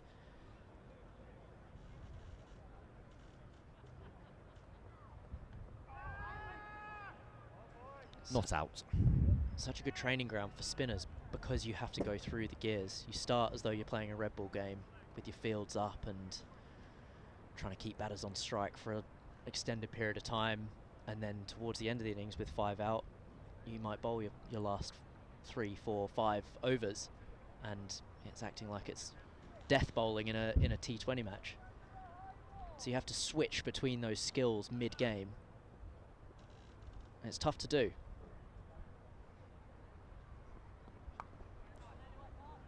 Grantler gets on top of this one. Controls his pull shot for 1 run. That's why I love 50 over cricket as a format as well. There's so much time. I know it sounds ridiculous compared to a 4-day game, but there is so much time for the game to ebb and flow, and momentum goes to Surrey, to Leicester, back to Surrey. You can completely shift the way you're trying to perform over by over. Oh, 6 runs. Picked up and into the stands from Ralphie Albert. Just a tiny bit fuller from Alex Green on that occasion. And out of nowhere, Albert, who was on 6 off 12, is now on 12 of 13. And Surrey had been searching for a boundary, and it hadn't looked like one was going to arrive. But Ralphie Albert decided differently. Expertly executed by young Ralphie Albert. It's the first one that's really been full to him. And I wouldn't be surprised if this one is a little bit short, as Cal Corner is dropping back near where that ball was caught in the crowd.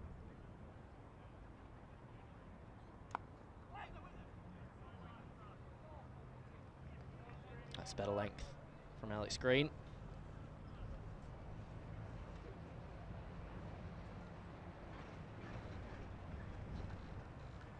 I believe we might have had quite a special bit of fielding in the stands as well. There's a rumour we've had a one-handed catch in the crowd. We'll see if we have time for this replay to run all the way through. See a gentleman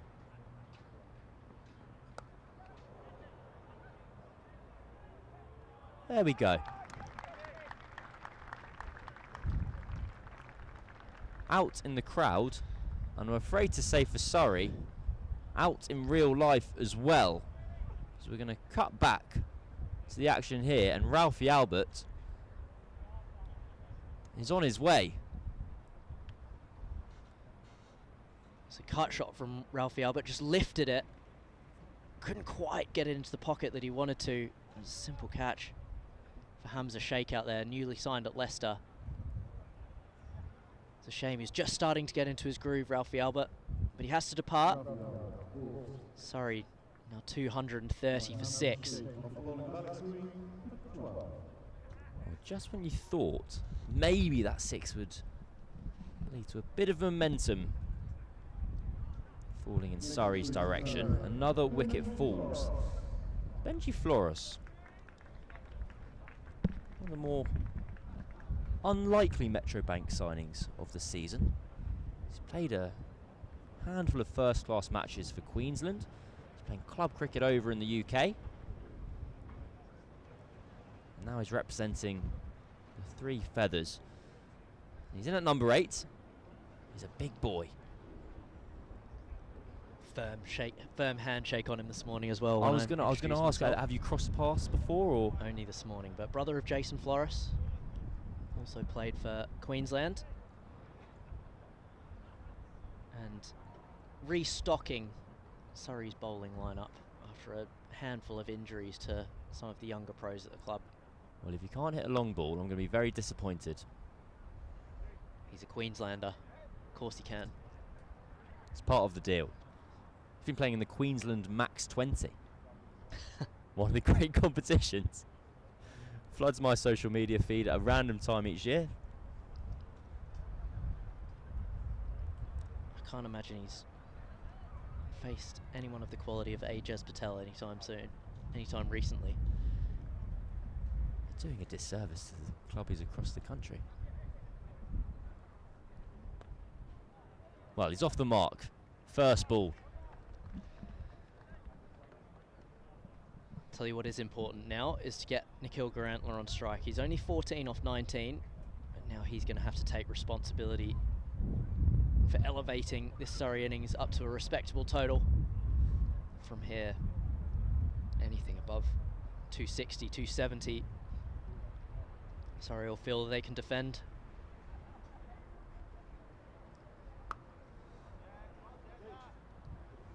That's almost the situation we were talking about earlier, where it's a wonderful cricket shot from Nikhil Garantler, but it's one that Ajaz Patel is entirely delighted with. It's good bowling. It's not his best ball, of course, but gets him off strike and does the job. Well, it made a very deep, thuddy sound off the bat. I'm excited to see what Flores is going to produce here.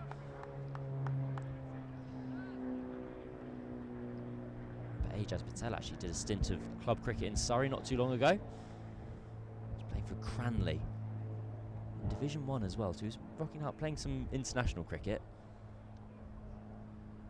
He was down in Div 1. There we go.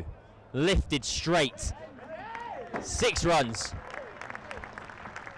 Well, he is from Queensland, and apparently that's what they're trained and bred to do. Easy as you like from Surrey's number 8. Gorgeous stroke. Somewhat of a step hit from Ajaz Patel. Maybe a touch greedy from him. He looks like a man with a firm handshake. I believe you.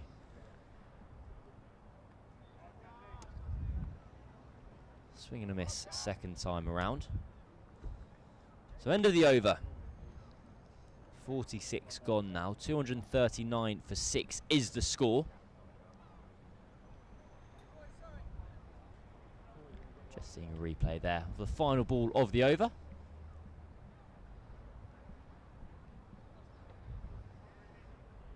Does that single boundary change Stevie Eskenazi's thoughts at all about bowling spin at this stage?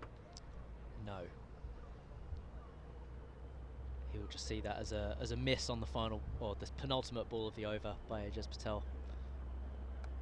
Hooked. Chance in the deep and out. It's the short side, but it's been long enough on several occasions for Surrey this afternoon. Nikhil Garantler's promising innings once again comes to an end. He goes for 15. Surrey threatening to finish with a whimper here. Looks as though he got caught almost in two minds here. Nikhil Garantler not quite going up on the ball, but then not rolling the wrists over it either. Trying to target that short side with the step across the crease, but finding the very safe hands of the mustachioed Ben Green. I'll bring young Tom Elam to the crease. He's one of the more stylish men on the circuit, Ben Green. I've said that, I've just judged him by his facial hair. I've never seen him dress in anything other than cricket kit. Is that you saying that Leicestershire kit is stylish? Yeah, why not? I'll go with it. I enjoyed their green kit last year. I don't really know why we're in the black and red here. But there we go. Bowling card for you. Alex Green with his second wicket of the day.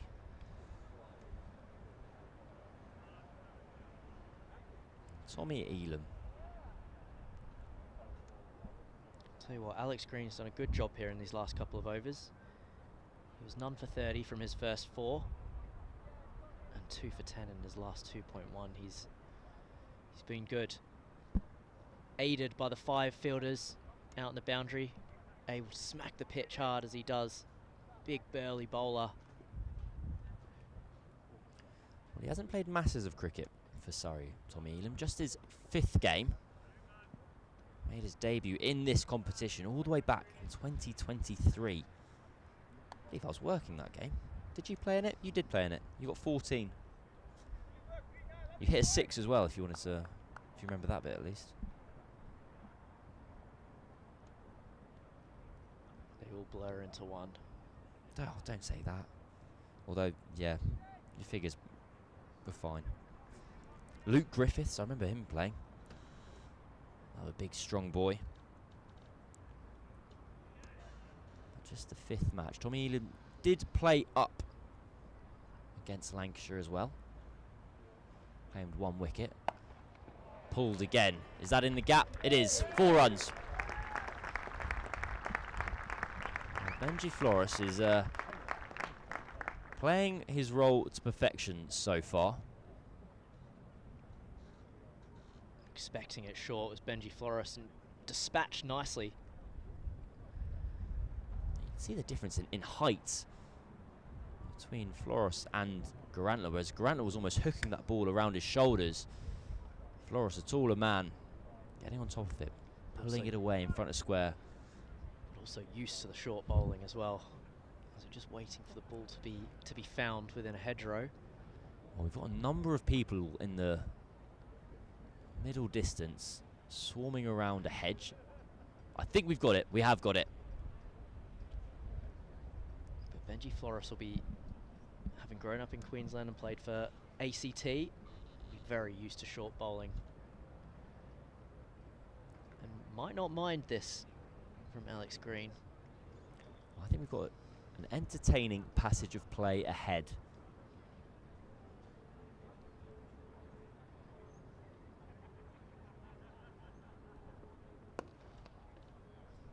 Powerfully struck again, this time just 1 run. Brings the left-handed Elam back on strike. I promise I'll stop talking about the Surrey Championship in due course, but Tom Elam played against my club a week or so ago in one of the more bizarre matches I've ever seen. So Spencer made 300, and it was a time game. And going into the final over of the match, the 120th over of the day. Well, that's just 1 run. Elam picked that up beautifully. Reigate Priory were 290 for 2, and so needed 11 runs off the over to win. They didn't get him. They finished 298 for 5, and everyone shook hands and went home with a draw. That is bizarre. It was a long day of cricket. I remember noticing their number 5 went in at 7:45 p.m, hit 1 ball down long on's throat. Worked out, he arrived at the ground 10 hours earlier. Bottom edge. Well dealt with by Ben Cox. I feel like you didn't enjoy that story that much. No, I was just thinking, how do you explain that to an American? It was the end of the over. 47 gone, it's 246 for 7. No, I enjoy. I was just processing. It was it was a very bizarre watch. Ollie Sykes made 100 for Reigate. Good to see. Does he have to call them my gate? There we go. Very good. On 2 accounts, both because it's his team and also as a My London player. I'll get my coat. One of Reigate Priory's openers, Richard Oliver, used to play for Worcestershire. Has made an unbeaten double century and century against Spencer this year, so he doesn't think they're very good. Josh Davey to finish off. 3 overs left of the innings, and Ajaz Patel yoinked out of the attack. Flores on strike. Full and punched into the leg side. Bunted even, I reckon.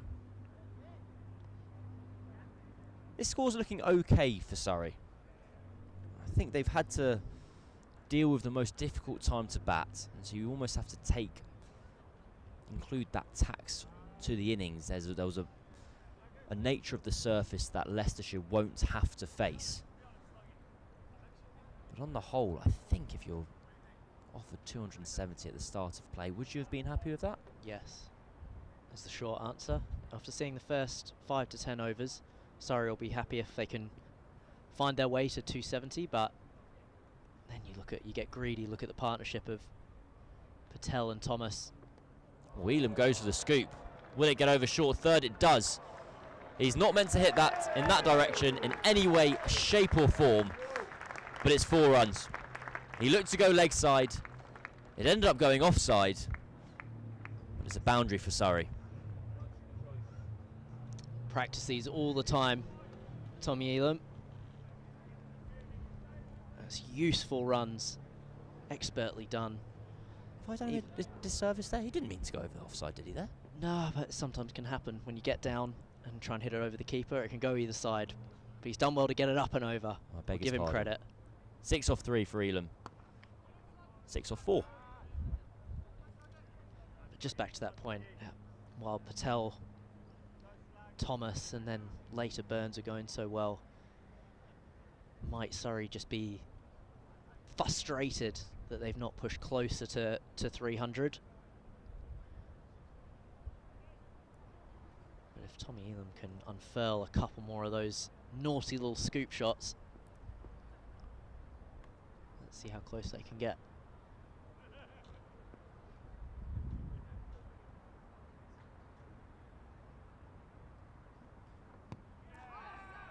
Appeal for LBW given. Well, that was muted. Josh Davey liked it. Ben Cox stuck his hand in the air as if he had a question to ask. No one else seemed to mind. But Tom Elam is going to have to go. Almost a celeb appeal here from Josh Davey. Didn't even need to go up, and unfortunately for Tom Elam, he's missed a straight one and he's going to have to go. Just wonder with those 2 fielders up at 45 and short third, could he have gone to a scoop again? It's a small cameo of 6 runs, and it brings opening bowler James Taylor to the crease, whose job now will be to get Benji Flores on strike as much as possible. An attempt to get Surrey past this 270 mark.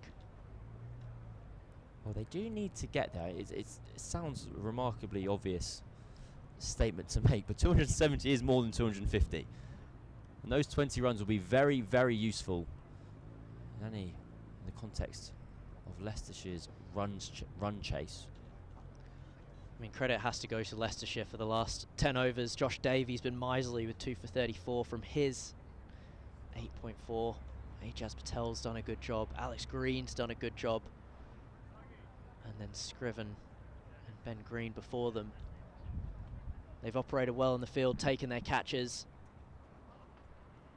I always say they're a professional outfit. They do the 1% as well at the Foxes. Rightio, James Taylor on strike. His last year as a Surrey player.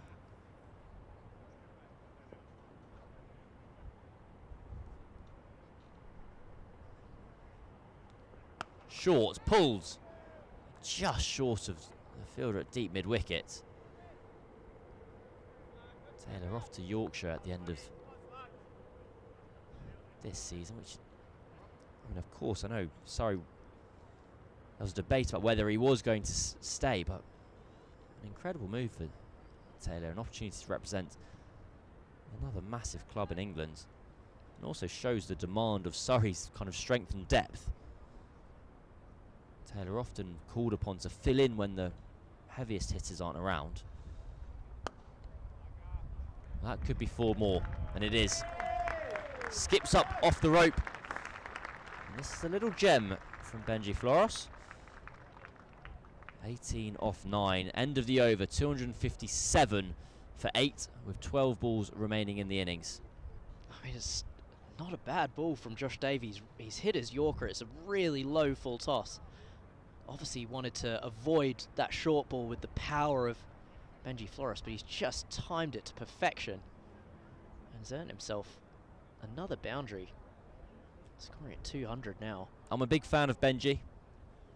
Having never met the man, all I've heard is he's got a firm handshake and he hits sixes. What's not to like?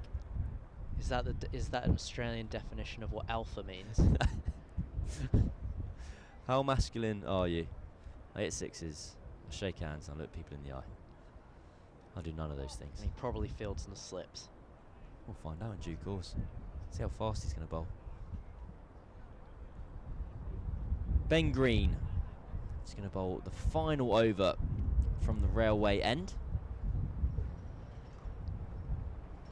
There's just a little bit of manoeuvring of traffic in the field. Looks like H.S. Patel sprinting out to long off. Two experienced death bowlers in Ben Green and Josh Davey. Both plied their trade for Somerset for so long.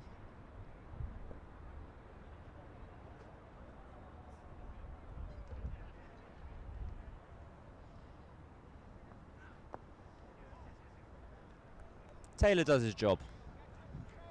Gets himself off strike, and most importantly gets Flores back on strike. Where's he looking here? Is he going to try and manufacture anything or just sit and wait? I'd say Benji Flores won't have seen much of Ben Green, but he'll sit and strike. Ben Green's strengths are his variations, leg cutters, back of the hand slower balls. But this pitch today has been most useful for bowlers who've hit the pitch hard and hit the top of the stump, so intriguing to see how he goes about things here. Discussing everything with his captain Steve Eskenazi. And it looks as though they're going to change the field and they're going to send deep point out and bring deep square up onto the ring, which would signal wide Yorkers or something on the offside. Slow and wide. Get it out of the arc of the big, quick Benji Flores.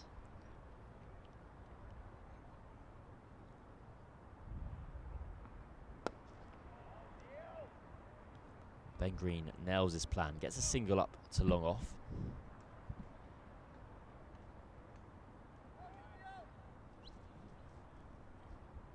As a layman, it's a very interesting field to look at, the one that Flores just bowled to, because short of third is in the ring.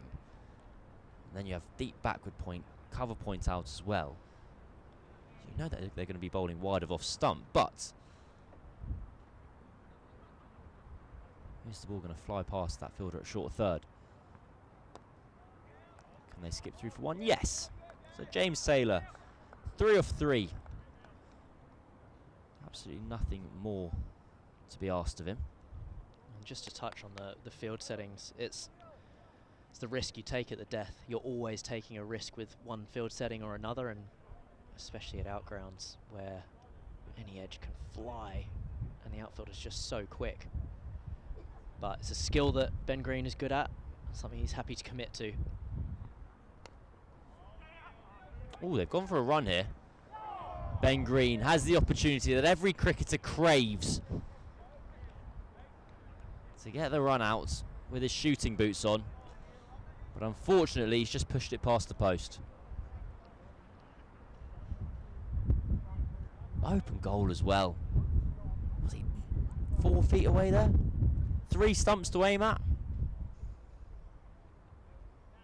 Never forget Mark Wood trying to do the very same thing in a test match and shouting, "Asprilla!"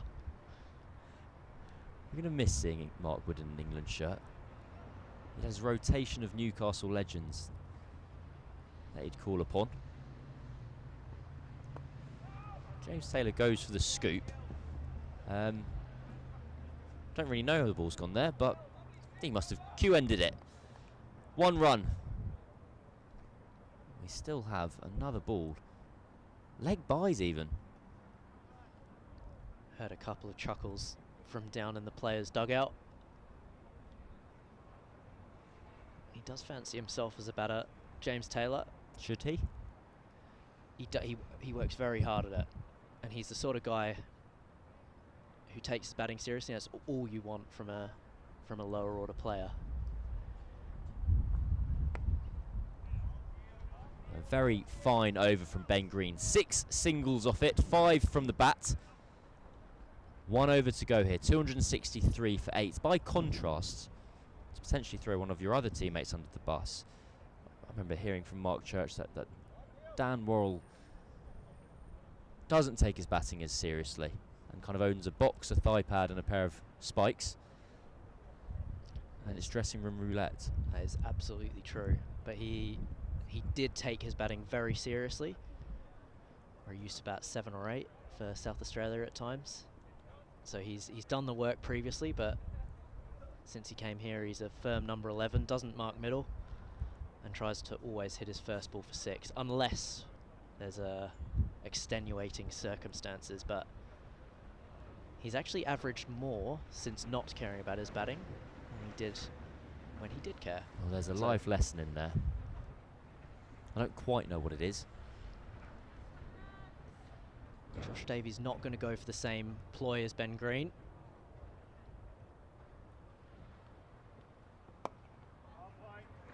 Well, Surrey going to be interested in getting 2 here.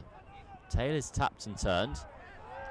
Really good work in the deep.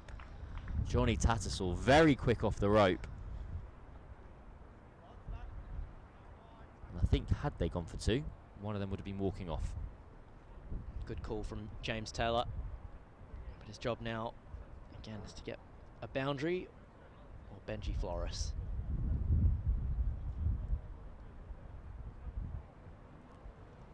Couple more conferences between the Leicestershire team. I don't know whether they were just debating whether to potentially even keep Ben Green in the ring there for a second. Josh Davey comes in. 4 runs. There is one of those edges you can't do anything about. Taylor looks to swing himself off his feet. An inside edge, and it's 4. Got the result he wanted. A single or a 4. Bit of good fortune there for James Taylor. Not a bad ball from Josh Davey, who really has been excellent and hasn't missed all day. But Surrey now pushing that 270 mark that we were talking about. Could it even get towards 280?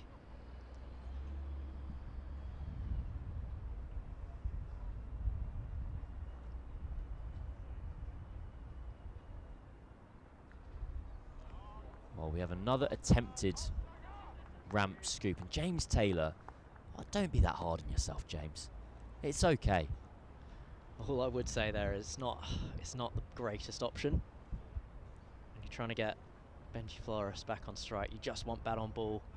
He's just got rewards for getting bat on ball the ball before. You should try and stand there, watch the ball, get something on it.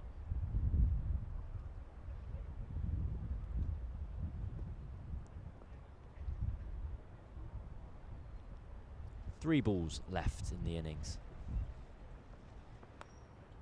Another edge. Benji Flores flies through for a single. It's brilliantly fielded, if anything, by Ben Cox, the wicketkeeper. The edge scuttled along the floor. Managed to dive down. Thought there might be a shot at the stumps, but it didn't come. Dexterous from Josh Davey as well. Bang on with that Yorker.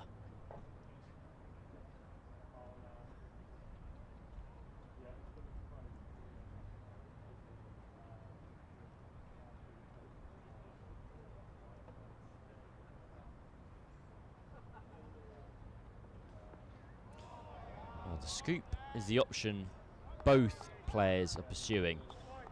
That time Josh Davey goes short. It's been a very, very fine over. 6 runs off it, 4 of which came from an inside edge. You might be tempted, if you're downstairs among the coaching staff, to ask your big strapping quick to try and hit the sight screen, the one in front of him. I just wonder whether he thought Josh Davey had nailed his Yorker, so he was going to go again, getting the scoop out, but Agree with you, Cameron Ponsonby. Big lad stand there, smack it. Last ball of the innings. Flores on strike. Well, I'll take that back, because he'll have to bowl it again. Short ball, wide ball.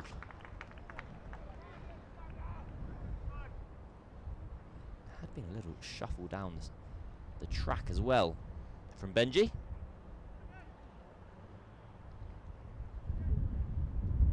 So 270. There is that 270 figure for Surrey. We have a game on our hands here at Guildford Cricket Club.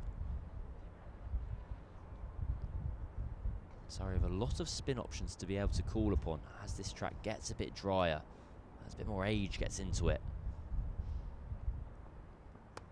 Lifted high up into the air. It's going to take some catching. Deep square leg comes in. Well held. A very, very fine catch to the end of the innings. Hamza Sheikh out there in the deep. So it finishes with a dot, and Josh Davey gets a very well-deserved third wicket for a fine spell of bowling. At the halfway stage here, the Metro Bank one-day cup match between Surrey and Leicestershire, instinct says it's honours even. Agreed. Surrey at the start would have been happy with 270. Leicestershire would have been happy with 270. The innings ebbed and flowed. Fine innings by Ryan Patel. A 97, a runnable 97 from him. Or just about runnable. Got Surrey in a strong position. His partnership with Adam Thomas was putting Surrey within the sights of somewhere north of 300. But a flurry of wickets courtesy of Alex Green and de Swart. Just like you said before, Cam Ponsonby, took the wind out the sails of the Surrey innings, and they've somewhat scraped to 270 in the end. The bowling card for you here. And sometimes the finest bowlers on the day don't get rewarded with the wickets. That's not been the case today. Josh Davey and de Swart, the pick of the bowlers for Leicestershire. 3 for 46 for Josh Davey, 4 for 49 for the South African de Swart. You can just see down there at the fall of wickets. Surrey were 193 for 2. De Swart's double strike. He got Ryan Patel and Josh Blake in consecutive deliveries.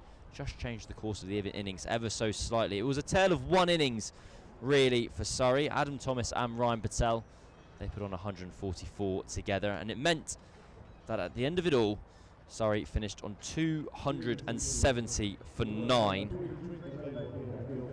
Leicestershire will have 271 to win, and we'll be back on air with that run chase in about 25 minutes' time.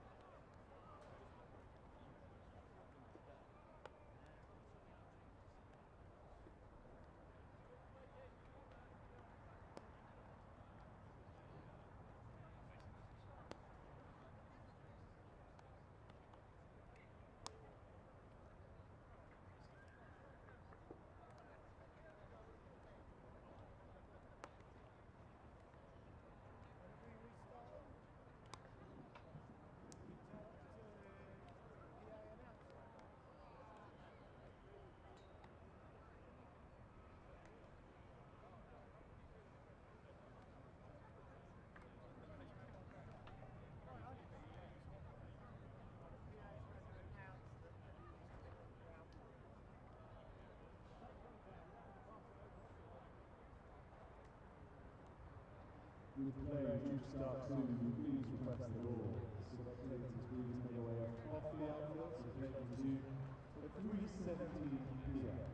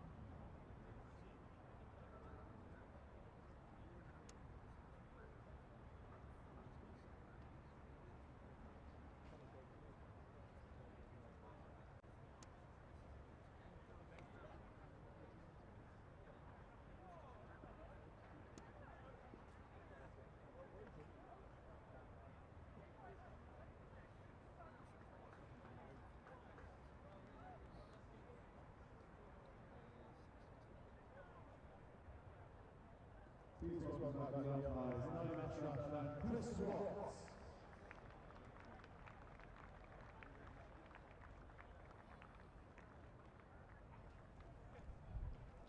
Well, a very warm welcome back to Guildford here on the Surrey live stream. Interval is over in this Metro Bank one-day cup game between Surrey and Leicestershire. Leicestershire winning the toss, putting Surrey into bat, and Surrey posting 270 for 9. Ryan Patel made 97, Adam Thomas 57, De Swart 4 for 49, Davey took 3 for 46. So it'll be 271 for the Foxes to win. I think this will be an interesting chase. I think the Foxes could certainly make 271, but I think Surrey can defend 270. Rishi Patel and Stephen Eskenazi there making their way out into the middle. Delighted to say that Cameron Steele, after I thought it was a chicken burrito, but you told me it was from Greece.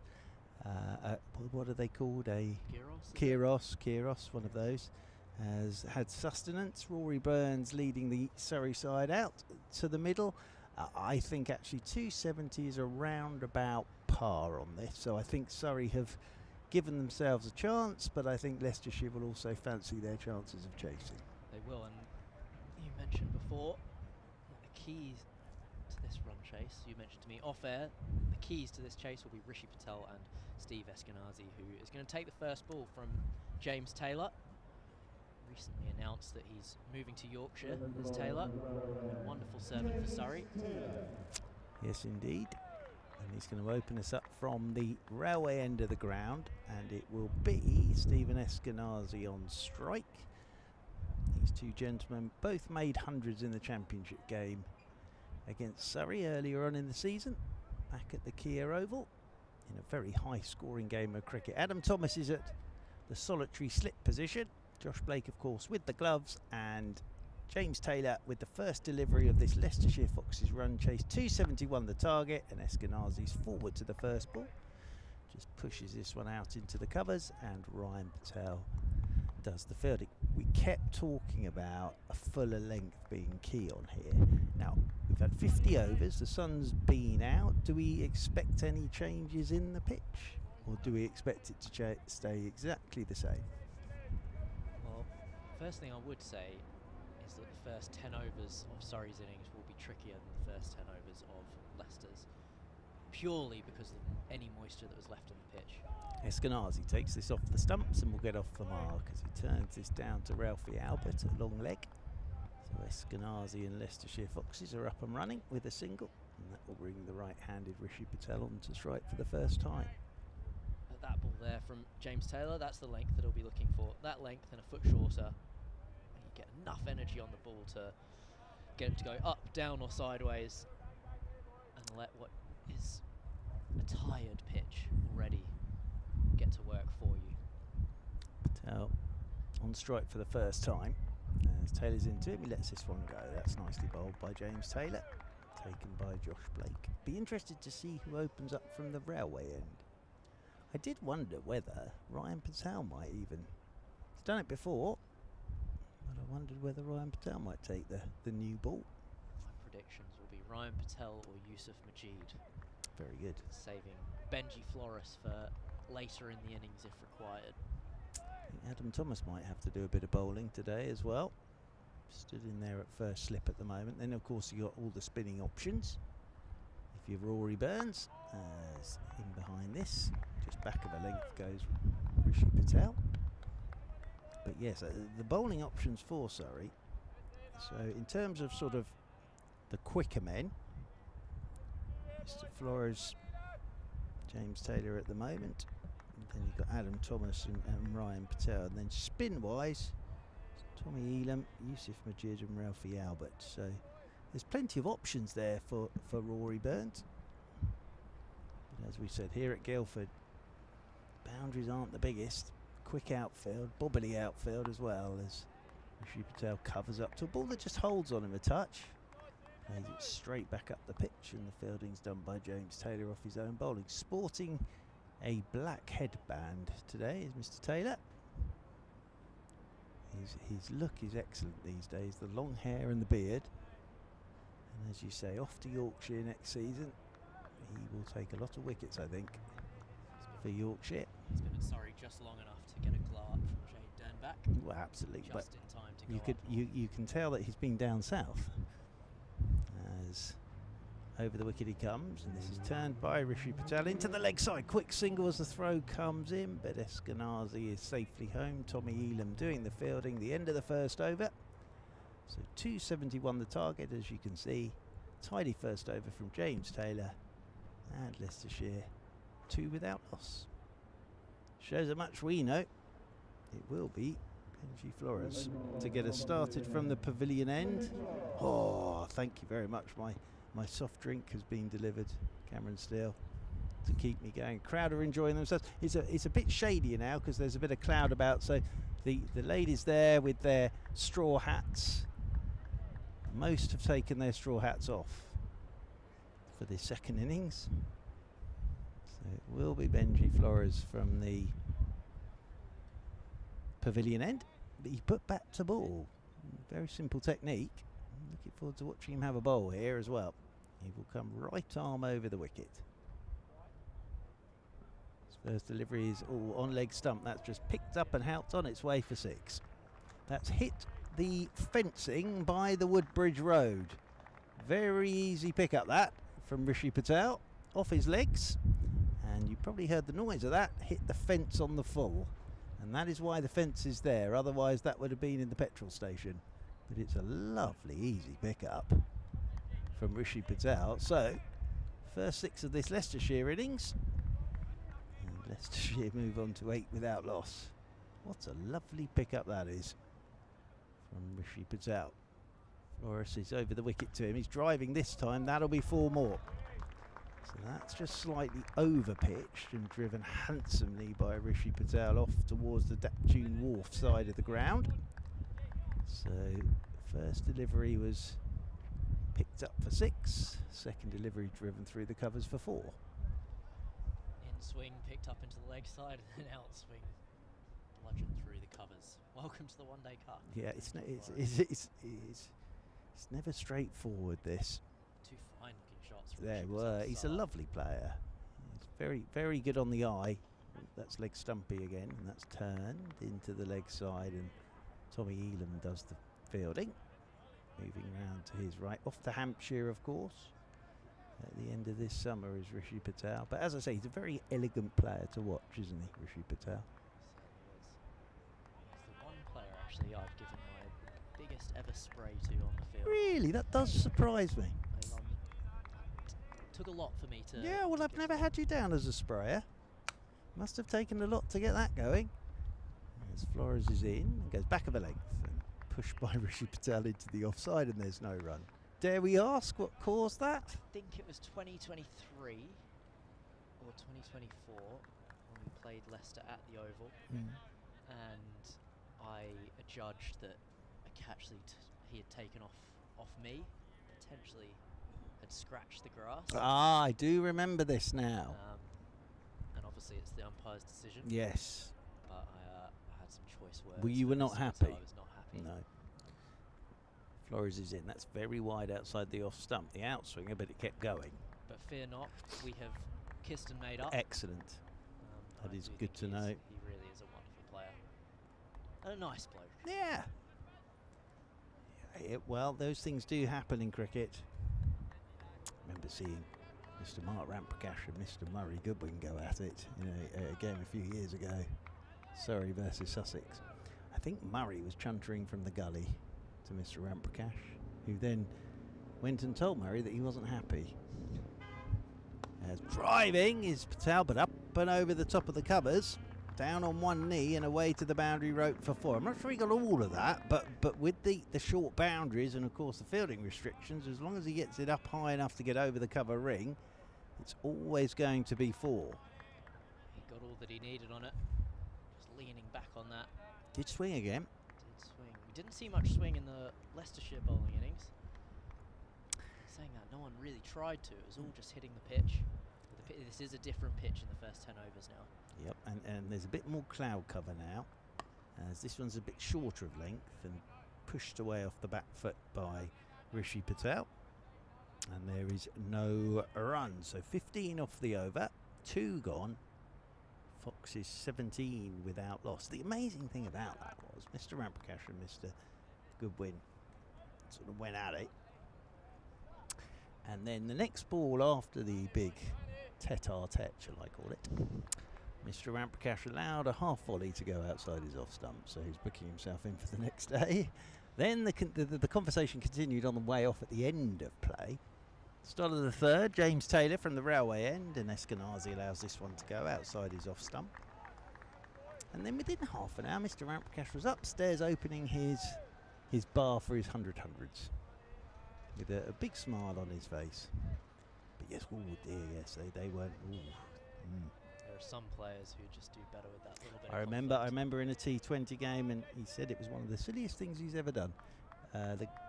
The great O.A. Shah decided to sledge Mr. Ramprakash first ball, and as Ramprakash won the game with about 85 off nothing, O.A. Shah realised that probably wasn't the best idea. As this is driven by Eskenazi out towards the covers, and there's no run. One example I'm thinking of as well in this very competition, in 2021, a new overseas import by the name of Tim David. Yes, indeed. Playing for Surrey. And Michael Burgess stood behind the stumps, asked very politely how he got his job at Surrey as an overseas, given that he was a little bit agricultural. Fair in his question style. at that point. And Tim told him to go somewhere. Yes, indeed. As Taylor right up in the block hole to Eskenazi, who drops the bat on that nicely. Bowled by Taylor. I think it was 175 he scored. Yes, well, he basically launched everything. Yeah. And that launched his career. Yeah, it was amazing, really, because he hadn't really done much. And then all of a sudden, and I didn't realise Michael Burgess was involved, do you think Michael Burgess gets a percentage of the money that he's now earning in franchise cricket? Mr. David? He launched it to all parts. I remember that. Forward goes Eskenazi. Nicely bowled again by James Taylor. That's the length, isn't it? It is. Got a little bit of hop on that one. Very nice from Taylor so far. Yep.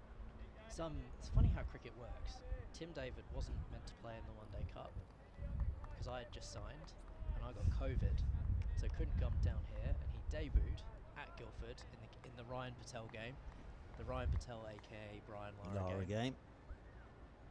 And the rest is history. Yeah, and he's now sort of one of the most sought after franchise players, isn't he? Because he was playing for Hong Kong, wasn't he, at one point? As this is hitting Singapore, thank you, hitting the thigh guard of Eskenazi as it rolls behind him, and Blake comes up to do the retrieval work. Yes, it's Singapore, that's right. Wow, as I say, I don't know whether Michael Burgess is on a percentage for that, but he probably should be. I wonder if he's listening in. I hope so. Great man, Mr. Burgess. Came through the Surrey Academy, of course. I thought Michael Burgess turned himself into a very, very fine cricketer as well, up at Warwickshire.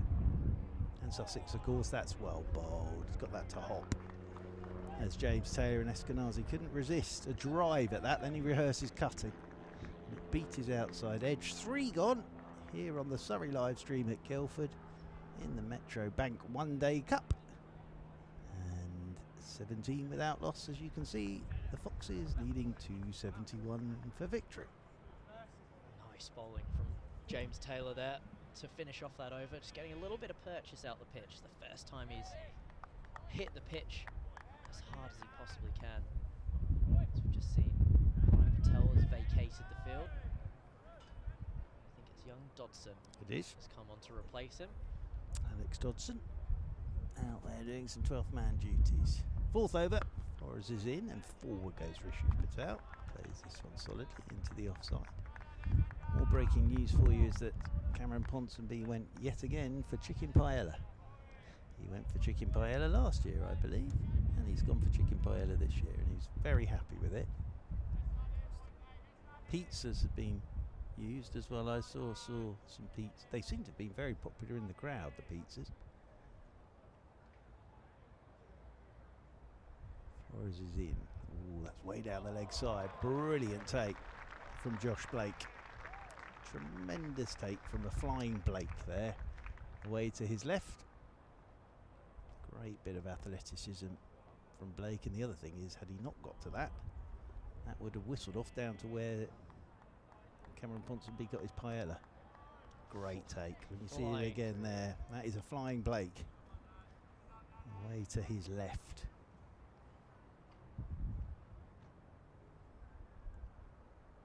Flores in and driving Patel.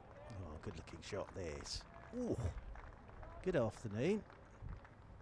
Well, there was a beautiful shot from Nikhil Gurunta down the ground for 4, and I heard you say that's my shot of the day. That could have just been topped there by Rishi Patel, because he's done nothing more than lean on that. And as you said, it just shows that this pitch is getting easier to bat on that shot. Absolutely whistled off his bat for 4. Back in behind this one he goes, plays it straight back up the ground. Rishi Patel's got off to a little bit of a flyer here, 19 off 13 deliveries. Without playing a shot in anger either. Reckon 18 of those are in boundaries. I mean, that cover drive just then. Only a ripple of applause from the crowd, but that was shot of the day. Oh, absolutely. Did nothing more than lean on that. This one's wide outside the off stump. And wide is the signal.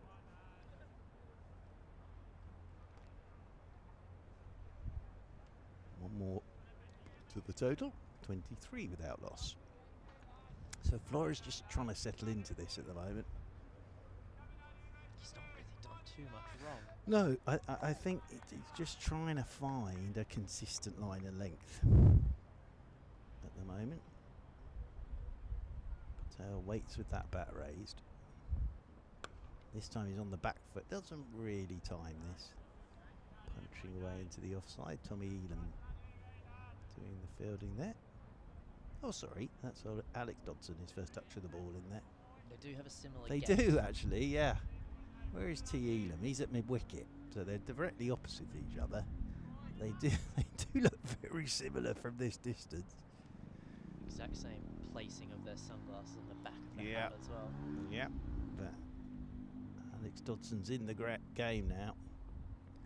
That's better. That beats the edge. Just nipped away, and Rishi Patel just indicating that down towards Stephen Eskenazi, and then rehearses letting the ball go. Nicely bowled by Flores. Elsewhere, there's some quick games going on in this second round of the 50 over competition, because I was saying the Derbyshire Falcons were all out for 138, and it took them a while to get there in the 38th over. Worcestershire Rapid 72 for 3 in hot pursuit. And this is left alone again by Rishi Patel outside his off stump, end of the over. 4 gone for the Foxes. Glamorgan made 186, Yorkshire a 59 for 3 in the 18th, Middlesex made 284 for 8, Hampshire a 56 without loss.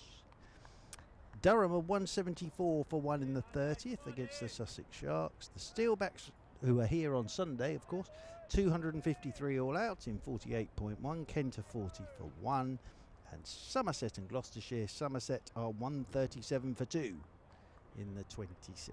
5th over, James Taylor from the railway end to Eskenazi. That's nicely played and nicely bowled, because it just hopped off a goodish length. And Eskenazi playing that with soft hands. That gentleman's being pursued, I think, at the moment. He's no idea. He's no idea he's being pursued there. Going around the boundary. Good crowd in today. There we are, look. See? Hats being worn. Seats being used. Rucksacks upon knees. Forward goes Patel and plays this one from Taylor out into the offside. Good stuff this from James Taylor in his 3rd over. He's only gone for 3 runs thus far. Outstanding start for Taylor. This is his job. Keep it nice and tight. Challenge top of off and do it for as long as he can. I was talking to Mr. Gompertz about that and the top of off thing, and I was saying I had a lovely long chat with Graham Ungans when he went into his coaching role. A man I could speak to for a very long time. G. Ungans. Oh, hello. It's gone after this one as Rishi Patel, and again, bounce from James Taylor. That beat the edge. And I sort of said, what is your philosophy with Butler? Because let's be honest, he was a master, wasn't he? Absolute master of his art. Grumpy. Yeah, Grumpy and that's what I master. liked about him. But he said, listen, I want them to have a stop delivery, so I want them to be able to 6 balls out of 6 hit a length on off stump. Once they can do that, we can start talking about all the clever stuff. But if they haven't got that, there's not a lot we can work on, really. As in behind this one goes Rishi Patel. And that's a pretty good philosophy, isn't it? Very good. Yeah, he's a serious pro. Graham Onions, he kept himself in fine order throughout to play until his late 30s, and now is an extreme help to the youngsters up at Durham.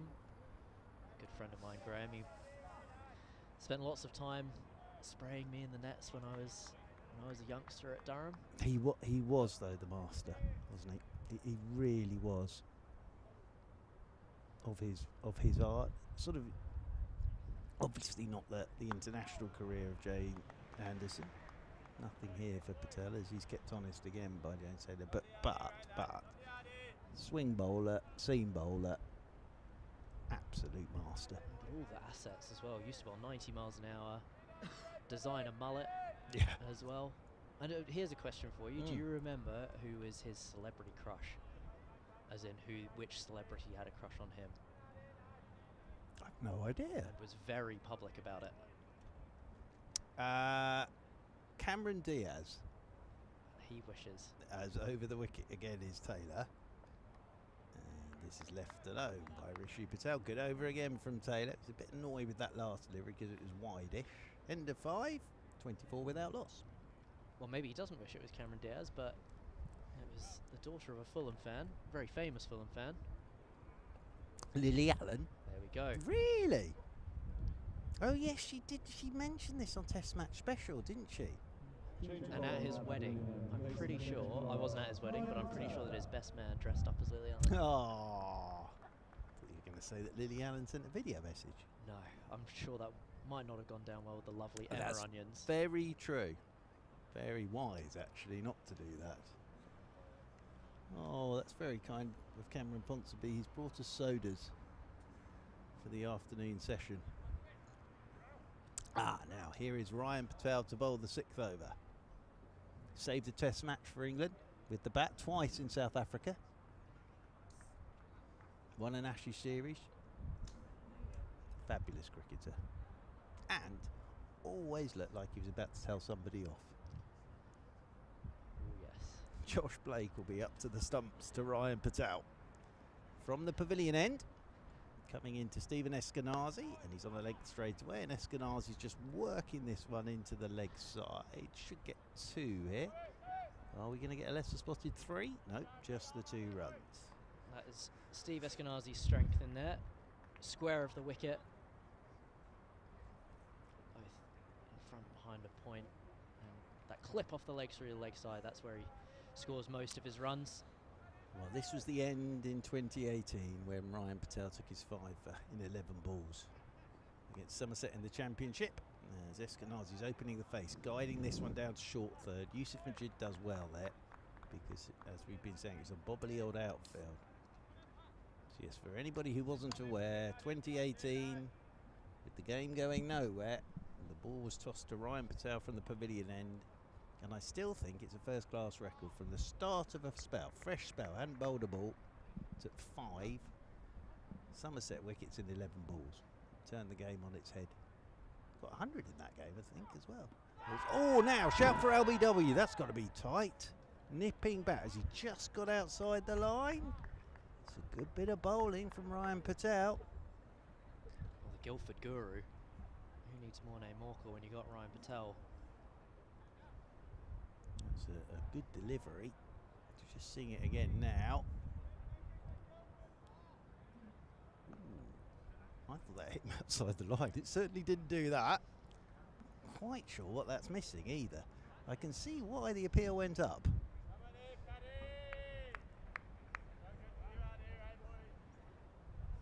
Rishi Patel on 19. Patel into him again. Good length delivery. Played solidly back up the pitch, and there's no run. Ryan Patel's chuckling away. Yeah, I'm trying to think here because I don't know what that was missing. Height looked quite good. Hit the knee roll. Well, he's got some serious wickets.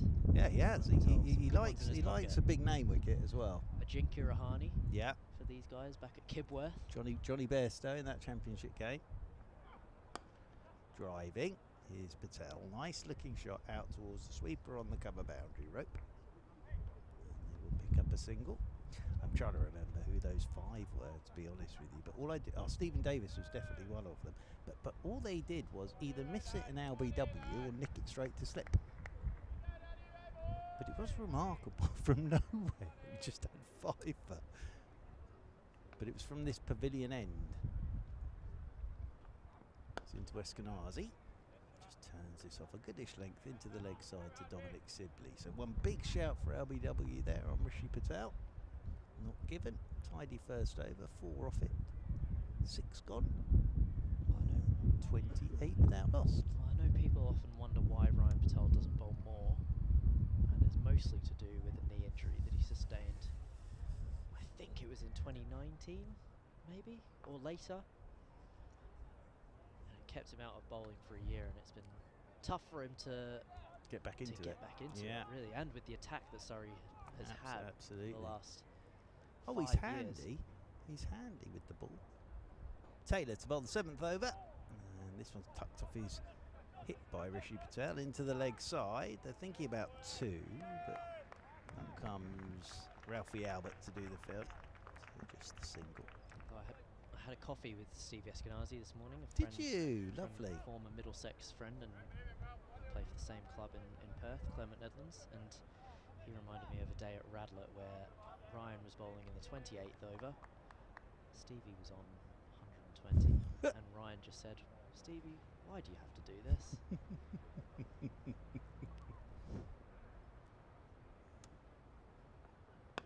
Here's Eskenazi punching the ball up towards Rory Burns in his floppy sun hat, the captain. Single for Eskenazi.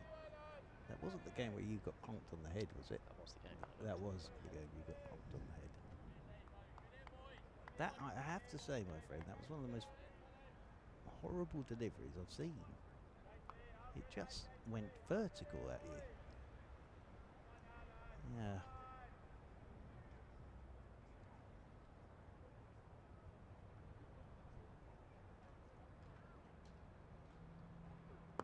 This one's clipped uppishly, but away for 4. Again, nice looking shot from Rishi Patel. It's just the length as much as anything. Bit too straight from Taylor. And nicely put away. Rishi Patel. Yes, that one big shout for Abu Dhabi, but he's looking $1 million at the moment. Rishi Patel. Bar the LBW shout, one of the better 25s you're going to see from Rishi Patel so far. But he's doing all the scoring as well. Oh, outside edge. Oh, it's gone between Blake and Thomas. Blake sort of went to his right, Thomas went to his left, and it has gone straight between the two of them. And Rishi Patel went hard at that. And that has flown between keeper and first slip. Down to the 3rd man boundary rope for 4. I think you have to say, if anybody's going for that, it has to be Thomas. He's fairly wide there. He's more second slip than first slip, really. Yeah, it's actually straight between the two, but I think it's probably more Thomas than Josh Blake. 29 now for Rishi Patel. And behind a back of a length delivery. Plays it back up the pitch and there's no run. Thomas's catch, I would say. Unfortunately, it's just a misunderstanding between the two. It's always tough when you've got no first slip, Yeah. and it's just a keeper and a second slip spread out, but one of them has to go, and I was marginally closer to Adam Thomas there at first, but these things happen. But spare a thought for James Taylor, who's bowled really quite beautifully his 4 overs. Patel's driving hard up and over the top of cover point and away to the boundary rope for 4. Little bit of width, he's thrown everything after that. As Rishi Patel deliberately going up and over and away to the fencing in front of the Woodbridge Road for 4. So Rishi Patel 33 out of 42 now, and 7 overs of this run chase have gone. Ooh, that gentleman's gone to sleep. Oh, look, 2 of them, I think. 2 of them. The gentleman on the left. Oh no, he's woken up. But yes, it's that time of the afternoon. 8th over. Ryan Patel on the legs of Eskenazi. Just rolls the wrists on this, plays it out towards Sibley at deep backward square. But yes, it is that sort of time of the afternoon where you've had your lunch, you've read the paper, and you can just drift off. And then you wake up and you've heard all the cricket going on, but you've got no idea what's happened. It takes you a while just to get back into it, really. As this is smashed off the back foot, half stopped by Adam Thomas in the covers, who's come out from slip. Did well there, that was travelling. Thomas wearing sensibly the old skins on his elbows. The wings. Is that what they call them? It's the slang for them now. Is All these it? modern terms, Mark. The wings. Do birds get lots of grazes from diving around?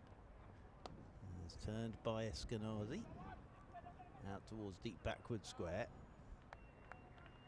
I'll pick up another single. No, I just want to point something out. I've noticed, and it was actually Jim Troughton that pointed this out to me the first time. Rishi Patel doesn't tap his bat at all. Ah, yes, he just stands And with it's it raised. And it's very unnerving. As he's clipping this firmly up towards mid-on, will get a single. Moves on to 35. So what we're saying really is the bottom of his bat should look very clean. It should. Yeah.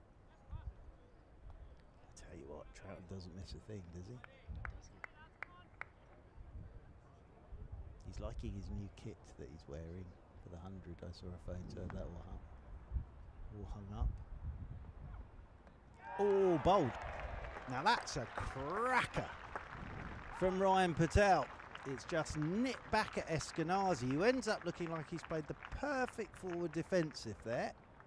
But it's just nipped back, gone between bat and pad, and has hit the top of the off stump. Good bit of bowling from Ryan Patel, and it's from the pavilion end.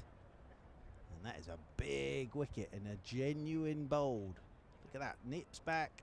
Good bit of bowling from Ryan Patel. Big wicket. Eskenazi goes for 8. 46 for 1. Sumptuous piece of bowling from Patel.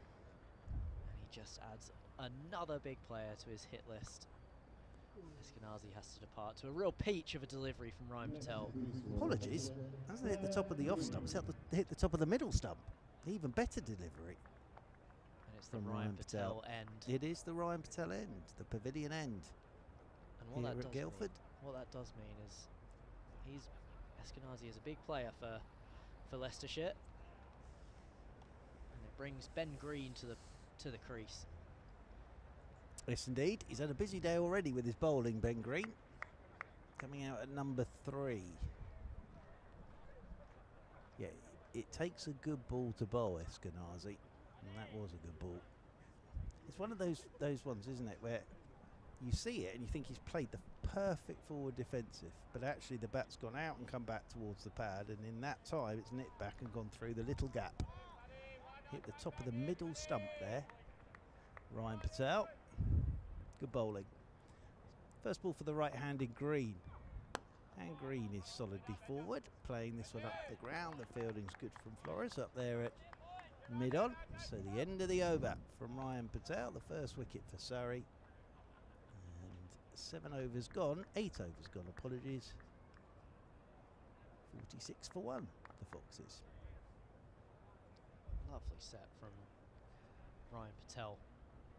Leicester just ahead of where Surrey were at this stage. That mammoth partnership between Ryan Patel and Adam Thomas. A flurry of wickets towards the end. Leicestershire will be looking to do the same. Establish a partnership. Benji Flores changes ends. Always enjoyed the worm graphic. I don't mind one of those for sort of everyday life, A really. barometer of How where your things are day's at. going, yeah. Flores then. And that's way down the leg side. Switching to the railway end. Wide will be the signal.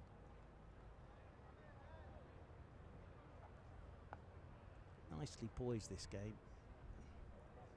I think 270 makes it a good game of cricket. So he's 270 for 9.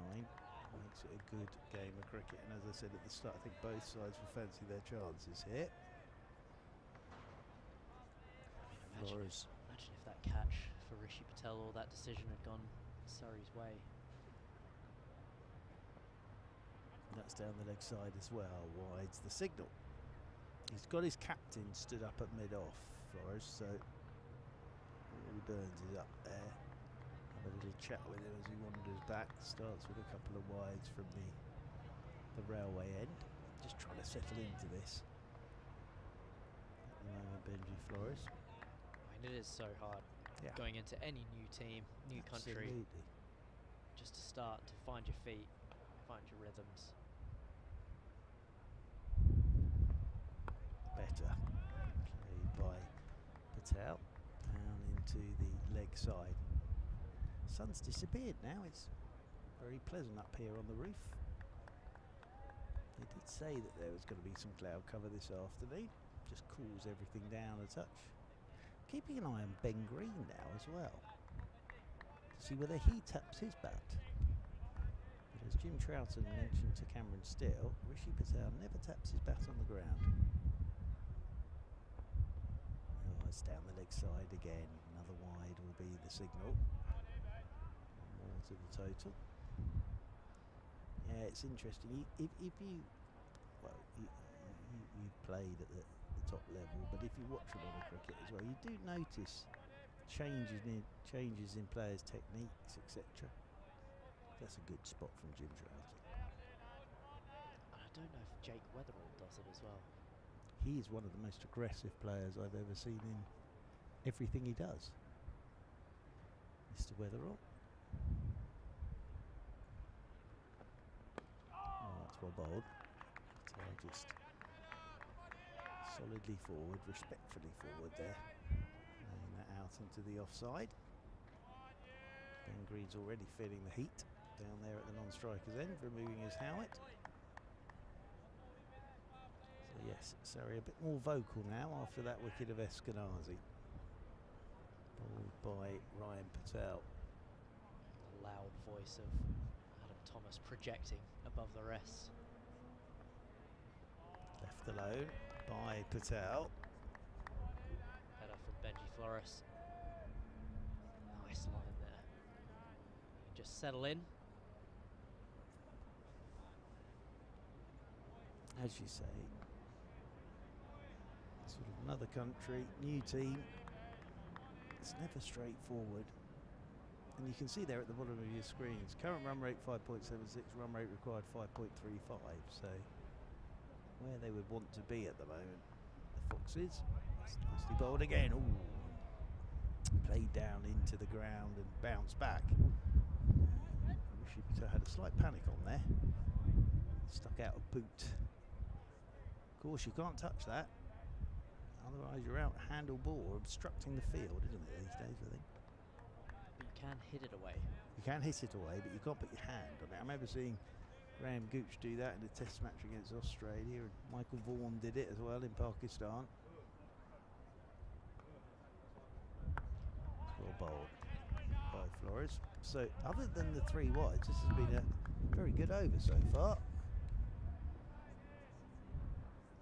Yeah, look, I'm watching Rishi Patel like a hawk now. Doesn't even tap the bat down once before he raises his up. That bottom of his bat never goes near the ground. He feints as though he will, though. Yeah, but then he doesn't. So as I say, logic is the bottom of his bat should be quite clean. Oh, that's not far from his off stump as that nips back. It's very well bowled. So as I say, other than the 3 wides, that's a pretty good over.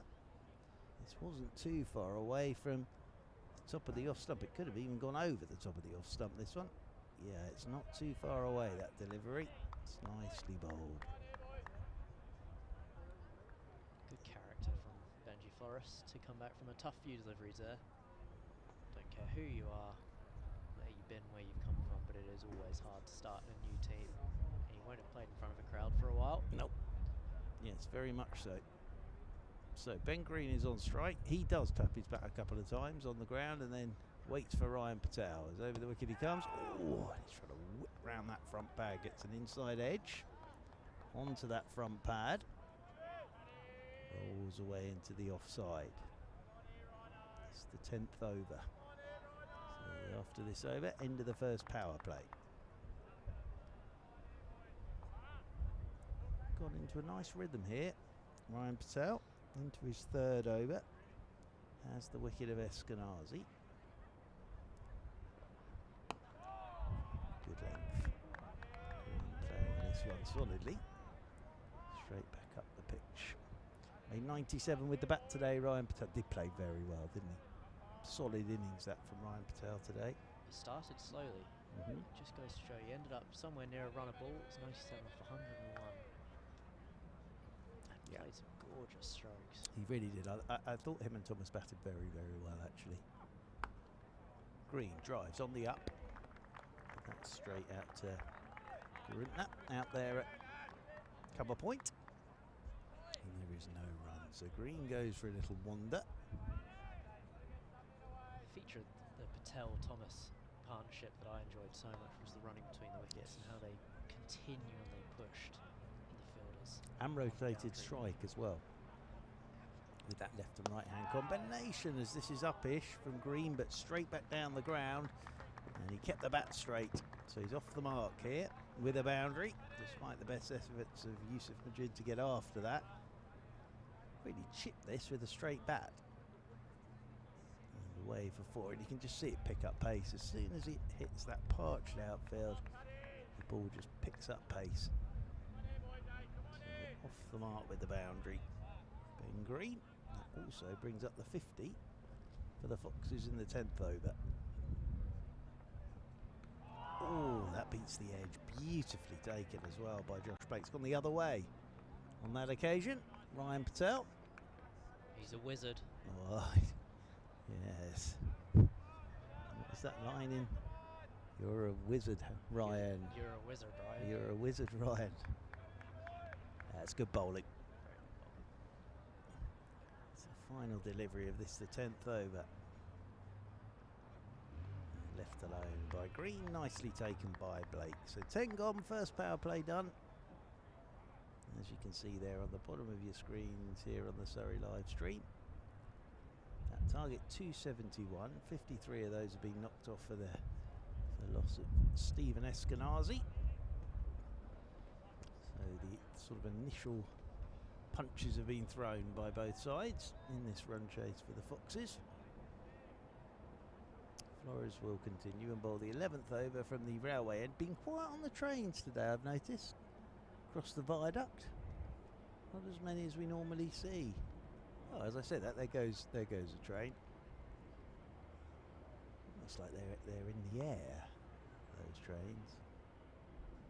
Flores is in. I started again with a wide down the leg side.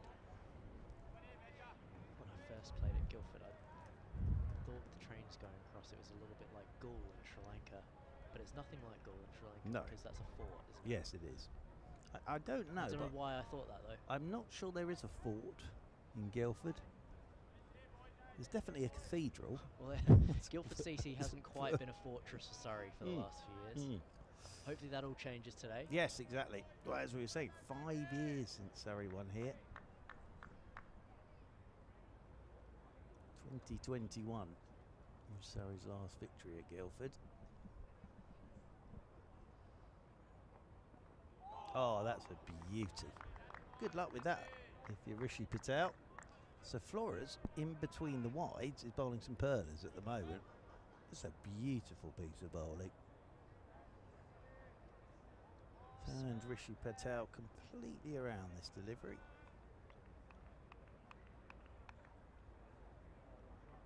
Yeah, lovely ball. Length is the key there, as we've been saying all day. If he can find a couple more of those. As Patel solidly forward. Here's this one away into the offside. I'm pretty sure there isn't a fort in Guildford, not a fort I've ever heard of.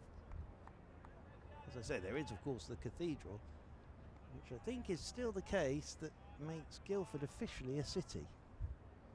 Because I think the official definition of a city is you've got to have a cathedral.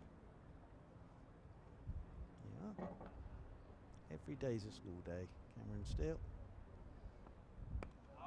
Forward again goes Patel. We'll get a single here, just squeezes this one out into the offside. And we'll move Patel on to 36. Well, now my question to you. Yes. What is the smallest city in England? Oh, that's an excellent question. It really is a very good question from you. The smallest city in England. Am I allowed a little bit of time to think about that? You are. Thank you. Come back to me. I will.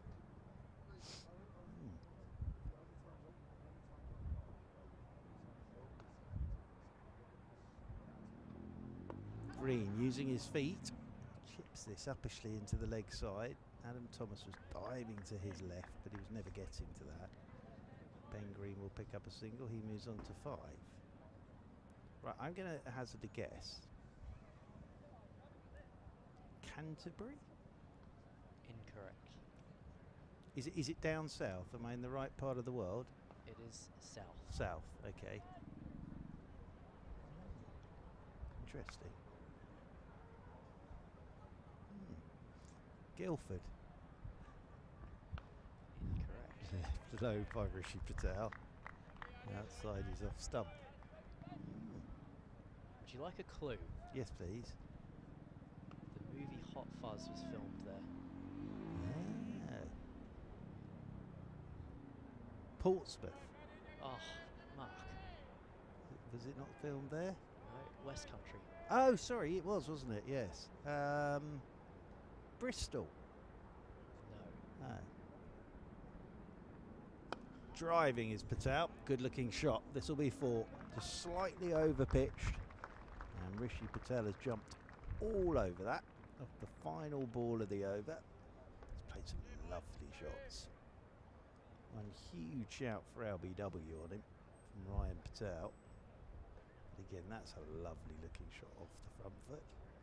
Crowd enjoying that. The young man there having a magnum. Excellent. Which enables me to relate the story of one of the great urban myths of all time, that the magnum was invented by actor and former James Bond Roger Moore. That was an urban myth that did the rounds for many years. Cameron Steele, it wasn't true, but I loved the thought of it. Quite partial to one of those myself, I have to say. Here is Ryan Patel with the 12th over from the pavilion end. Oh, he's bowled Ben Green. It's identical to Eskenazi. Ben Green pushing forward, nipping back, hitting the top of middle stump. Patel has 2. And the Foxes 60 for 2. And as you said, Cameron Steele, the wizard, has a couple now. It's good bowling again because he's gone wide of the crease on him. It's just nipping back. And again, ends up looking like he's played the perfect forward defence. It's just nipped back through the gap. and hit the top of the middle stump. Carbon copy. It is. A wobble seam from Ryan Patel's good skill, but just nagging away at the top of the stumps. That is the exact length we've been talking about all day. Ryan Patel has deserved that. He's been the pick of the bowlers so far after a pretty good over from Benji Flores. Just that last ball missing, but that's a big wicket again for Ryan Patel, and Ben Green has to depart. So Hamza Sheikh is out there in the middle, joining Rishi Patel. It was a carbon copy of the Eskenazi dismissal. Good bowling from Ryan Patel. Bath. No, but you're getting closer. Oh, am I? Excellent. That's good. We're going down the M4, aren't we, really? Yeah, we are going down the M4. Or the A303. Oh, the A303. Taunton? No. Ah. I'm trying to think of other cities. Do you want me to tell you? Yes, please. It's Wells. Oh, I'd never have got that. Wells Cathedral. Never. I would never have got that. Never have got that. So, first ball for Hamza Sheikh, and he's opening the face and guiding this down towards third man. We'll get a single. All of that chat about cathedrals and small cities has brought Surrey an important poll. If he can, Ryan Patel can remove his namesake, this will be some spell of bowling. Well, it's a nightmare for the commentators, this, because it's R. Patel bowling to R. Patel. As Rishi drives this one into the covers, and Adam Thomas does the fielding, moving away to his left-hand side. This is as accurately as I've seen Ryan bowl Yeah, for a long time. do you know what? I was about to say exactly the same thing. Great This is minds. the circa 2018 Ryan Patel. He just looks very confident and in a nice rhythm. As this is slapped off the back foot by Patel, well fielded though. Garuntner, because that was travelling down at backward point. I think Rishi Patel feels he's missed out a touch there. Goes for a little wander towards square leg. Well, thank you for that anyway. I'll be able to use that to impress people in just general conversation. Forward goes Rishi Patel, plays this one back up the pitch, and there's no run. I was almost about to say Reading. I thought Swindon's not a city. Stonehenge definitely isn't. Wells. Wells is the smallest city in England. Yeah, I didn't know that. Final ball of this, the 12th over from Ryan Patel. And good looking shot from Rishi Patel. It was uppish. There's sort of cries there from Josh Blake behind the stumps that may have even got a fingertip to that, Ryan Patel. But fine over from Ryan Patel, bowling Ben Green in identical fashion to the delivery that he got rid of Eskenazi. He has got a hand to that. It would have been a heck of a catch from Ryan Patel. End of the over. Few thoughts from Cameron Steele, and then he will be joined by Cameron Ponsonby. Doing some job. Ryan Patel rolling back the years to that spell in 2018. And we're going to see a little bit of James Taylor from the railway end, replacing Benji Flores. And a very nice few overs to start the innings. James Taylor had a chance go down, going in between wicket keeper and first slip of Rishi Patel. Well, the Guildford genius is doing it again. I sometimes wonder whether Ryan Patel will be a bit sick of everyone referring back to his Guildford exploits, but he's only got himself to blame. And he makes it easy for himself to have a good day here. 97 in the Surrey innings. Now bowling like the Guildford guru.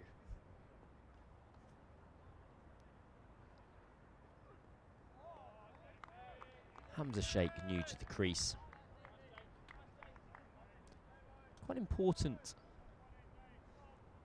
point in his career, really. Huge raps on him growing up. They absolutely loved him at Warwickshire, and they didn't want him to leave.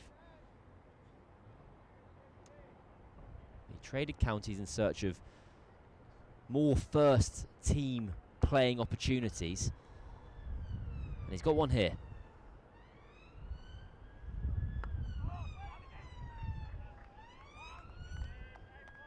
Three-year deal at Leicestershire, I'm pretty sure.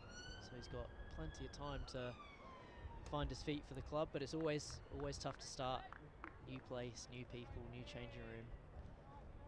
And he's got some work to do in this innings for the Foxes. I imagine it'd just be really difficult to have to prove to a 15, 20 new people that you're good again. You're like, I've already done this. I've proved myself at my last county who decided I was good. I imagine it's quite a bizarrely personal experience where you're literally on show and on trial in front of all your new teammates. Absolutely. On trial from a performance perspective, but also from a personal perspective. Being a good bloke is important in a cricket dressing room, in a sport where you live in each other's pockets all of the year. You're essentially a family. It is important to get on with your colleagues.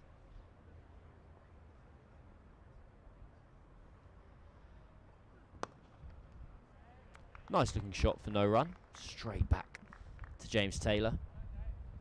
It's not quite as dramatic a situation, but Hamza Sheikh, he had been a bit run shy over the last year or so at Warwickshire. There was a reason he wasn't finding the first team opportunities that he wanted, and more to the point that Warwickshire also wanted to give him.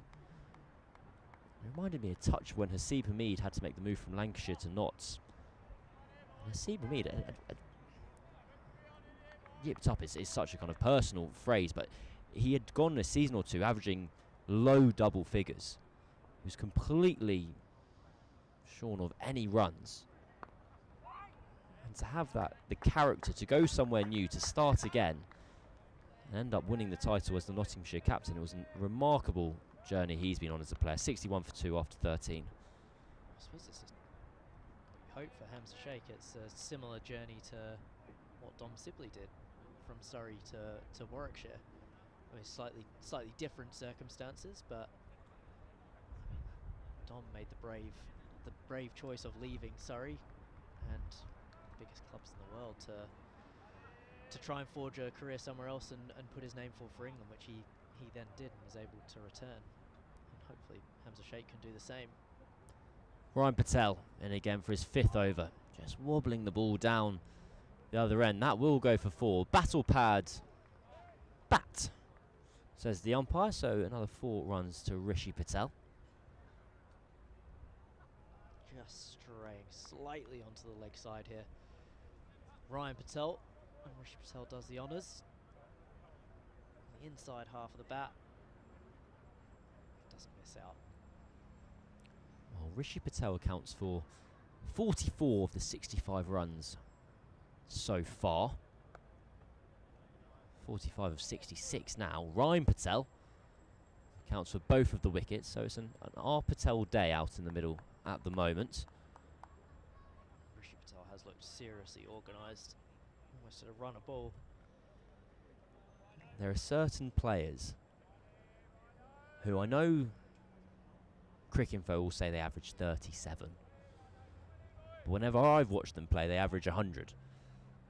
And Rishi Patel is one of them. Whenever I seem to turn on a TV, or be at a game where he's playing, he's got a number next to his name. Daniel Bell-Drummond is another one for me. Always scores runs whenever I've seen him. Paige Schofield used to be the same. Rishi Patel is just entering that Daniel Bell-Drummond sphere. What a lovely place to be. Did you have any favourite or least favourite opponents? I was playing at Durham, Luke Wells.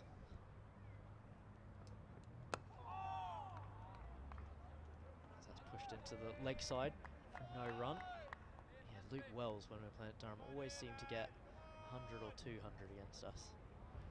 But then, fortunately, when I moved to Surrey, we had a bowling attack which didn't really allow too many players to get that many runs.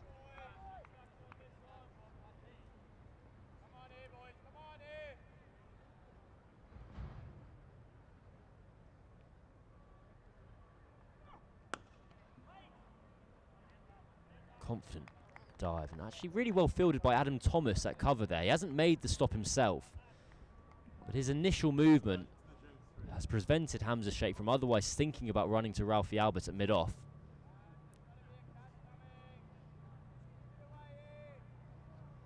That was a saying a coach of mine used to say, fielding is about preventing runs, not stopping runs. And annoyingly, I've remembered it. Another fine over from Ryan Patel. He's got 2 for 18 off his 5 overs. Leicestershire 66 for 2 after 14. What do you do with Ryan Patel here? Do you keep him plugged in? I'd say so for now. The longer you can keep the spinners on ice, the better. 30 overs of spin you could have potentially from Ralphie Albert, Yusuf Majid and Tommy Elam, so to keep as many of those in the locker as possible as the pitch deteriorates, as it gets drier, and as it might spin a little bit more. The longer the better. So in answer to your question, yes, keep Ryan Patel plugged in.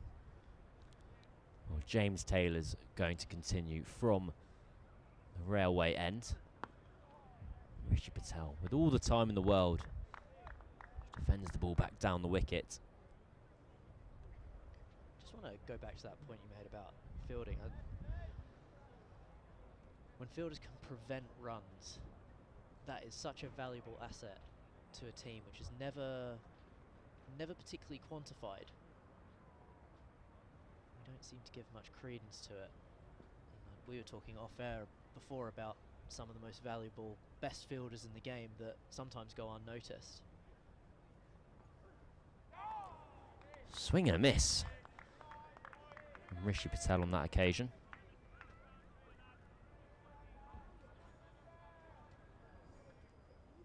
And I mean, Adam Thomas is an example of one of those fielders.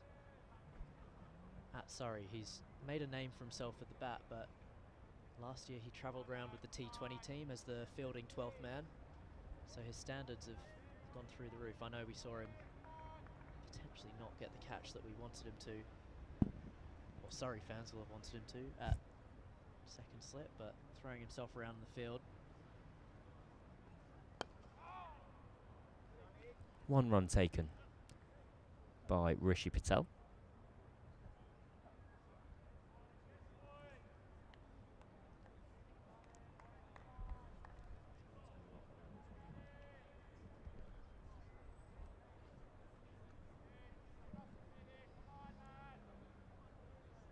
So Hamza Sheikh, 1 off 11 here.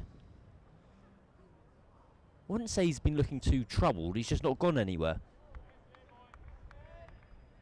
Just giving himself a little bit of time on a pitch that is tricky to get in on. I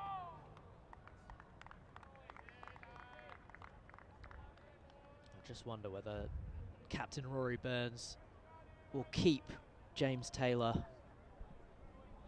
and Ryan Patel in the attack as long as possible to try and get this next wicket.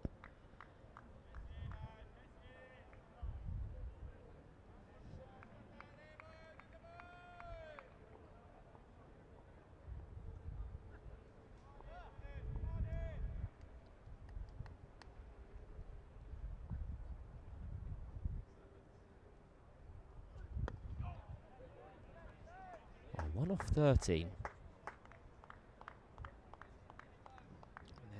They do bat deep, Leicestershire. Josh Davey inked at 9. He used to open the batting for Middlesex as a youngster. Has opened the batting for Somerset. With Tattersall, De Swart, Cox, Scriven, Davey, Ajaz and Green to come. He's got time, Hamza Sheikh.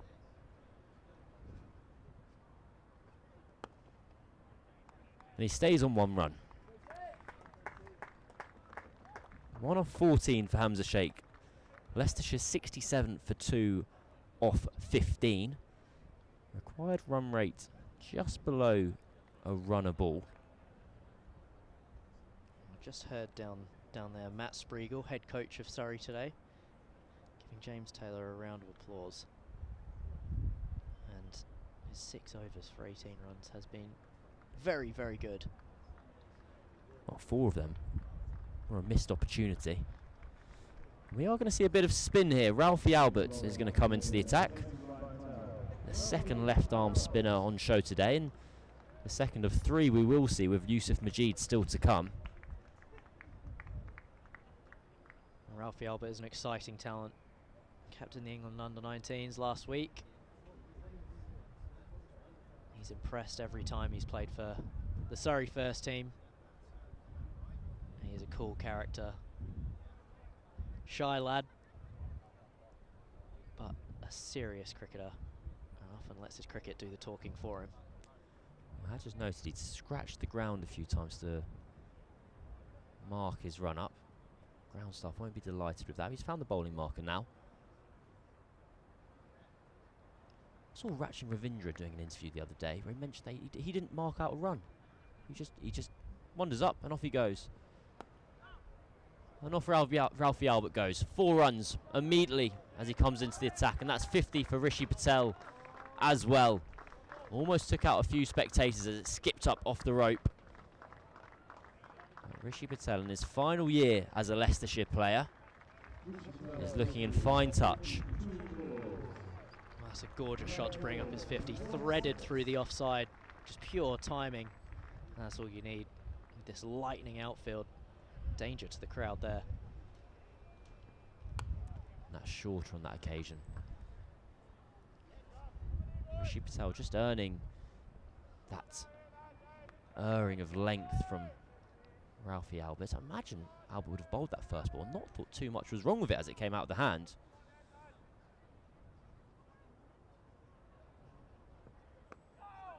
That's nice.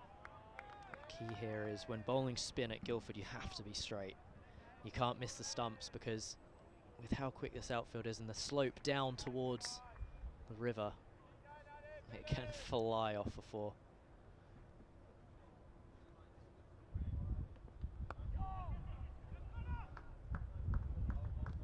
It's a quick single and a well-judged single as well by Hamza Sheikh, so he moves on to 2.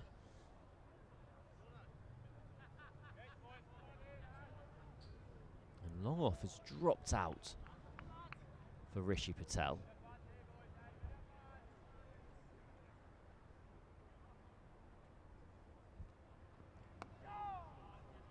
Short on that occasion, but defended into the offside.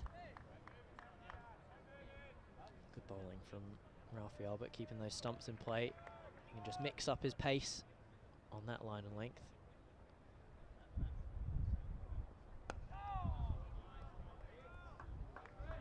Gentle single to finish the over. Pushed up towards long off by Rishi Patel. So 7 runs come off Ralphie Albert's first over. 74 for 2 after 16. So Alex Dodson's going to run on and do some 12th man duties. So a couple of Banstead boys on the pitch for Surrey at the moment. Dodson and Ralphie Albert. Ryan Patel, the man who's just gone off.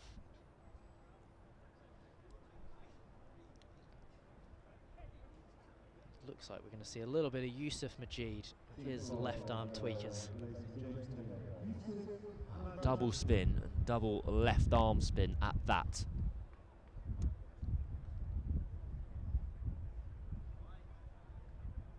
Yusuf Majid. Well, it must be one of the kind of subplots of a dressing room, really, where you are of the same skill set, especially as a spin bowler, as one of your peers. Majid had been settling in, occasionally playing a red ball game. He'd play all of the Metro Bank games, get the odd T20 game as well. He still does this year. He's now got Ralphie Albert to contend with as well. It's a good start from Majid. The joys of professional sport, competing with your mates. But Yusuf Majid has done a good job in the One Day Cup over the years, often opening the bowling. And bowling the power play has done a lot of the hard yards.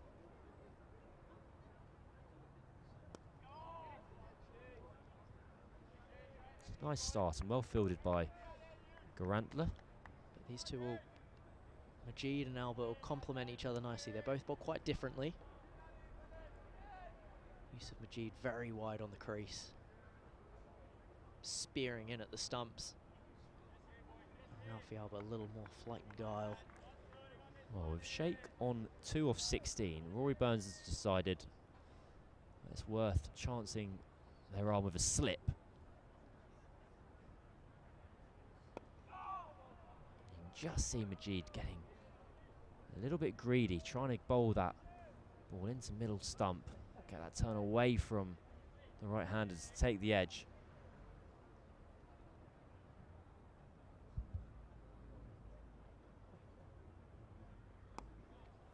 Quick and into the pitch on that occasion. Looks as though Majid is going to change the field. Rory Burns is going to come back into cover, and there's going to be 2 points for the last 2 balls of the over. Protecting against an edge for 4 or a cut shot.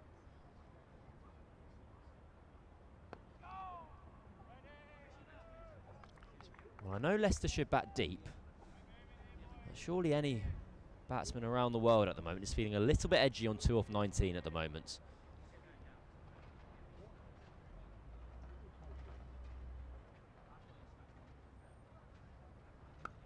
Short. That does give Hamza Sheikh the opportunity to cut the ball away for a single. So he moves on to 3. A very fine start to life this afternoon for Yusuf Majid. Just 2 runs conceded from his first over. 17 overs gone in this run chase. Leicestershire 76 for 2. It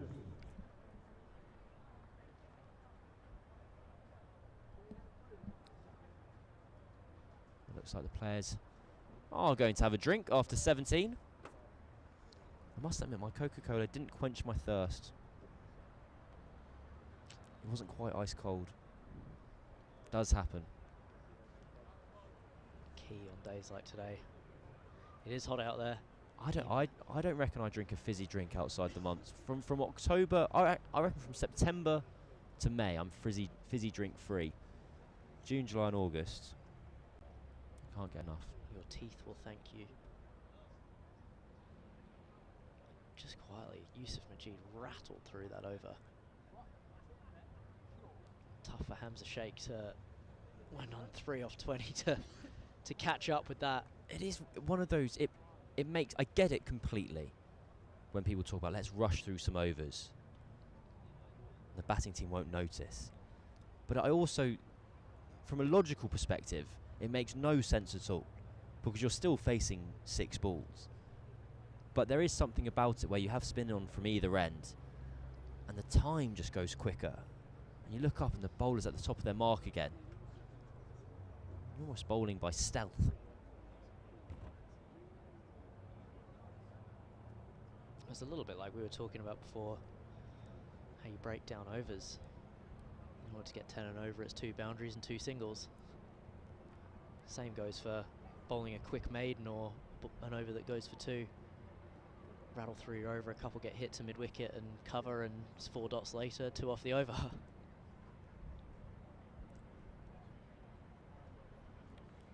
I used to pride myself in bowling very fast overs in club cricket, but then I started getting whacked everywhere. And then they go slower. It's a real shame. What do you bowl? Or did you bowl? Terrible off breaks. Round the wicket, slide them on into the stumps. 4-5 field. What's the problem?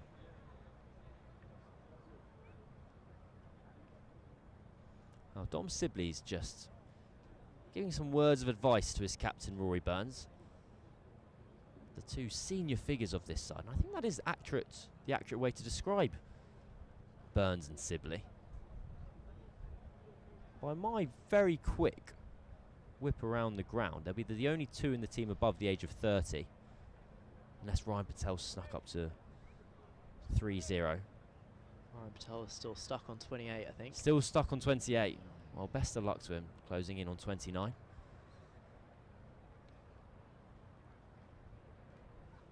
Ralphie Albert. My retirement has brought the average age down. You're on the senior figures. You'd be barking out instructions at the moment. Well, hit to mid-on and run. Shy at the stumps. That would have been out. It's the double-edged sword of when an outfield is bobbly. Occasionally it can just kick favourably to the fielder. On that occasion, Benji Flores had a chance of shying and hitting. I'll tell you what, Ralphie Albert won't be too disappointed that he's now bowling it. My apologies. Rishi Patel is on strike. He'll be devastated. He'll be devastated.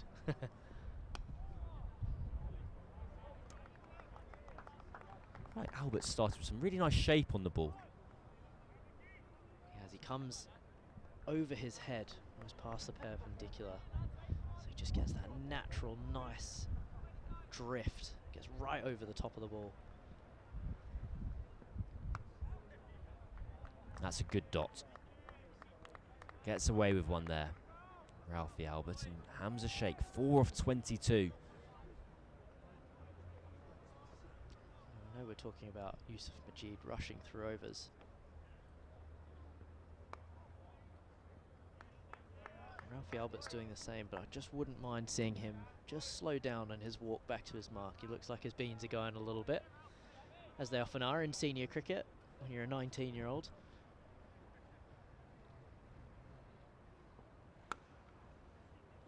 Well, Rory Burns has been wrong-footed there. He'd sprinted off to his left to cut off what he thought was Hamza Sheikh trying to cut the ball for one in that gap between himself and point.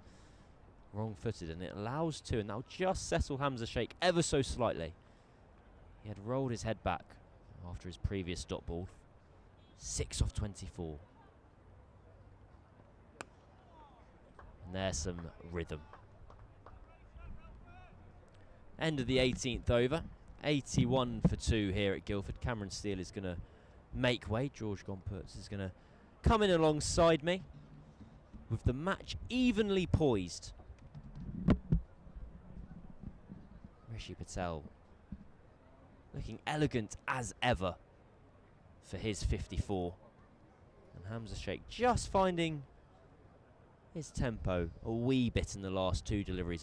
A double and then a single to take him on to 7. We're set up quite well here. We are set up very well. Surrey bringing up the 100 in the 23rd over. That was for the loss of 1 wicket. Leicestershire are 2 down for 81. 18 overs in. So on the worm, everything aligning just about.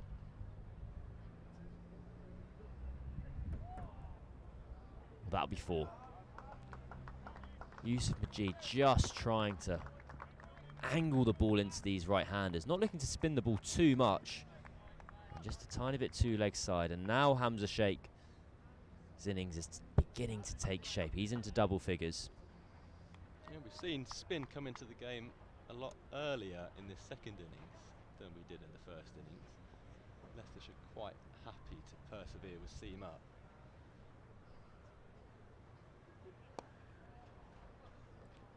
Well, have a look when, well, misfield at mid-wicket allows a single to be taken. Have a look at how wide on the crease Yusuf Majid is bowling here. His front foot is outside the tram lines, as it were, the wide lines. I was going to call it the popping crease, but I don't think that's right either. A hop, skip and a jump, and that front foot lands outside of that white test match wide line. As you said, just angling it into the pads. We're not really seeing a lot of spin, but if one does grip from that line, then that becomes very dangerous. Able to take a single. It's not fizzing it in too much, it's giving it a little bit of flight, giving it a chance to do something. If you're right, it's that step just before, or his takeoff step. Just lurches to the left.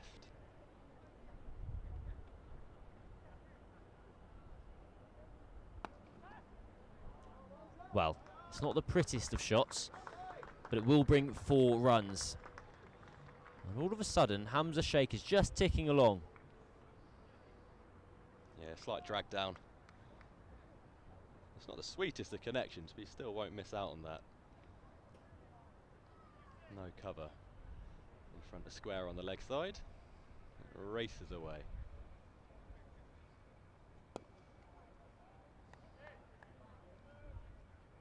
A dot ball to finish.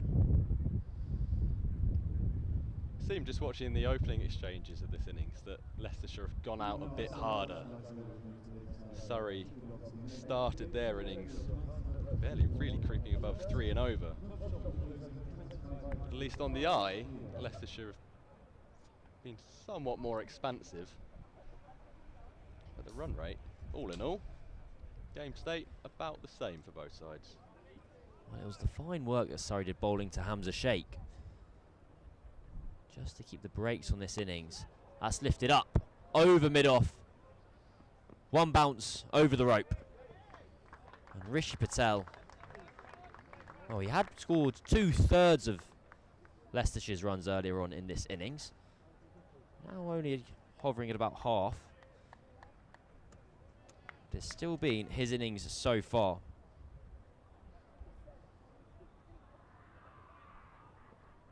Drag down, cut. It's very fortunate that only goes for 1 run. Patel faced 62 deliveries now. Is he just looking at Ralphie Albert as a bit of a target? There you go, drag down and wide, as you said, Cam. Lucky to escape with just a single off that. So only 3 fielders on the boundary for Hamza Sheikh, 4 allowed. And that's on the money.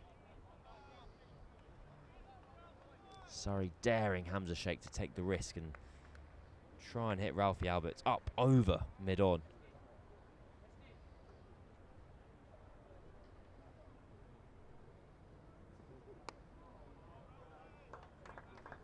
Got Ryan Patel in a slightly unorthodox position just in front of him. He's not at long off, he's not at mid off, he's sort of 10 yards in from the rope.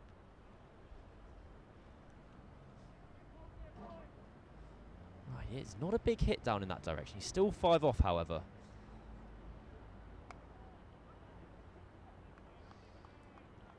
I believe we'll have to check with Cam still when he's back on air. I believe an increasing train of thought for boundary riders, if you are in a catching position, is to be 5 or 10 yards off, because that means if it is a complete miss-hit, you can still catch the ball running forwards and you can catch the ball running backwards.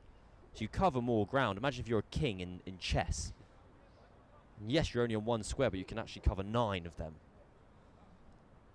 Mark Church is thinking about it.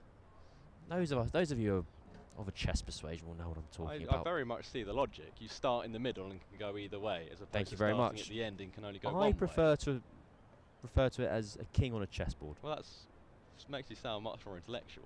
Well, for sure. sometimes I am.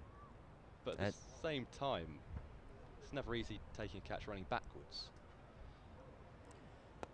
Majid continues, 98 for 2 after 20. So if it's one that is just going over your head and you're running back for it, which otherwise would be straight down your throat if you were on the ropes. Well, these are the gives and takes we have to. Exactly. We have to combat. But I see the point, because fielding there, you're less likely to cover ground laterally, as opposed to if you're riding square of the wicket, where most of your movement is coming along the boundary as opposed to infield. Yes, I'm with you. So that where you have cover point and deep square leg, they will be right on the boundary as they are right now. Exactly. So if you're at long off, But as you said, yeah, all your movement is in and out. It's like the hokey cokey. or a king in chess. Depending on your target audience. 3 dots so far from Ryan Patel. Yusuf Majid even. Cut away, that won't be a dot ball. There you go, Sibley moving laterally very nicely.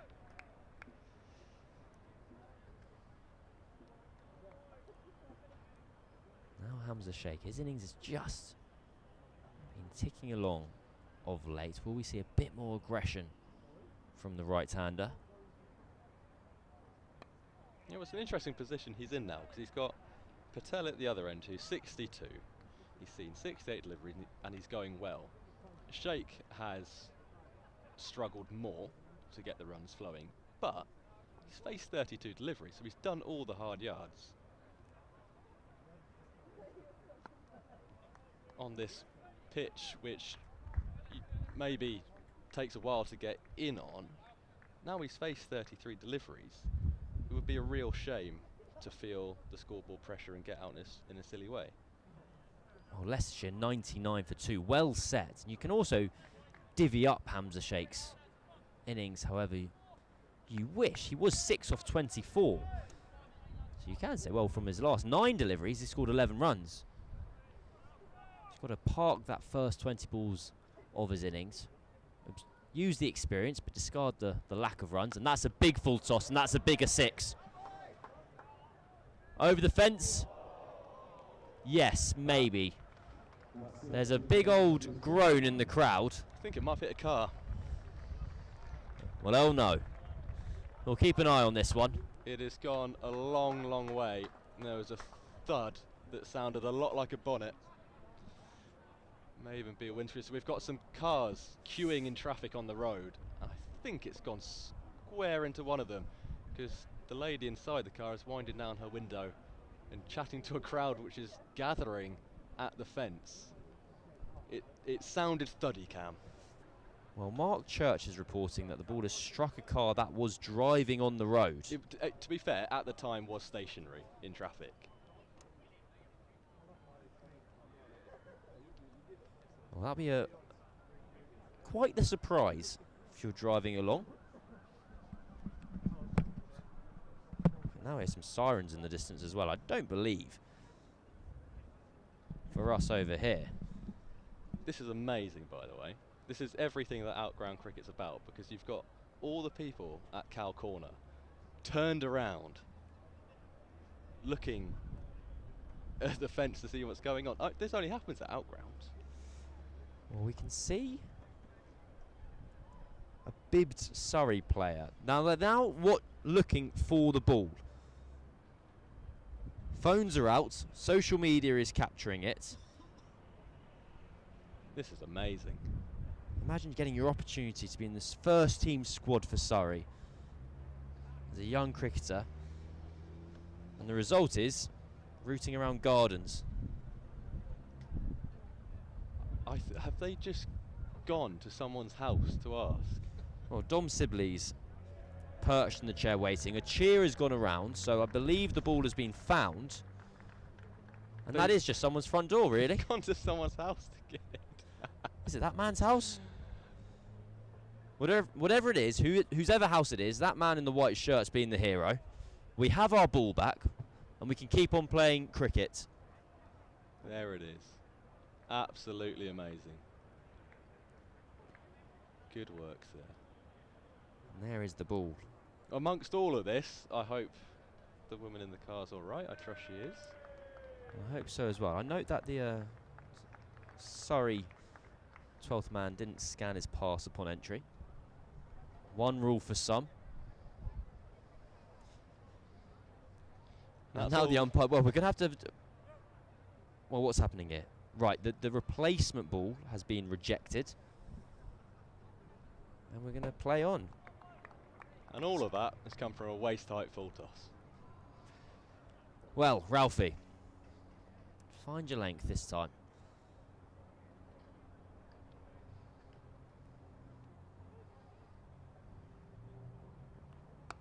That was short. So that 6 did bring up the Leicestershire 100 as well.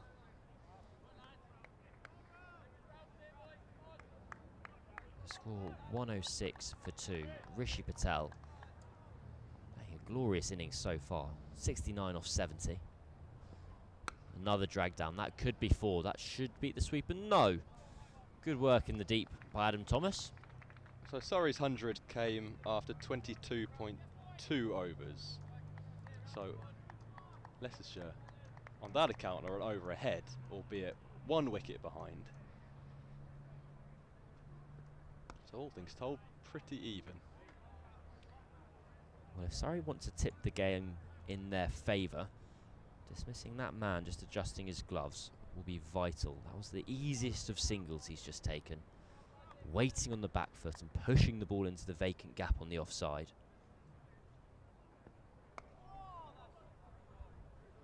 Oh, collision in the middle. Hamza Sheikh and Rishi Patel just, well, running into each other. There's no point overcomplicating it. He's enjoyed his time against Surrey this year, Rishi Patel. 164 in April at the Kia Oval in the County It's Championships. a fantastic innings.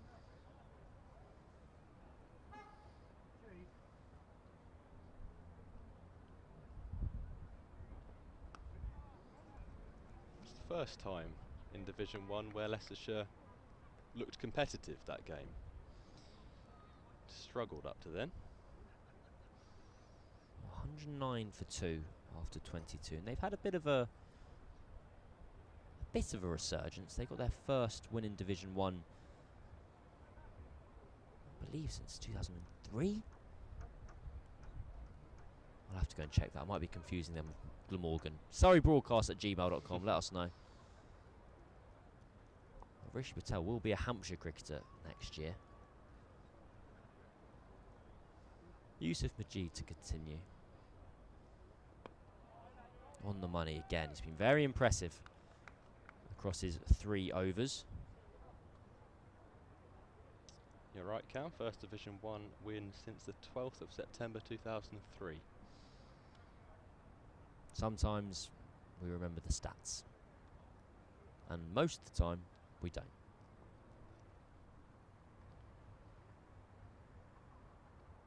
Big sweep. 6 runs.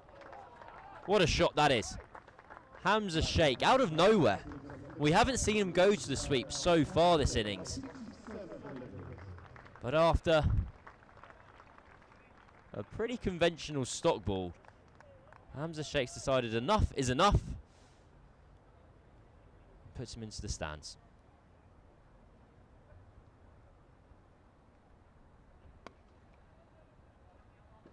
And well, you wondered, you were pondering whether or when Sheikh was going to go. That one, it wasn't even necessarily sliding down leg. He's taken it off the stumps. Slog swept it a good way as well.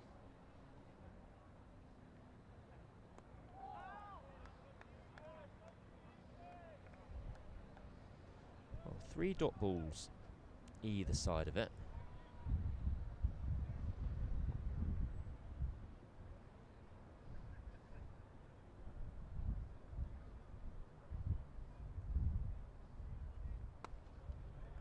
This has the potential to be a really confidence-boosting innings for Hamza Sheikh because it started so difficultly. He was 3 off 20, 4 off 24. But to come out the other side of that, build towards an innings that could potentially contribute to a victory, there won't be few innings as sweet. That could be 4. That's just a bit leg side. No one's going to catch a ball on this outfield today. And so an expensive over for Surrey. 11 runs coming from it. 4 more runs to Rishi Patel. He moves on to 74. Leicestershire 120 for 2 after 23 overs.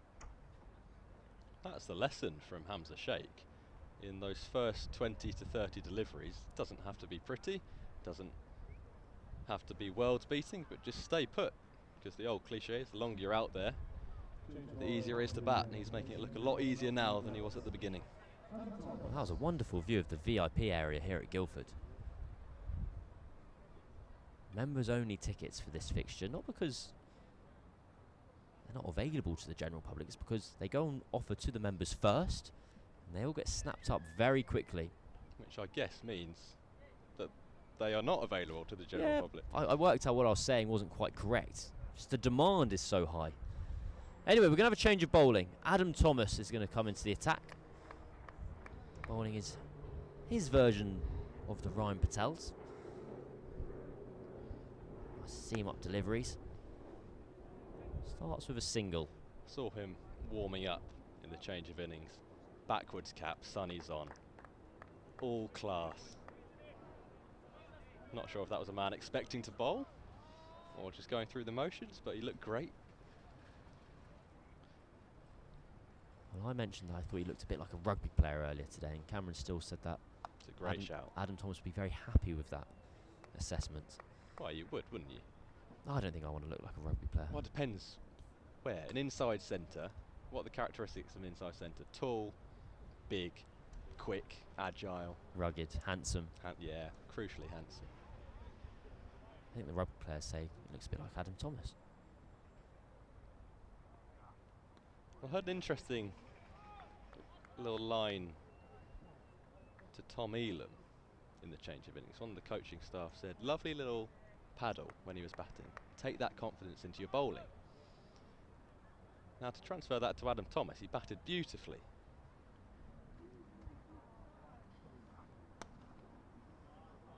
And I wonder whether that confidence from batting well, how much that transfers to your performance with the ball, because presumably you've put in a good performance, you've already contributed to the game and you're feeling good. You're in a better position to go and bowl well as well.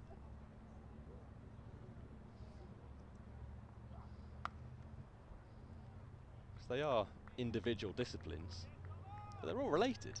It's the same match. I imagine he stood at the top of his mark with his shoulders pushed back that little bit more. Like an inside centre would. Like an inside centre. He's feeling confident from his day's play already. That is a wide ball, but only the third run off the over. But if you get a low score, then you're starting your bowl innings already thinking, right, I've got to make up for it, I've got to contribute. You're facing the potential of a double failure. Exactly.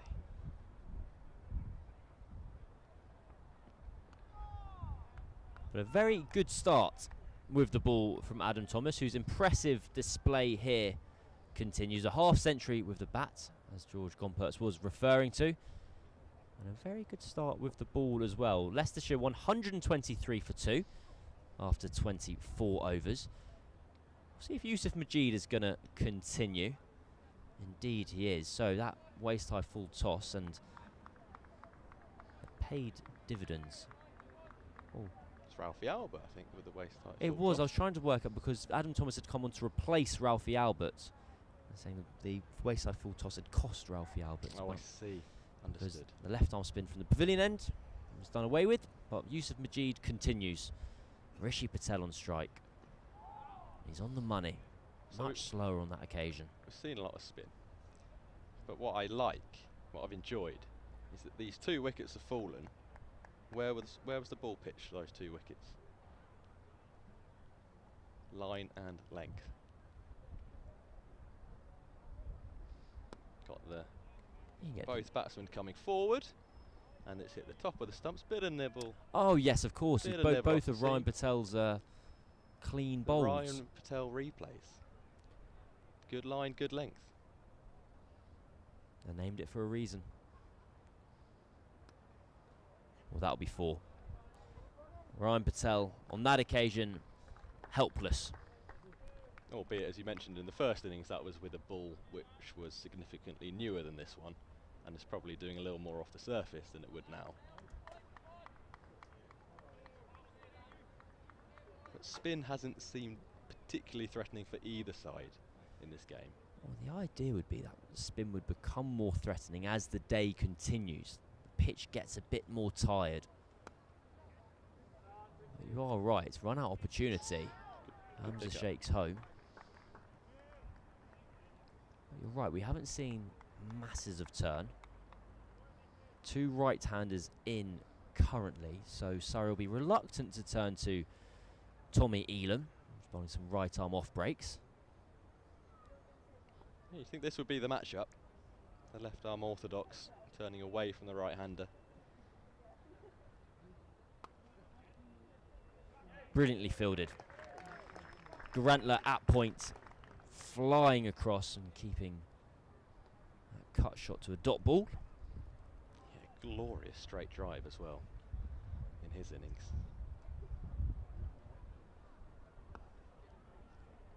That was the on drive. It was wonderful. Halfway in Leicestershire's run chase. 25 overs gone here at Woodbridge Road. The score is 128 for 2. And these two just starting to get away a little bit, or rather Hamza Sheikh starting to find his feet a little bit more.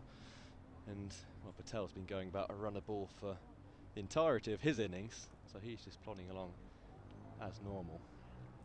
Adam Thomas will continue his first over.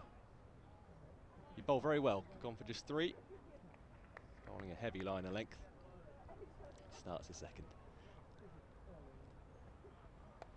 Well, it's been good from Adam Thomas. Leicestershire pinch another very quick run. Bit of a wild throw, underarm flick from Nikhil Garantla. But Thomas has just been getting some movement off the surface. He beat the bat on a couple of occasions in the previous over. He's played that so late, by the way. He's played that right under his eyes. I don't quite know how they've stolen a single.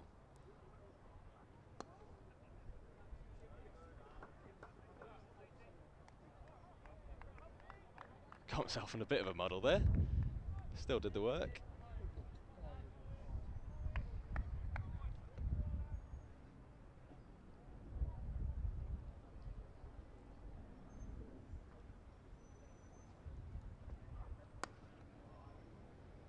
Elegant. In control the whole time is Rishi Patel. This partnership now stands at 71. It's just wrenching the game in the favour of Leicestershire. Well, it's worth remembering Surrey, between Ryan Patel and Adam Thomas, had this very same partnership. It was like 1 down rather than 2. But they were able to get Surrey ahead of the game. Then Leicestershire fought back. That double strike by De Swartz, where he got Ryan Patel and Josh Blake in consecutive deliveries.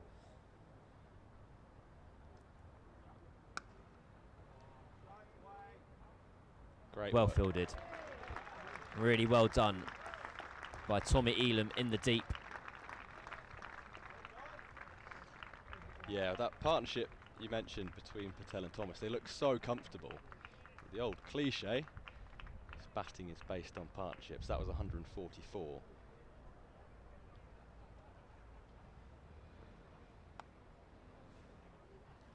An over of singles.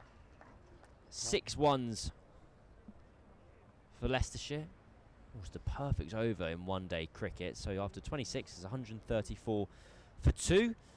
I'm going to make way for Mark Church and a few more words from George Gompertz.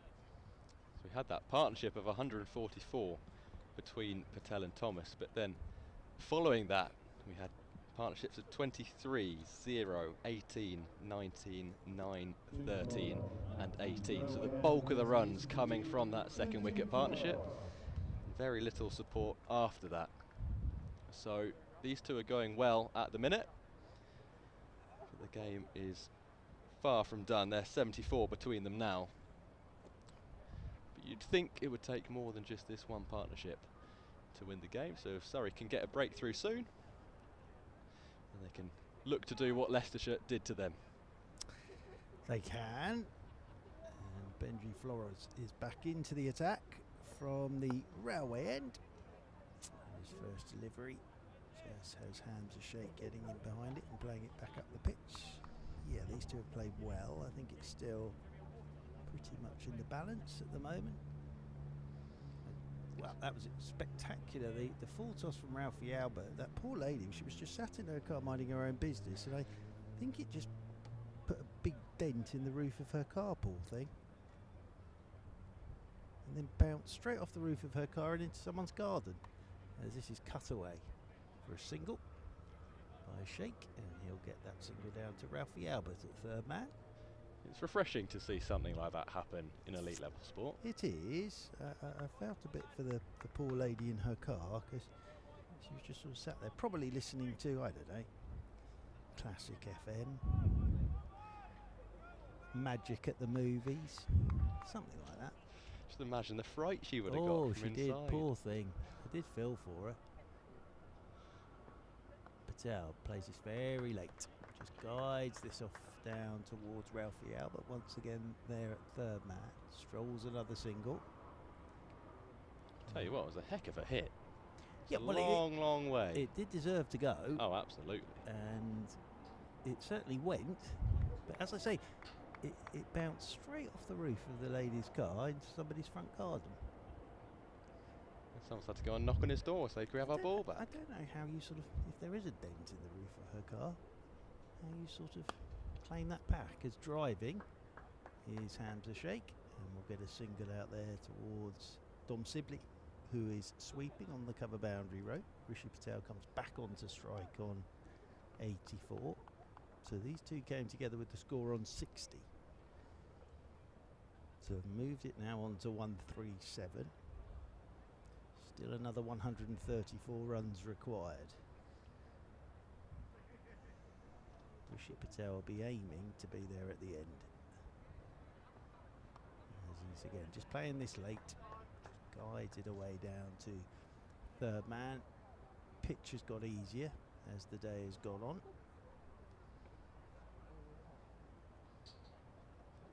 Ticking along in singles, but if you look at the run rate required, this is all they need to do. And they'll wait for the odd short wide one, which they can biff away to the boundary. Yeah, I think Tommy Elam's worth a go here. Yeah, this is short, and this is pulled away for 4. It's a great shot from Hamza. It was banged in by Flores, and he has played the old pull shot where he swivels on that back foot and shows the pace of the pitch. He's got it in front of square, through mid-wicket, and off to the boundary rope for 4. So boundary off the last ball of the over, banged in, and again it just shows the pace of this pitch. Sat up and seen it very early. Did a full 360 as that whistled off to the mid-wicket boundary rope for 4 runs. Here we go. Tommy Elam's coming into the attack. I think this is the right move from Rory Burns. Bit of off spin, something a bit different. You've had the 2 left arm spinners going from either end. Now it just gives Rishi Patel something to think about. And whichever end he bowls Elam at, he's not going to have a long leg side boundary to work with anyway. So I think he had to come into the attack. But from this end, he does get an extra maybe 5 to 10 yards of protection. Yeah, I'm not sure. I'm not sure that's going to help him a great deal, really, because there's such short boundaries here. But I think it's the right move because it just is something different. Adam Thomas bowled nicely, but we've had Ryan Patel. This is something a little bit different. So Tommy Elam with his first delivery, and just pushed back up the ground by Rishi Patel. Elam scrambles across to do the fielding. Rishi Patel's played very nicely. 85 off 86. He's played some delicious shots. One huge shout for LBW from Ryan Patel that wasn't given. He's reverse sweeping, and it's well played. And it's beaten the dive of Yusuf Majid, and that'll rush off down to the third man boundary rope for 4. Very nicely played. Fully in control of that. And took that from outside his off stump and just reversed it down to the third man boundary rope for 4. Very good footwork from a gentleman there in the crowd to stop the ball as well. And this one from Ralphie Albert, well, fired in about leg stump. Was a bit of turn there and bounce, but it actually did for Josh Blake as well behind the stumps, and that's going to run away down to the long leg boundary rope for 4 more towards a gentleman with his, well, it's actually hit his picnic carrying utensil. His esky. Is that what it's called? I think so. Play up front for Leicester City as this one's punched off the back foot by Rishi Patel, and that will move him on to 94. It's already 9 off the over, so more than what they need, and they've only faced 4 deliveries of it. Tommy Elam taking his maiden List A wicket earlier this week. He's in here, and he's playing this off the back foot late. His hands are shaky. He'll pick up a single, and moves on to 37. That's been a theme of this innings as well. They've run really well between the wickets. Quite a few quick singles And we saw Surrey at times turn down the opportunity to come back for 2. But these two out in the middle at the minute. Lovely drops and runs. Rishi Patel comes back on to strike. It's bowled by Elam. Just punched back up the pitch by Rishi Patel. Tommy Elam does the fielding off his own bowling. So 10 off the over. So runs required now down to 119 off 22 overs. Hamza Sheikh and Rishi Patel get together for a chat. These two have put on 92 now for this 3rd wicket. And Adam Thomas is switching ends. So Thomas comes back into the attack from the railway end. I like Adam Thomas's bowling. So Benji Floros just coming back on for the 1 over. His first spell was a bit loose. He bowled quite a few wides down the leg side. Second 1 over spell was better, although dropped a bit short at the end. Thomas into Hamza Sheikh, cuts down to Guruntner, and he does the fielding in there at backward point. He's been very good in the field today, Gil Guruntner. He's been everywhere actually. Well, Surrey just have to make this as hard as possible at the moment for Hamza Sheikh and Rishi Patel. Forward goes Hamza Sheikh, just pushes away out towards Sibley. He comes in off that cover boundary rope. They pick up 1 more.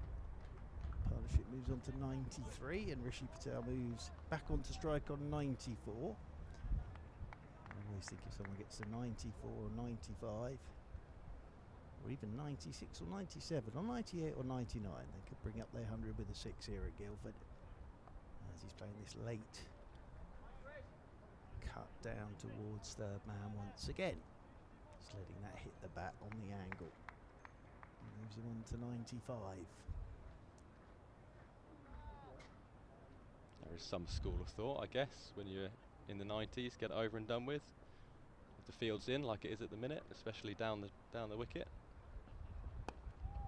It's another single, just pushed away out towards Dom Sibley, sweeping on that cover boundary rope. Yeah, they're doing this very nicely at the moment through these middle overs. This is Sheikh and Patel.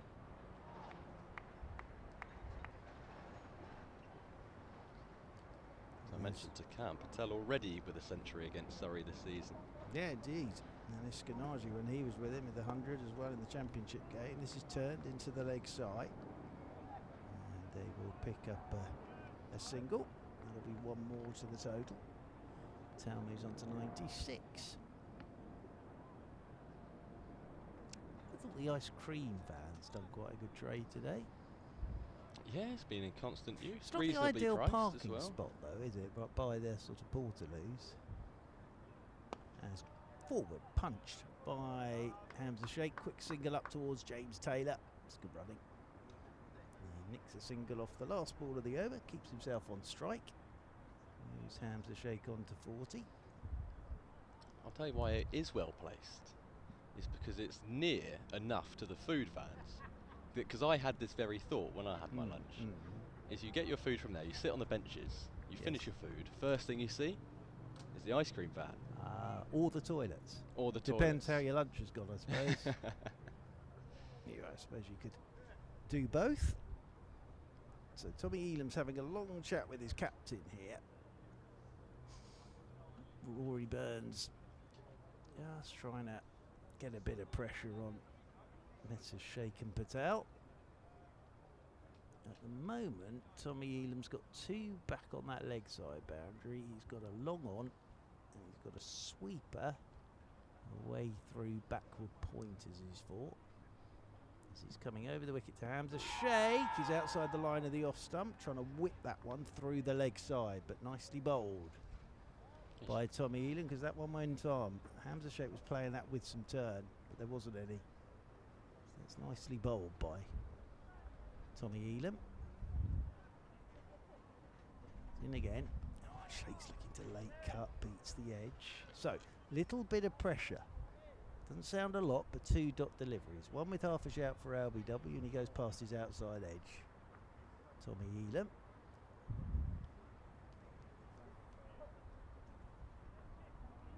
So just be a single down the ground. Comes Ralphie Albert to do the fielding. So that brings Rishi Patel on to strike on 96. Ryan Patel is getting himself warmed up. He has both the wickets to fall today. Eskenazi and Ben Green. Elam's in. Patel's forward. Turns this one straight back up the pitch. Elam does the fielding off his own bowling. 2 balls to go in the over. Tidy over thus far from Tommy Elam. 30th of the innings. Single for Rishi Patel moves him on to 97. Enjoyed this over so far. He's given it a good flight. Pitching it nice and full. Bringing the batters forward, which has caused problems to Sheikh so far. Last ball of the over. Sheikh's gone outside his leg stump. It's a horrible shot. And that's just a little tick in the box for Tommy Elam. He was wanting to go inside out over extra cover there. Look, he's rehearsing that. He wasn't quite to the pitch a bit, but that is the 100 partnership between Hamza Sheikh and Rishi Patel. Sheikh's nicked the strike again. Good partnership this for the 3rd wicket. So 20 overs remaining here on the Surrey live stream. And 111 more runs required by the Foxes. Well, Leicestershire don't need to do anything differently. They're happy to tick along as they are at the run rate required. But wickets will change the game. Well, Ryan Patel's got 5 overs left, 2 for 18. I said it when Thomas and Patel were going. Alfonso Thomas, as in comes Ryan Patel, and Hamza Sheikh will get a single. And move on to 43, brings Rishi Patel back on to strike on 97. Alfonso Thomas won't want to see these two until the game's over. He won't want anybody else to have to go out there and do anything unless it's only, I don't know, 15, 20 needed.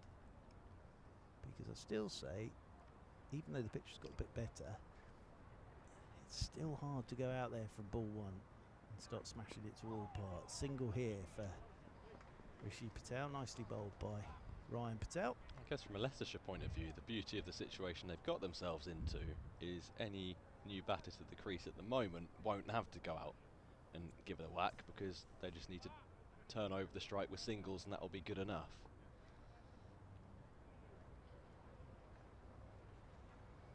Well, you've got 2 players who've been out there a while now.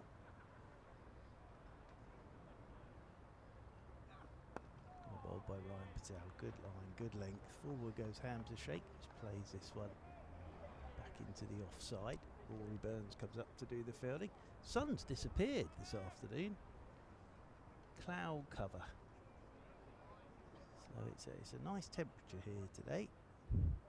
It's nice and warm, but it's not too hot for everybody. I think the temperature's meant to go down at the weekend and then go up again next week. Another heat wave, I think.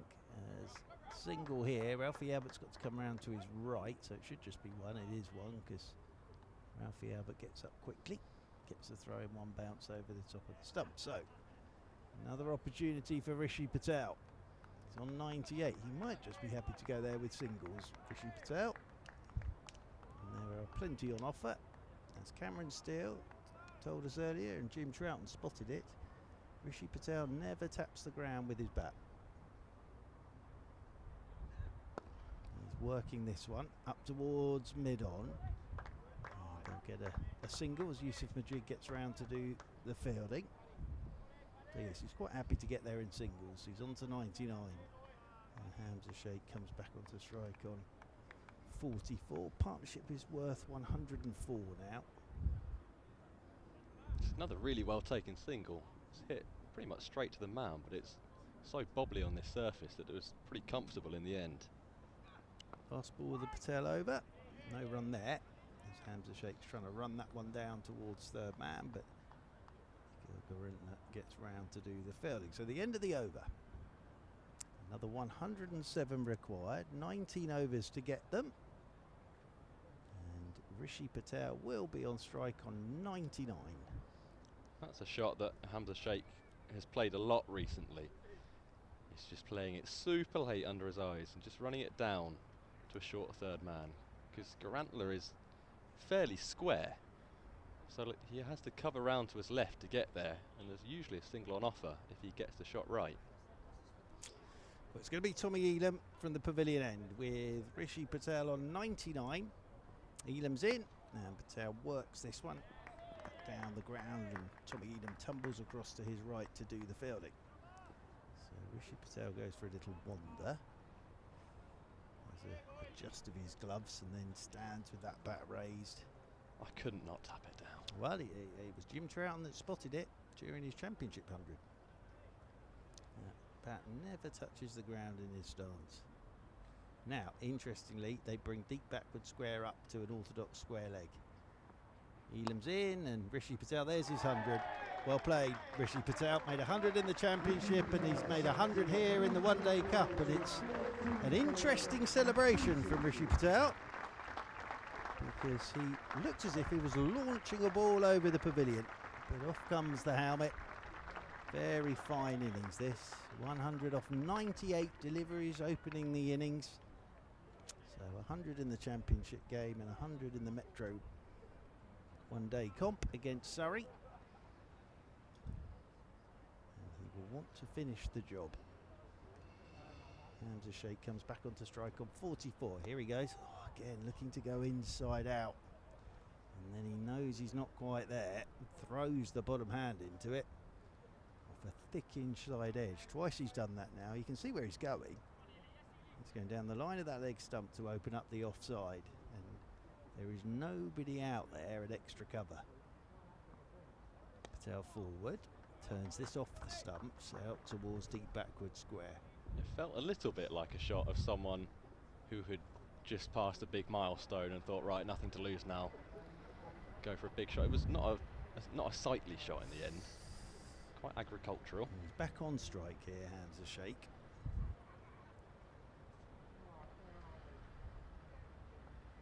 Quicker for Elam, flatter for Elam. Gets up on his toes, Hamza Sheikh. Just helps it away into the leg side. Was it Sheikh who went in? It Oh, it was. was Sheikh. He's tried it twice now. And you can see he's thinking.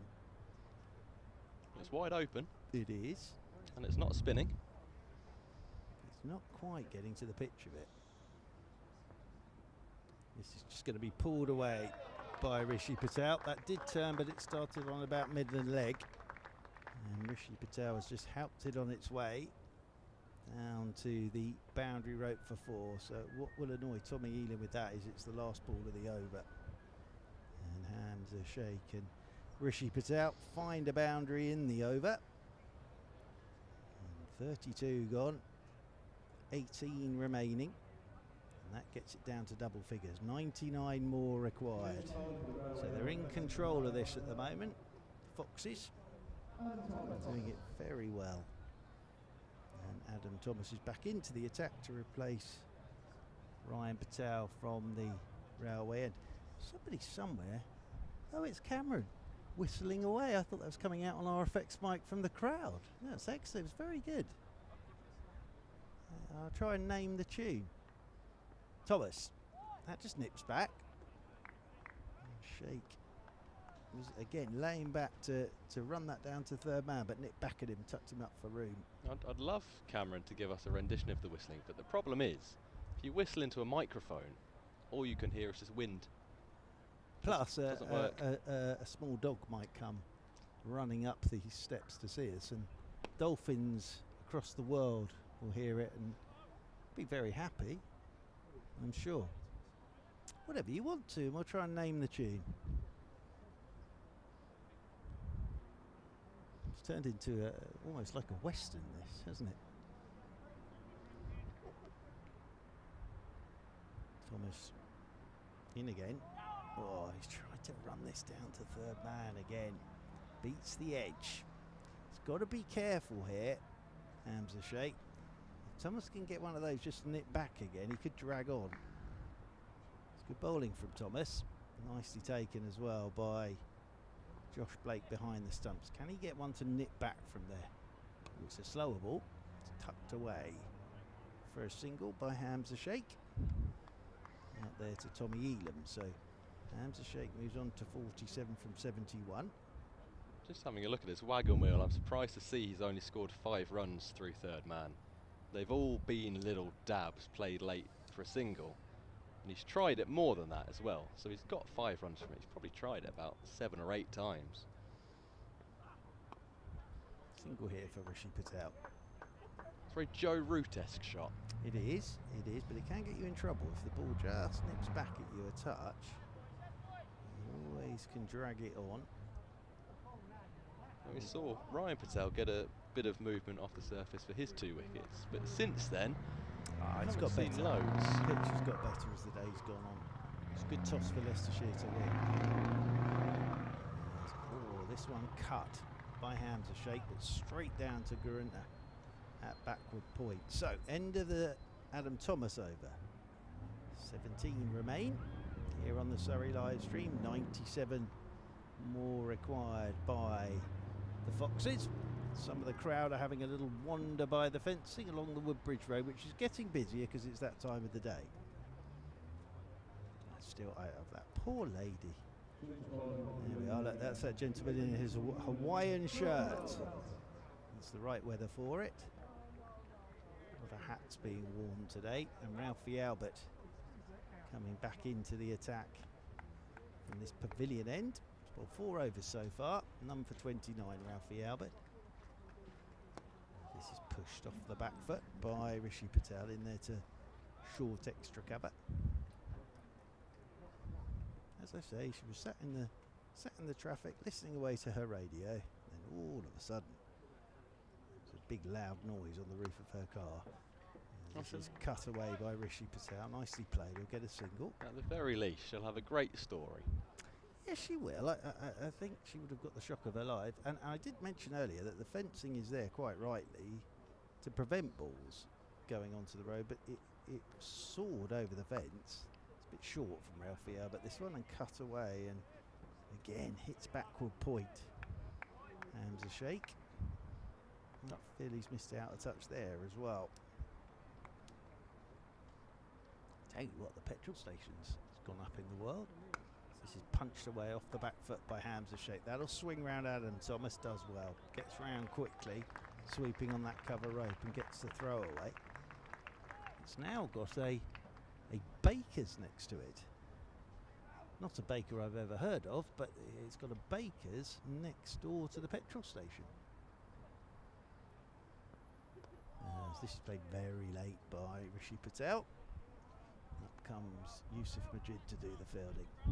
So yes, you can fill your car up or get your paper and then get yourself a croissant or a pain au raisin of a morning these days in Guildford. Very sophisticated. There's that short hammered, brilliantly stopped by Rory Burns in there at short extra cover. That was a terrific stop for the captain. Saved a boundary there. Just a single. Just looking at him, he hasn't looked down at his hand yet, but that was hit so hard. It's taken the fingers of his right hand, but he seems to be all right. Now we'll run on some drinks, have a chance to recover. It's almost like the World Cup, this, having hydration breaks. So the only difference being the hydration breaks have always been a part of cricket. Yes, they have. And we're not showing adverts right now. Oh, thank goodness. Apart from that, exactly the same concept. Drinks break. And Rishi Patel and Hamza Sheikh will be pleased about this as their drinks are brought out to them. There's our match summary so far. Surrey 270 for 9. Ryan Patel with 97. Adam Thomas with 57. Deswat taking 4 for 49. And then Rishi Patel 108 not out. Hamza Sheikh 48 not out. Eskenazi bowled by Patel for 8. And Green bowled by Patel for 5, who has 2 for 22. So there's your equation at the bottom of your screen. Leicestershire Foxes need 94 more of 16 overs. Actually, sometimes for the fielding side, this isn't a bad time to have a drinks break. You know what they say, don't they? Drinks bring wickets. I'm not sure that's always true, is it? It's always true. Right, well, we'll see if that is the case. Never been a drinks break without a wicket following it. Well, there we are. Ooh. Lancashire and Zebra the other day. Well, Ryan Patel was out first ball after drinks. What did he have to drink? Ah, there we are, you see. There we go, drinks brings wickets. Yes. I think there was a wicket after the drinks in the first innings here as well. Was there really? Because I remember saying exactly the same thing. Well, what it does do, as the fielding side, is it gives the captain a chance just to have a little chat with his players, and a message or two can be brought out from the coaching staff. So Matthew Spriegel might be sending out a message or two with the drinks. And as a batter as well, sometimes, especially in heat like this, you can look forward to drinks. You think, right, let's just get to drinks, then reassess. And you have a drink, 3 minutes or so, sort of relax a little bit, and then you do just need to play yourself back in ever so slightly. And you can just lose your concentration. Well, we shall see. Because Messrs Patel and Sheikh have had their drinks. They're now just getting the old talcum powder as well for their hands, just to keep the palms from sweating. Adam Thomas will continue from the railway end of the ground. So yes, it's 94 required off 16 overs. Also gives the crowd a chance to have a stand up and a stretch, which quite a few people are doing along Daptune Wharf. Looking that way now, it's a little bit like when you go on a holiday and they have the sort of exercise classes in the pool in the morning. Away there to our left. Just explain that one for Well, us. you walk to breakfast and there's I don't know, an aqua aerobics class going on in the pool. And at the moment, there's a lot of people doing stretching along Daptune Wharf. In the drinks break, they'll have to sit down now because here is Thomas restarting and beats the edge straight away as Josh Blake takes that one off his feet. Well, I remember talking to Daniel Norcross a few months ago Oh, yes. about a yoga session for the elderly themed around umpiring signals for mobility.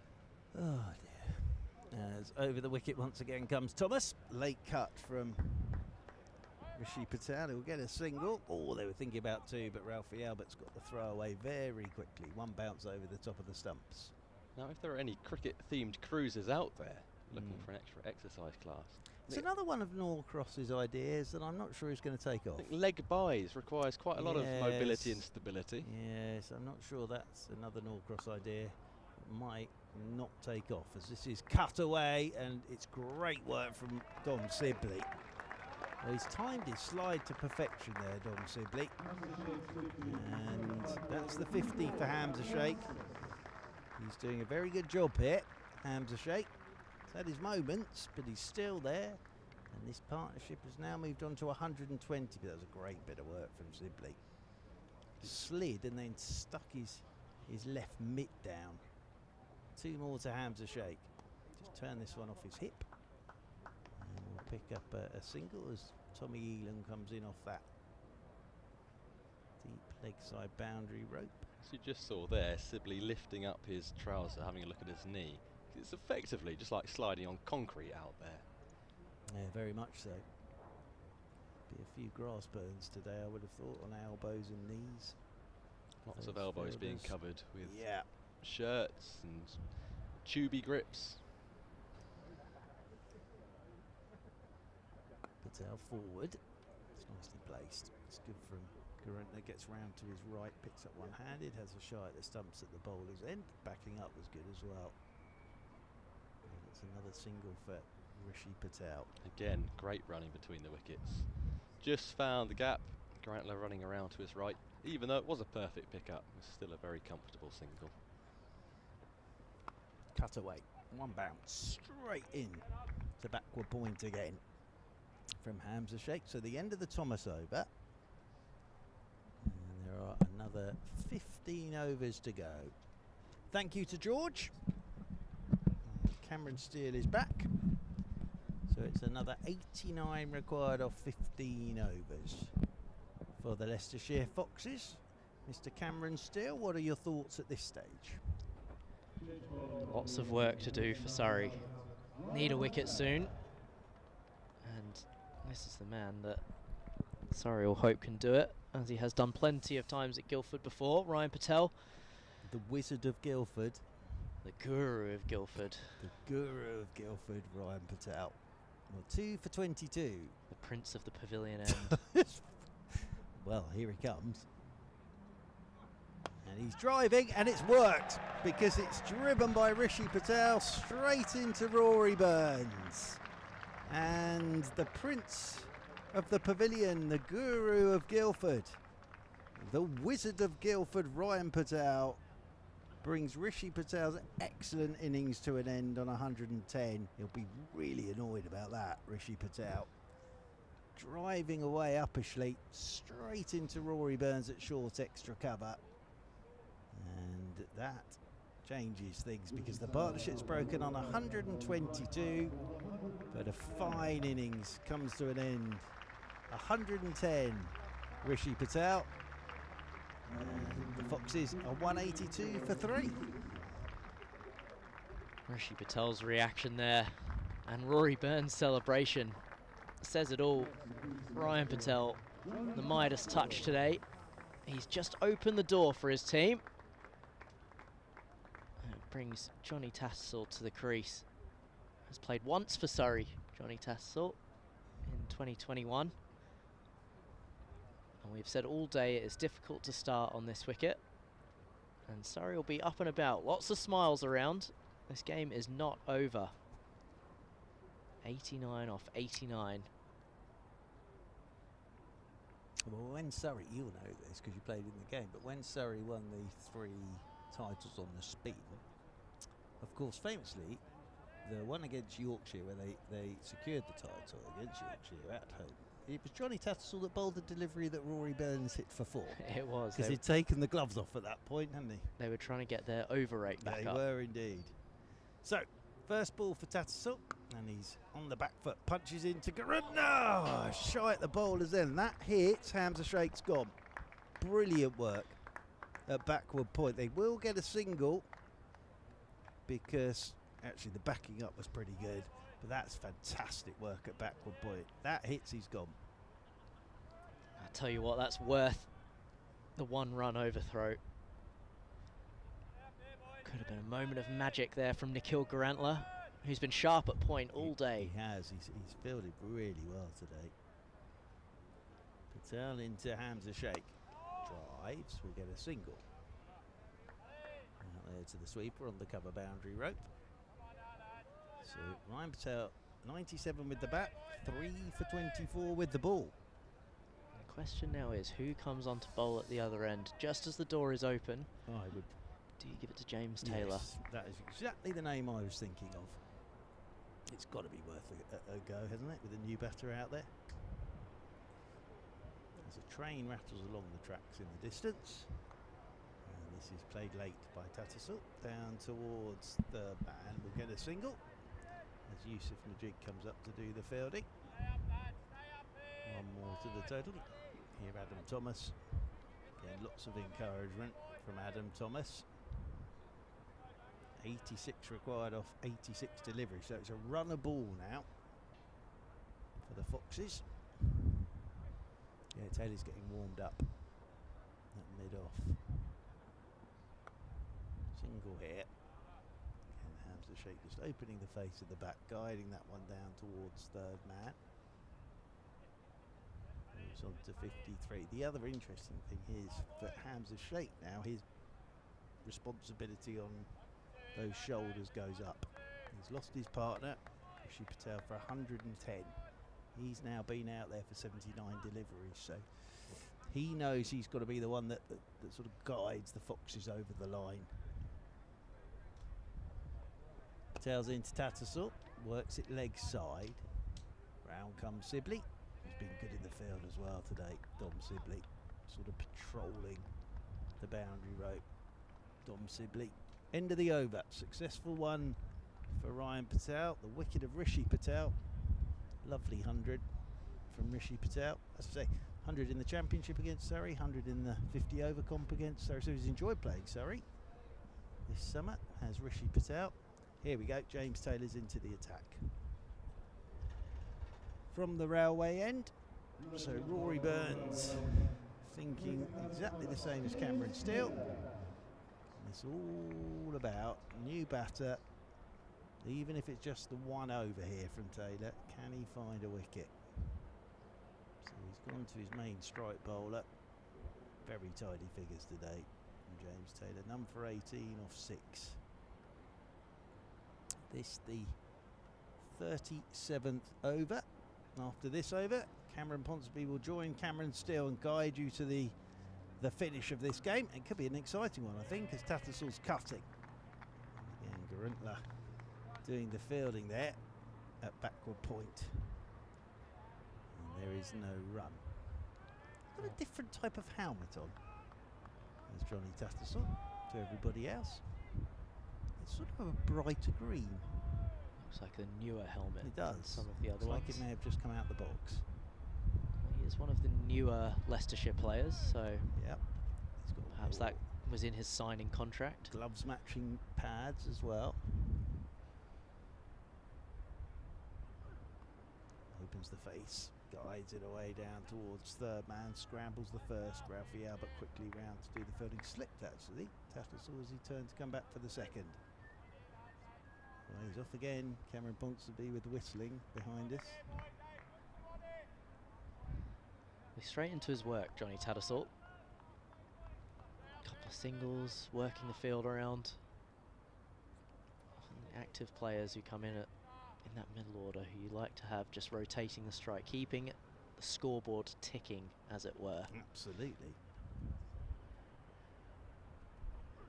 Comes the shake, straight back down the pitch it goes. Ryan Patel with a tumble there up at mid-off. Yeah, I think that wicket has made it very interesting. And I'll still go back to what I said. I think you need a bit of time still on this pitch to get in. Really, the only one we've seen sort of go from ball one was Rory Burns. But he got quite a nice offering to get going, but played some lovely shots. Taylor's look for the Yorker here. That's nicely played by Hamza Sheikh. Didn't quite hit his Yorker length, and Hamza Sheikh has just rolled the wrists on that. And that whistles off through mid-wicket for 4 runs. Good looking shot that from Hamza Sheikh. I must say, Rishi Patel at times reminds me when he bats of Vikram Solanki. Ooh, high Yeah, praise. especially High when he praise. drives. Especially with those sort of elegant drives through the covers. That's well, that's the Yorker. Digs it out as Hamza Sheikh. Well, Hamza Sheikh is almost exactly the same as where Adam Thomas was at the same time. He's 57 off 82, and Adam Thomas was 57 off 84. Yeah. Complement that with 100 at the opposite end. Could almost say the same for Ryan Patel. Well, if Surrey can do what Leicestershire did and start picking up wickets, it'll be a very exciting finish. 79 off 79 balls. Last ball of this, the 37th over. Ooh, outside edge, flashed away on the cut by Hamza Sheikh, down to Ralphie Albert. Throw comes in over the top of the stump. So 37 overs gone, 78 required off 78 balls. A few thoughts from Cameron Steele, and then it will be Cameron Ponsonby and his whistling to take you through to the conclusion of this Metro Bank 50 game. Well, just as we've seen the guru of Guildford come on and take a wicket with his first delivery, we have a change in bowling. And we have Adam Thomas, his batting partner from the first innings, coming in to take the ball from the pavilion end. Just wonder whether they want to... Rory Burns is wanting to keep a few overs of Ryan Patel. Well, Adam Thomas has been very vocal in the field over the last 10 overs. With this young Surrey side, you need leaders to appear from different places. And Adam Thomas, well, he's scoring runs, he fields at first, slip and bowls a few overs, so he seems like the right man for the job.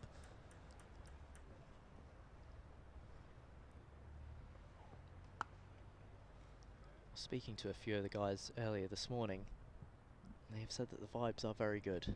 I know it always helps when you have a win in your first game, but that it's feeling relaxed and guys are starting to come of age, and Adam Thomas is certainly one of them. It must be quite a surreal experience for some of the younger players coming into the group, because you'll have the nerves of playing first team professional cricket, but you've also got friends you've grown up with to the left and right of you. Think about Ralphie Alberts with Dodson in the... Both will have grown up playing together. Same with Adam Thomas.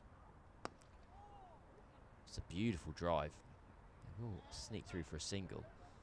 And so yes, these guys are playing first team cricket for kind of the first time in their career. They're not playing for the first time with their teammates. Surrey missing 17 players for the 100. Amazing.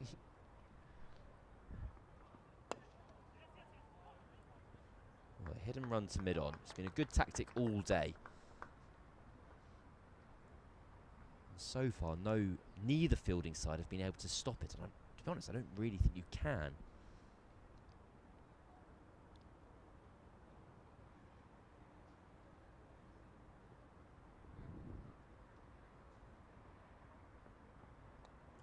The perfect one-day over from Leicestershire's point of view. 6 singles, 6 off, 0 risks taken. 38 overs gone now, 199 for 3. Exactly a runner ball required to win, 72 off 72. If you're Leicestershire, are you feeling entirely in control here, or is the fact that squads are a tiny bit weak? Well, I say that Leicester are only missing 1 player to the 100. There will be squads out there who might have a bit of a more fragile batting lineup, but I don't know if Leicestershire would consider themselves to be one of them. No, I don't think they would be. With, like we were saying before, with Scriven at 8 and Davey at 9, that's a pretty deep batting lineup, and 199 for 3, only 12 overs to go. They'll still be feeling fairly confident, but Surrey have just opened the door slightly, and if they're going to kick it open, then they're going to need a wicket, another wicket soon. And hopefully James Taylor will be the man who can action that. Thuds into the thigh pad. Fine leg is in place. So it's just about 1 run. Tommy Elam did his absolute best. 2 runs, beg your pardon, and it brings up the Leicestershire 200. Tommy Elam very almost... Well, he did make a bit of a dog's dinner of it, but it wasn't a complete disaster.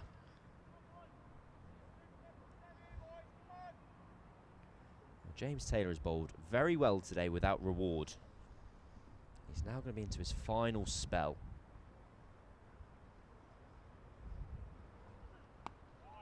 The question for Rory Burns is whether to keep him on after this spell of 2 overs and take the game as deep as he can.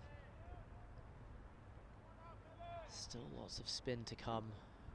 Ryan Patel's at mid-off, staying loose, just in case. But Leicester would have to do a bit wrong now to evade victory. Well, Ryan Patel has 3 more overs up his sleeve.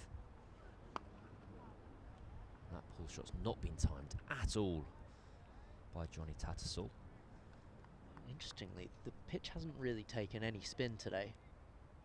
As much as we've spoken about how dry it is and how slow the pitch has been, no one has really spun the ball. And there is an international spinner in the ranks of the Leicestershire Foxes in Ajaz Patel.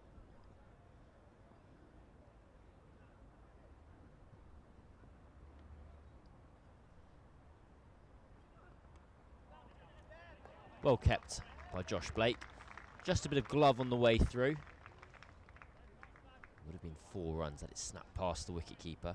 Just going through Surrey's options. They've used 7 bowlers today. James Taylor will be the only bowler to have bowled 8 overs, so Rory Burns can go in whichever direction he pleases to finish this innings. Benji Floros and Ryan Patel have 8 more overs between them. Floros with 5. You've had 4 lots of spinners, or 3 spinners, beg your pardon, and Adam Thomas. De Swart, the South African, is a left-hander, so that maybe brings Tommy Elam just back into the game a little bit.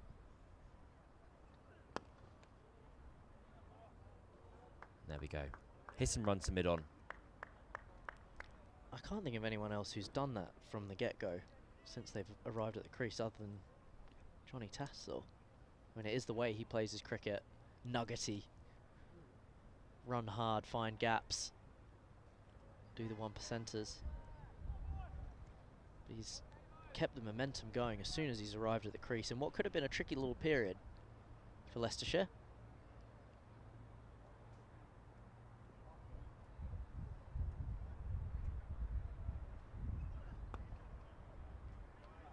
In the way that you broke down 10 runs and over earlier, it's 2 boundaries.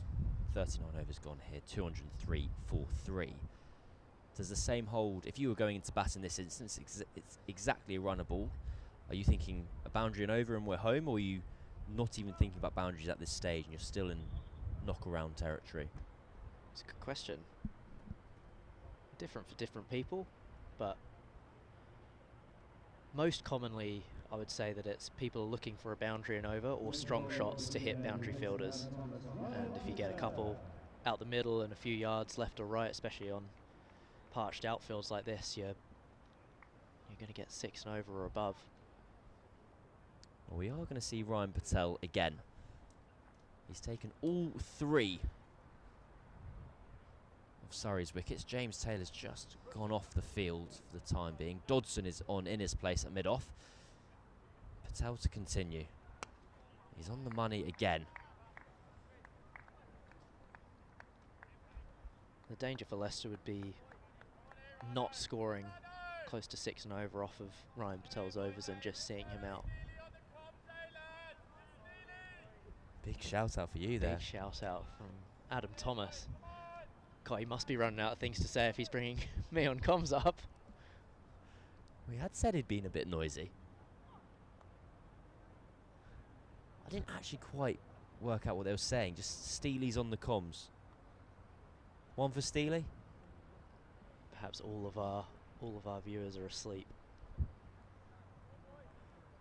And Adam Thomas has just woken them up with the decibels. Well, Ryan Patel already has a career best with the ball in List Day cricket today. 3 wickets. He's never taken 3 wickets before. He just looked up towards you for inspiration there. Any words of advice? Clipped into the leg side for 1 run. Keep bowling straight, Ryan. Because it works. I must say, it is weird not being out there.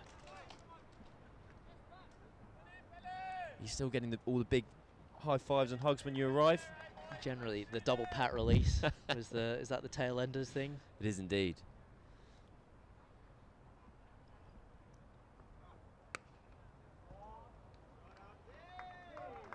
Well, there is that boundary for the over. Bit of width on offer from Ryan Patel and Hamza Sheikh.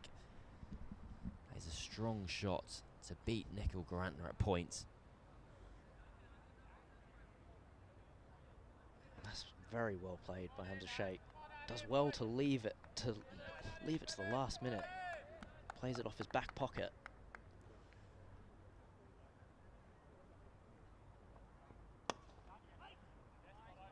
Always hard to drive a ball backward of point and time it the way he did. He's been nice and patient. Always tough when you start your innings slowly to catch up, but he's getting there. 67 off 91 now. At one stage he was 3 off 20 balls. You take that start off the top of his innings. All of a sudden he's on 64 off 70, and that will be how he's feeling at the crease now. Single to finish the over. 40 overs done. Leicestershire 210 for 3. 61 required from the final 60 balls. Surrey, well, they don't quite need a miracle. They need several events going on in their favour in quick succession. And Adam Thomas, been leading from... Well, he's been leading from mid-wicket. That's how I'd describe it. Geeing the troops up. He's going to have another bowl.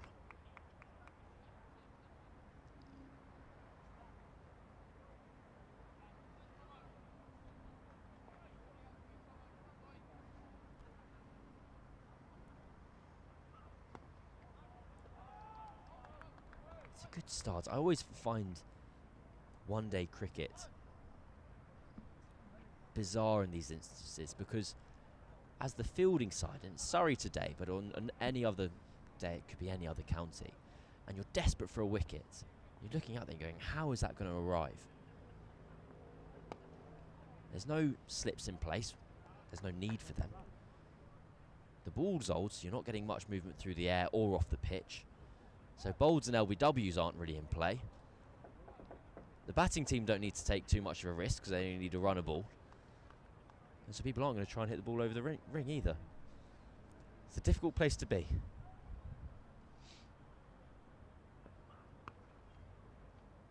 And it's where your captaincy is so important, as well as the energy from the fielders.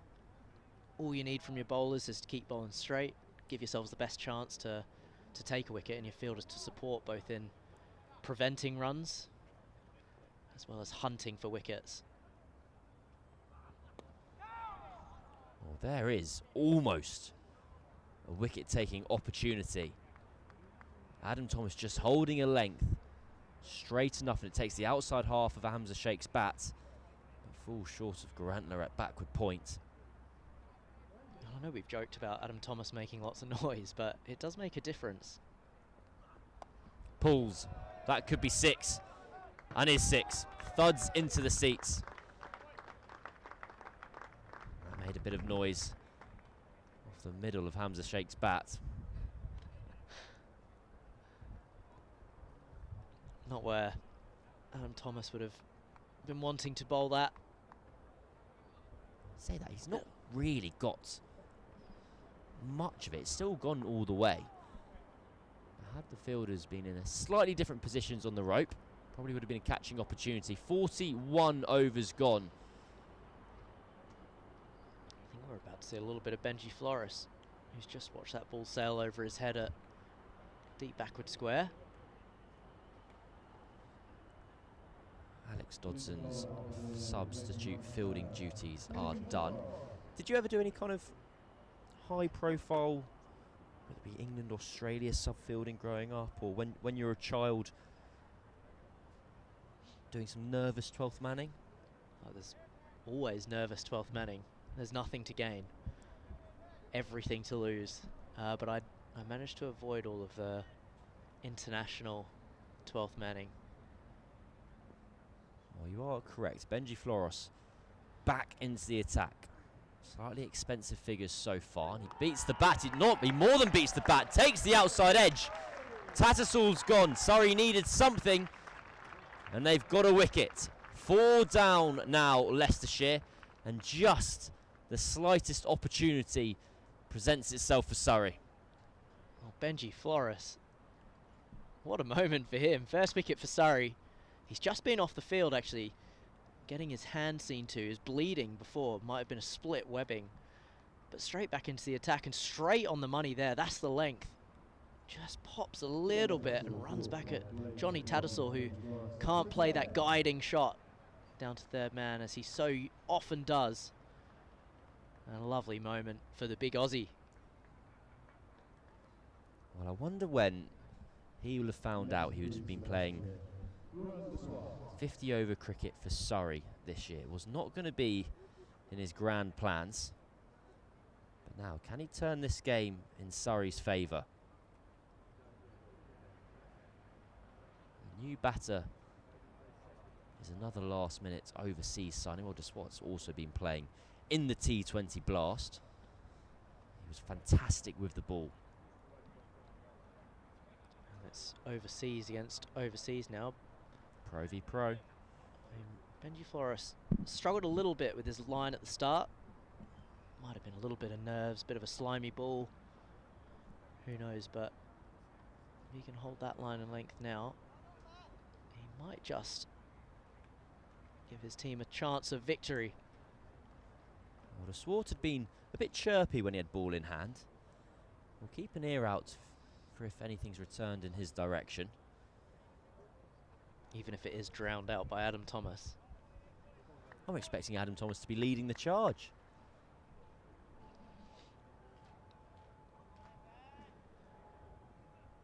Well, the game just takes on a different feel. De Swart facing his first ball. Hits it to mid-off, runs, direct hit will be out. And Ralphie Albert turns round in semi-disgust because he had a stump and a half to aim at from about 10 to 15 yards away. That's an opportunity for Surrey. Good bounce for him as well. We've spoken about the bobbly outfield all day, but got it in his hands cleanly. Desperate to get off the mark was De Swart and looked like he was just safe. Just.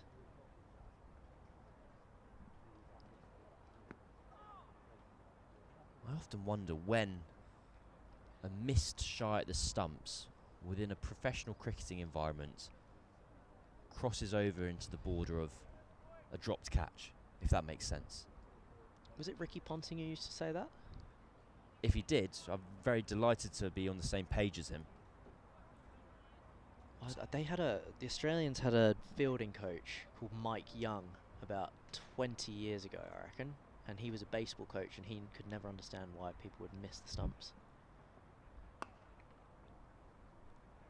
I suppose it was in that era where, well, if you're into the YouTube compilation clips of Ricky Ponting's runouts, like I am. Absolutely, yes.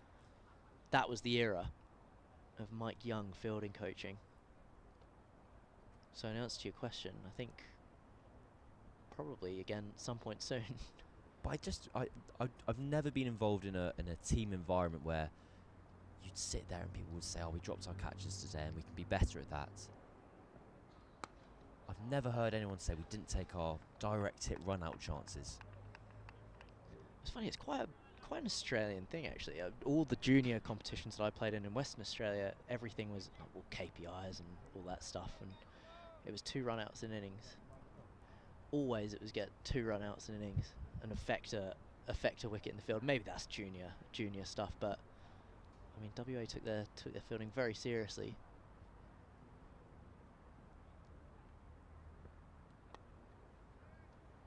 Thick outside edge goes down to deep third. I mean, obviously that doesn't work in professional cricket all the time, but I suppose it's a point. Well, 8 overs to go now. 222 for 4 the score. Still exactly, or almost exactly, a runner ball required. I remember reading a book about baseball, and it was a fictional book, but the kind of the context and the environments were all pulled from kids growing up playing baseball. And there was this star shortstop, and the drill he'd do is he'd stick up he'd basically put a stick at first base. That's his first baseman, and he's trying to throw the ball and hit the stick however many times over the course of his session. And that's hitting one stump from kind of like 50 yards away. I was like, hang on. People say one more hit, guys, and you're there for another 10 minutes. Most of club cricket. Anyway, Ryan Patel, a change of ends for Patel. He comes back from the railway end. He starts with a dot. I suppose in answer to your baseball book, could he ever hit a bouncing ball? That's the question. I hope not. We'd I be want to doomed. maintain superiority. I have had a couple sessions with a baseball throwing coach, and it was amazing. Down the leg side, wide ball. And I was shocked at just how quickly my throw improved, because it struck me that in England at least, no one ever teaches you how to throw. You just kind of assume that you'll learn the process of it. Whereas in America, your sports are throwing sports. It's American football, it's baseball. So your average 15-year-old's got a much better arm on them than the average 15-year-old here.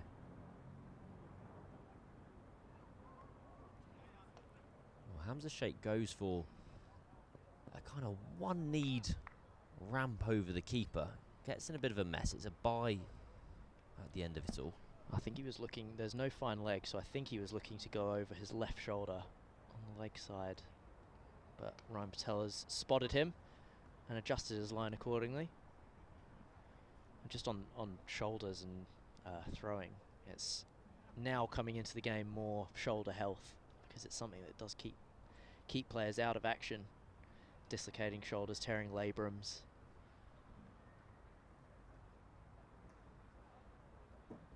Fielding will have a renaissance at some stage soon as marginal gains. I do remember, he can remain nameless, but a friend of mine's brother was briefly a professional cricketer. He's one of the worst throws I've ever seen, by any standard of anything. Is it Ed Pollock? It's not. I didn't know Ed Pollock had a particularly bad throw. Pulled. And that's 6. Invaluable runs for Leicestershire. And one fell blow. All the runs required for 1 over are made. This time Patel just dropping ever so slightly short. It's the first bad ball he's really bowled. Ryan Patel into the arc of the big left-handed de Swart.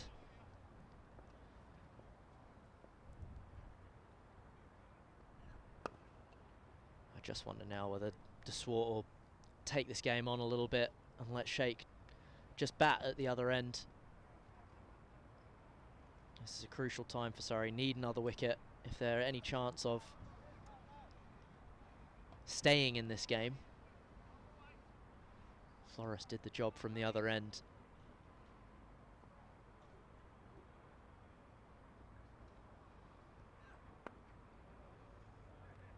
Well, there's trouble at both ends for Surrey here, because de Swart is there to win the game quickly for Leicestershire, and Sheikh is there to win the game slowly. They're playing two different races to the end, as it were. Sheikh is going to try and score 1 run a ball, whereas de Swart is able to have a bit more licence, attack the ball that bit more, and get this done in the 47th or 48th over.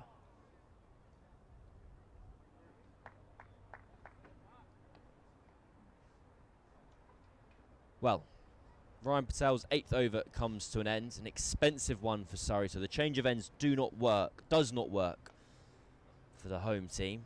Leicestershire 233 for 4, 38 required off 42. Benji Floros is going to continue.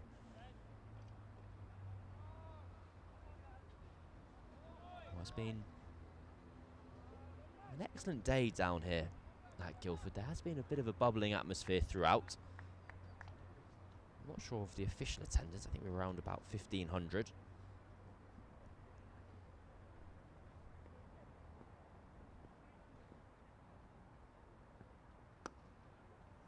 That's just clipped into the leg side for 1. Been a hot old day for the spectators. Saw a few people napping earlier. I've been eyeing up that ice cream truck all day. I'll tell you someone else who has. Dom Sibley out on the boundary. Can look at him looking. He's glancing at it longingly. I think I can tell this story. It's very tame, but it made me smile. I remember one of the Surrey's backroom staff talked about after Surrey had beaten Kent in Canterbury, chased 500, and Dom Sibley had carried his bat throughout the whole chase and finished on 150 or whatever it was.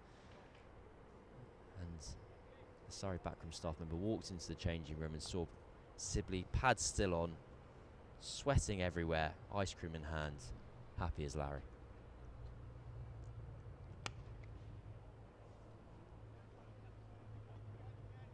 I believe it was a Solero. I believe he also had a shirt off. Paint that picture in your minds at home, viewers.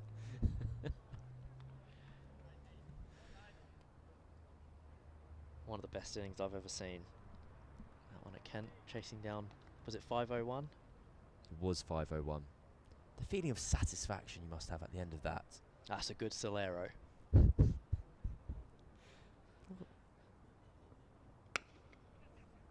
Hits mid off and run, and that's exactly why, because it bobbles, it's difficult. They come back for 2. De Swart's got to get a little bit of a hurry on there. I'm surprised James Taylor wasn't given the hurry up by a few teammates there, because it felt like for a moment there might be a run-out opportunity. Also just the idea, if you're Dom Sibley, every single time you have a Solero now, it can Tastes take you like back success. to that moment. Pavlov's Solero.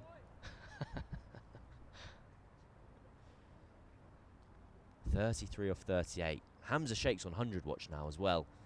Creeping towards it. That's 6. A flat pull shot from back of a length. And having said an over ago, Hamza Sheikh will look to go run a ball. Ooh, that's a shot. He's taking the aggressive option.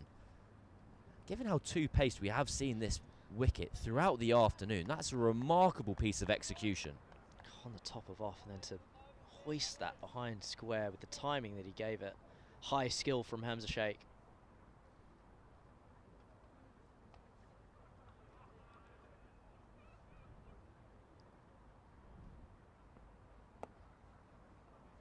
Well, Floros nails his Yorker, but Sheikh's able to just open his wrists on it and guide it down for 1 run. So another over ticks past.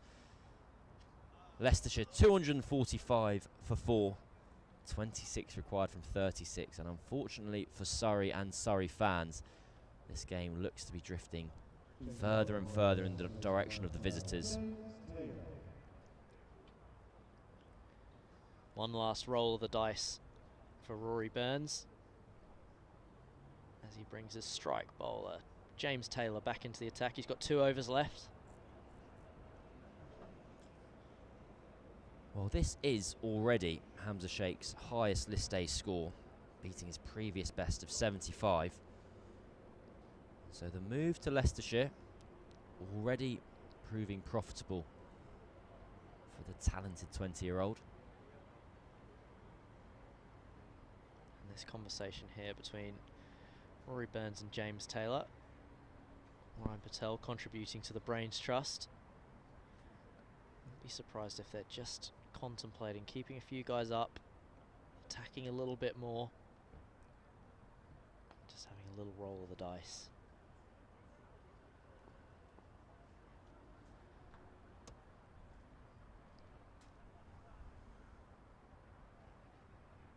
We're having a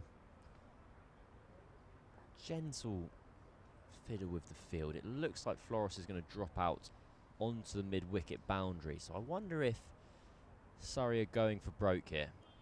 They're just going to go short ball and say either you're going to hit it for 6 or you're going to get out. And just as I say that, Floros comes back into the ring. Might bowl short anyway. Just see what happens. Catch it, Adam Thomas, the man who's out at deep backward square. Full on this occasion and well fielded off his own bowling there, Taylor. I reckon that was going for 4. Just inspecting the pain that he's concealing. I must admit, he's not doing a very good job of concealing it at the moment. Or his hairline with that headband. Sorry, that's a low blow, James.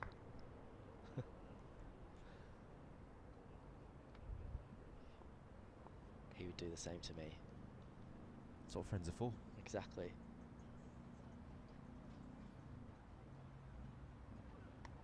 Oh, big full toss. No ball given as well, so there's going to be a free hit. I think Hamza Sheikh might regret taking that single. So he moves on to 90. Swart gets the pleasure of facing a free hit. So take cover in the road. We have had one ball go into the road this afternoon already. It clunked into a car and caused a bit of a commotion for a fair while. I think there will be some insurance claims being made. I don't quite know how you fill out that form. I was driving with a pen, says Mark Church. Thought he'd said something helpful.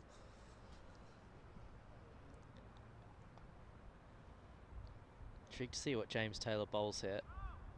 Stacked leg side field. I'd imagine he'll go for a Yorker here to the left-handed de Swart.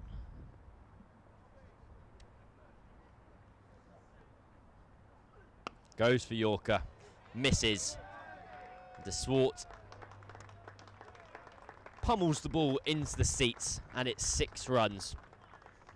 So a costly free hit for James Taylor. Precision from de Swart.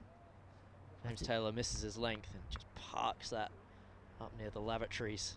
I do find it funny seeing the fans running away from the ball. Part of the fun. 18 to win now. Here we take a single. So I remember last week, Joe Root in England's ODI said to Gus Atkinson, "Don't worry about me. Let's just get the win." Joe Root has dozens of international centuries.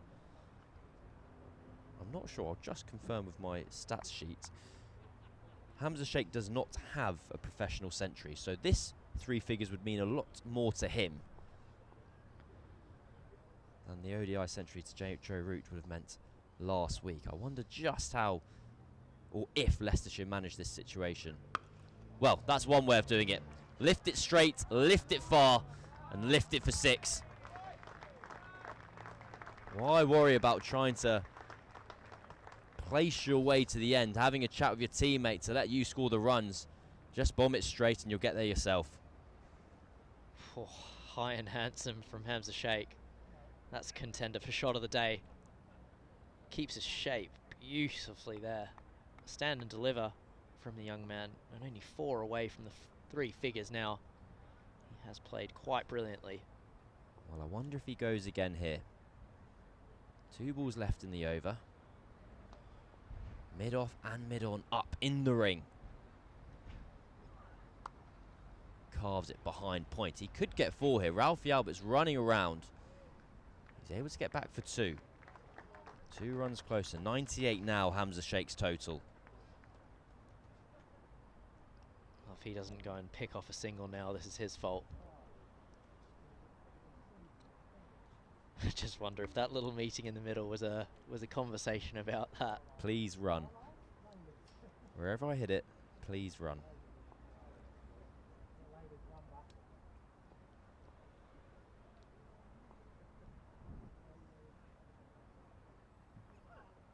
Oh, big swing and a miss. He fancied it. He wanted that big drive for 4 through the covers to bring up 3 figures. As it happens, it's a dot ball. So 9 runs to win for Leicestershire. The final rights are being read out for Surrey. Leicestershire 262 for 4.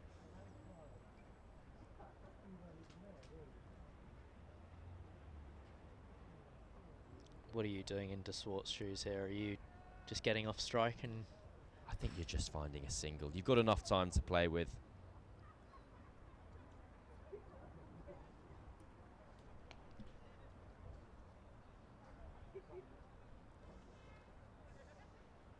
Coming round the wicket. What are you doing in de Swart's shoes, more to the point? I think I'm trying to get a single, but if I'm Hamza Sheikh, I'm pretending like I don't care about 100. Well, top edge. That could and should be out. Tommy Elam underneath it.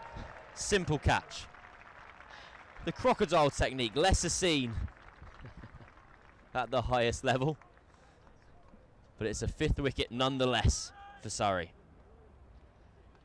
And who knows? Who knows? Well done again from Benji Flores. With the short ball. Just too wide to be pulling for de Swart. And there's the crocodile technique from young Tommy Elam. It does the job. And now they're halfway, 5 down. 262 for 5 now, Leicestershire. But with Ben Cox coming to the crease. I wonder if Tommy Elam's always caught the ball like that. You know what? I reckon he has spent too much time in Australia in recent years and has tried to learn to do hands facing high AFL style Hasn't quite got it. and just indecision. It worked. What's the problem? Oh, it's good to see. It's been a long day in the sun for everyone. Has indeed. And it looks like it's going to be a defeat for Surrey. Ben Cox retiring at the end of this year, which is, I must admit, I was more sad to see that than I was expecting to be. He's had such a excellent season. It's such a good story of him moving from Worcestershire to Leicestershire, scoring his first Division 1 century potentially in his career. Apologies if that's incorrect. Being such an integral part of this side. He may well get the chance to hit the winning runs here this afternoon. Benji Flores has 2 wickets to his name.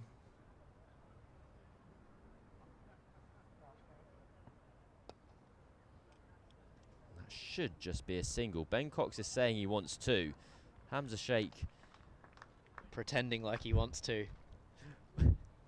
Hamza Sheikh, to his credit, does turn back, because it was a cantered double there. You could have given the big no run and not looked entirely ludicrous. Or done a hamstring, as Mark Church is miming next to us. Hammy shake.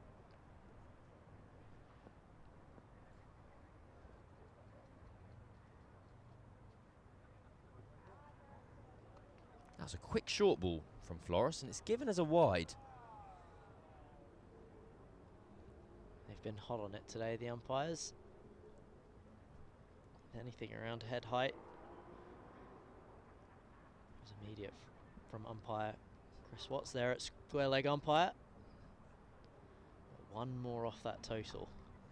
Well, has Hamza Sheikh been in the dressing room long enough to make his friends? So we're now 1 hit away.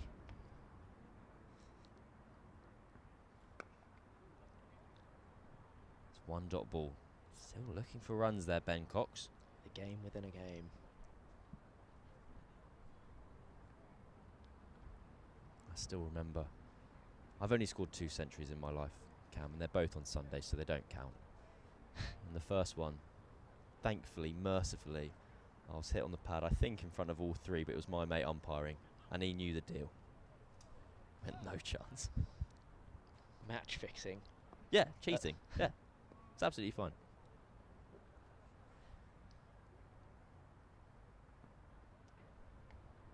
Well, that's a loose delivery down the leg side.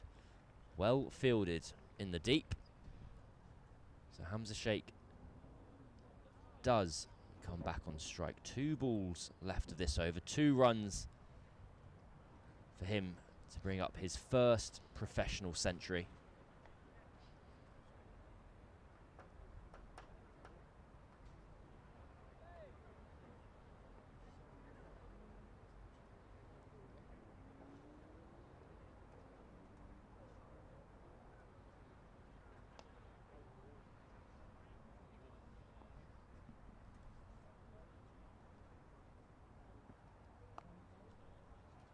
Hamza Sheikh opts for just the 1 run on this occasion.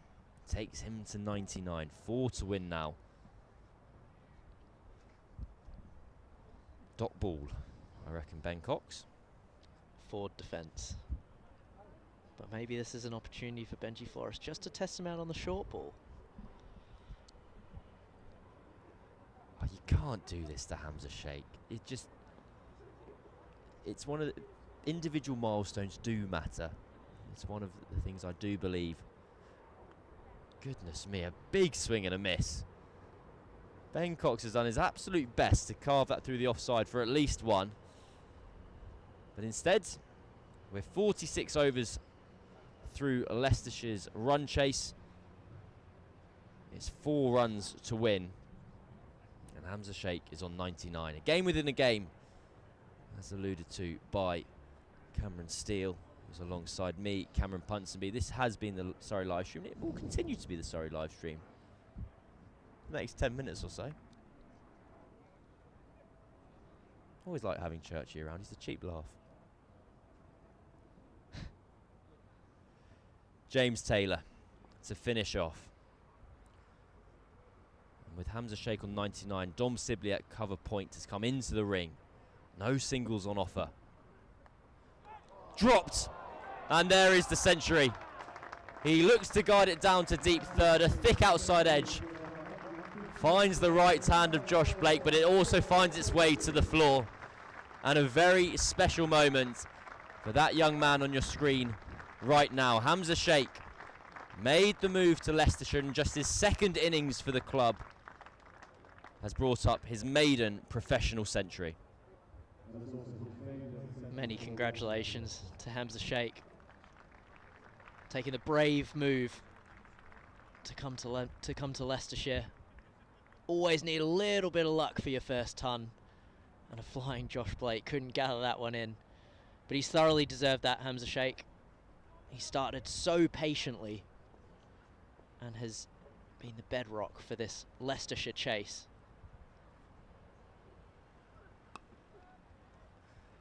I imagine James Taylor is a very poor poker player because he has looked very sad in the last 20 minutes. Not been his day. The outside edge has flown between first slip and the wicketkeeper. Went for 4. That opportunity just there's gone down as well. He had a drive smacked back at him, which looked briefly like he might have split a webbing. His wicket been wicketless.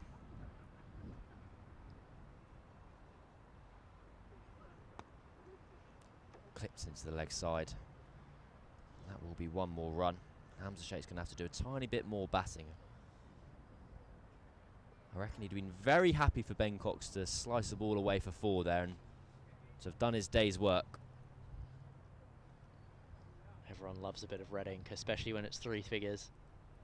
Or if you're the grade cricketer, you'd say that it's best in a losing side. We can have this conversation off air later. That's always been the one thing I've disagreed with. Oh, I suppose it's more of a play on Australian egos. Maybe I've just always been lucky to like the people I've played with occasionally. 2 slips in place now. 2 runs to win. And there's both of them. A beautiful, elegant cover drive from Hamza Sheikh that will find its way to the boundary, and Leicestershire have won this one-day cup fixture against Surrey by 5 wickets. Thanks in no small part to that man on your screen. Again, Hamza Sheikh, who finishes unbeaten on 104. His first professional century. And it's been whilst not the most thrilling ending to the game, pretty evenly matched contest. Surrey did very well to get up to 270, but the 2 centuries by Rishi Patel and Hamza Sheikh was too much for them, and they reeled in Surrey's 270 with 20 balls to spare. Cam, from a Surrey perspective, where did today not quite go right? Like you said, 270 was a decent total, but given the partnership between Ryan Patel and Adam Thomas, probably 50 runs short in the end. Where they were, 1 down, with about 15 overs to go, I think it was. Surrey probably would have liked to have had a few more. And Leicestershire did really well to restrict them. Took clusters of wickets in the last 15. Alex Green, Josh Davey doing a fantastic job for the Foxes. But all the credit must go to Leicestershire in their batting innings. Rishi Patel and Hamza Sheikh doing the work. Rishi Patel playing some sumptuous strokes with that high elbow, no bat tap famously, and just looks an outstanding player in his last year for Leicester before he goes to the South Coast. And Hamza Sheikh, star of the day for me, 104 not out in his second game for Leicestershire, and he looks like a key signing for the Foxes, and good on him for making the move and for taking his opportunities. Well, there is the tail of the tape on screen now. The match summary: Ryan Patel has had a very fine game himself. 97 with the bat. He fell just short of his 5th List A century. Then 3 wickets with the ball as well. As well, he might well be sick of people always referring to his performances at Guildford, but he keeps playing very well here. So what can you do? De Swartz for Leicestershire was the pick of the bowlers. 4 for 49, including 2 in 2. We should really just put the brakes on Surrey's innings. Then in reply, Leicestershire, in truth, were always in control to consign Surrey to their first defeat of this year's Metro Bank One Day Cup competition. Thank you to everyone who has tuned in today. Thank you to Mark Church, thank you to Cameron Steele, thank you to George Gompertz, thank you to all the camera people, and Jake right there who's looking at me lovingly. Thank you to me as well, and we'll see you again on Sunday.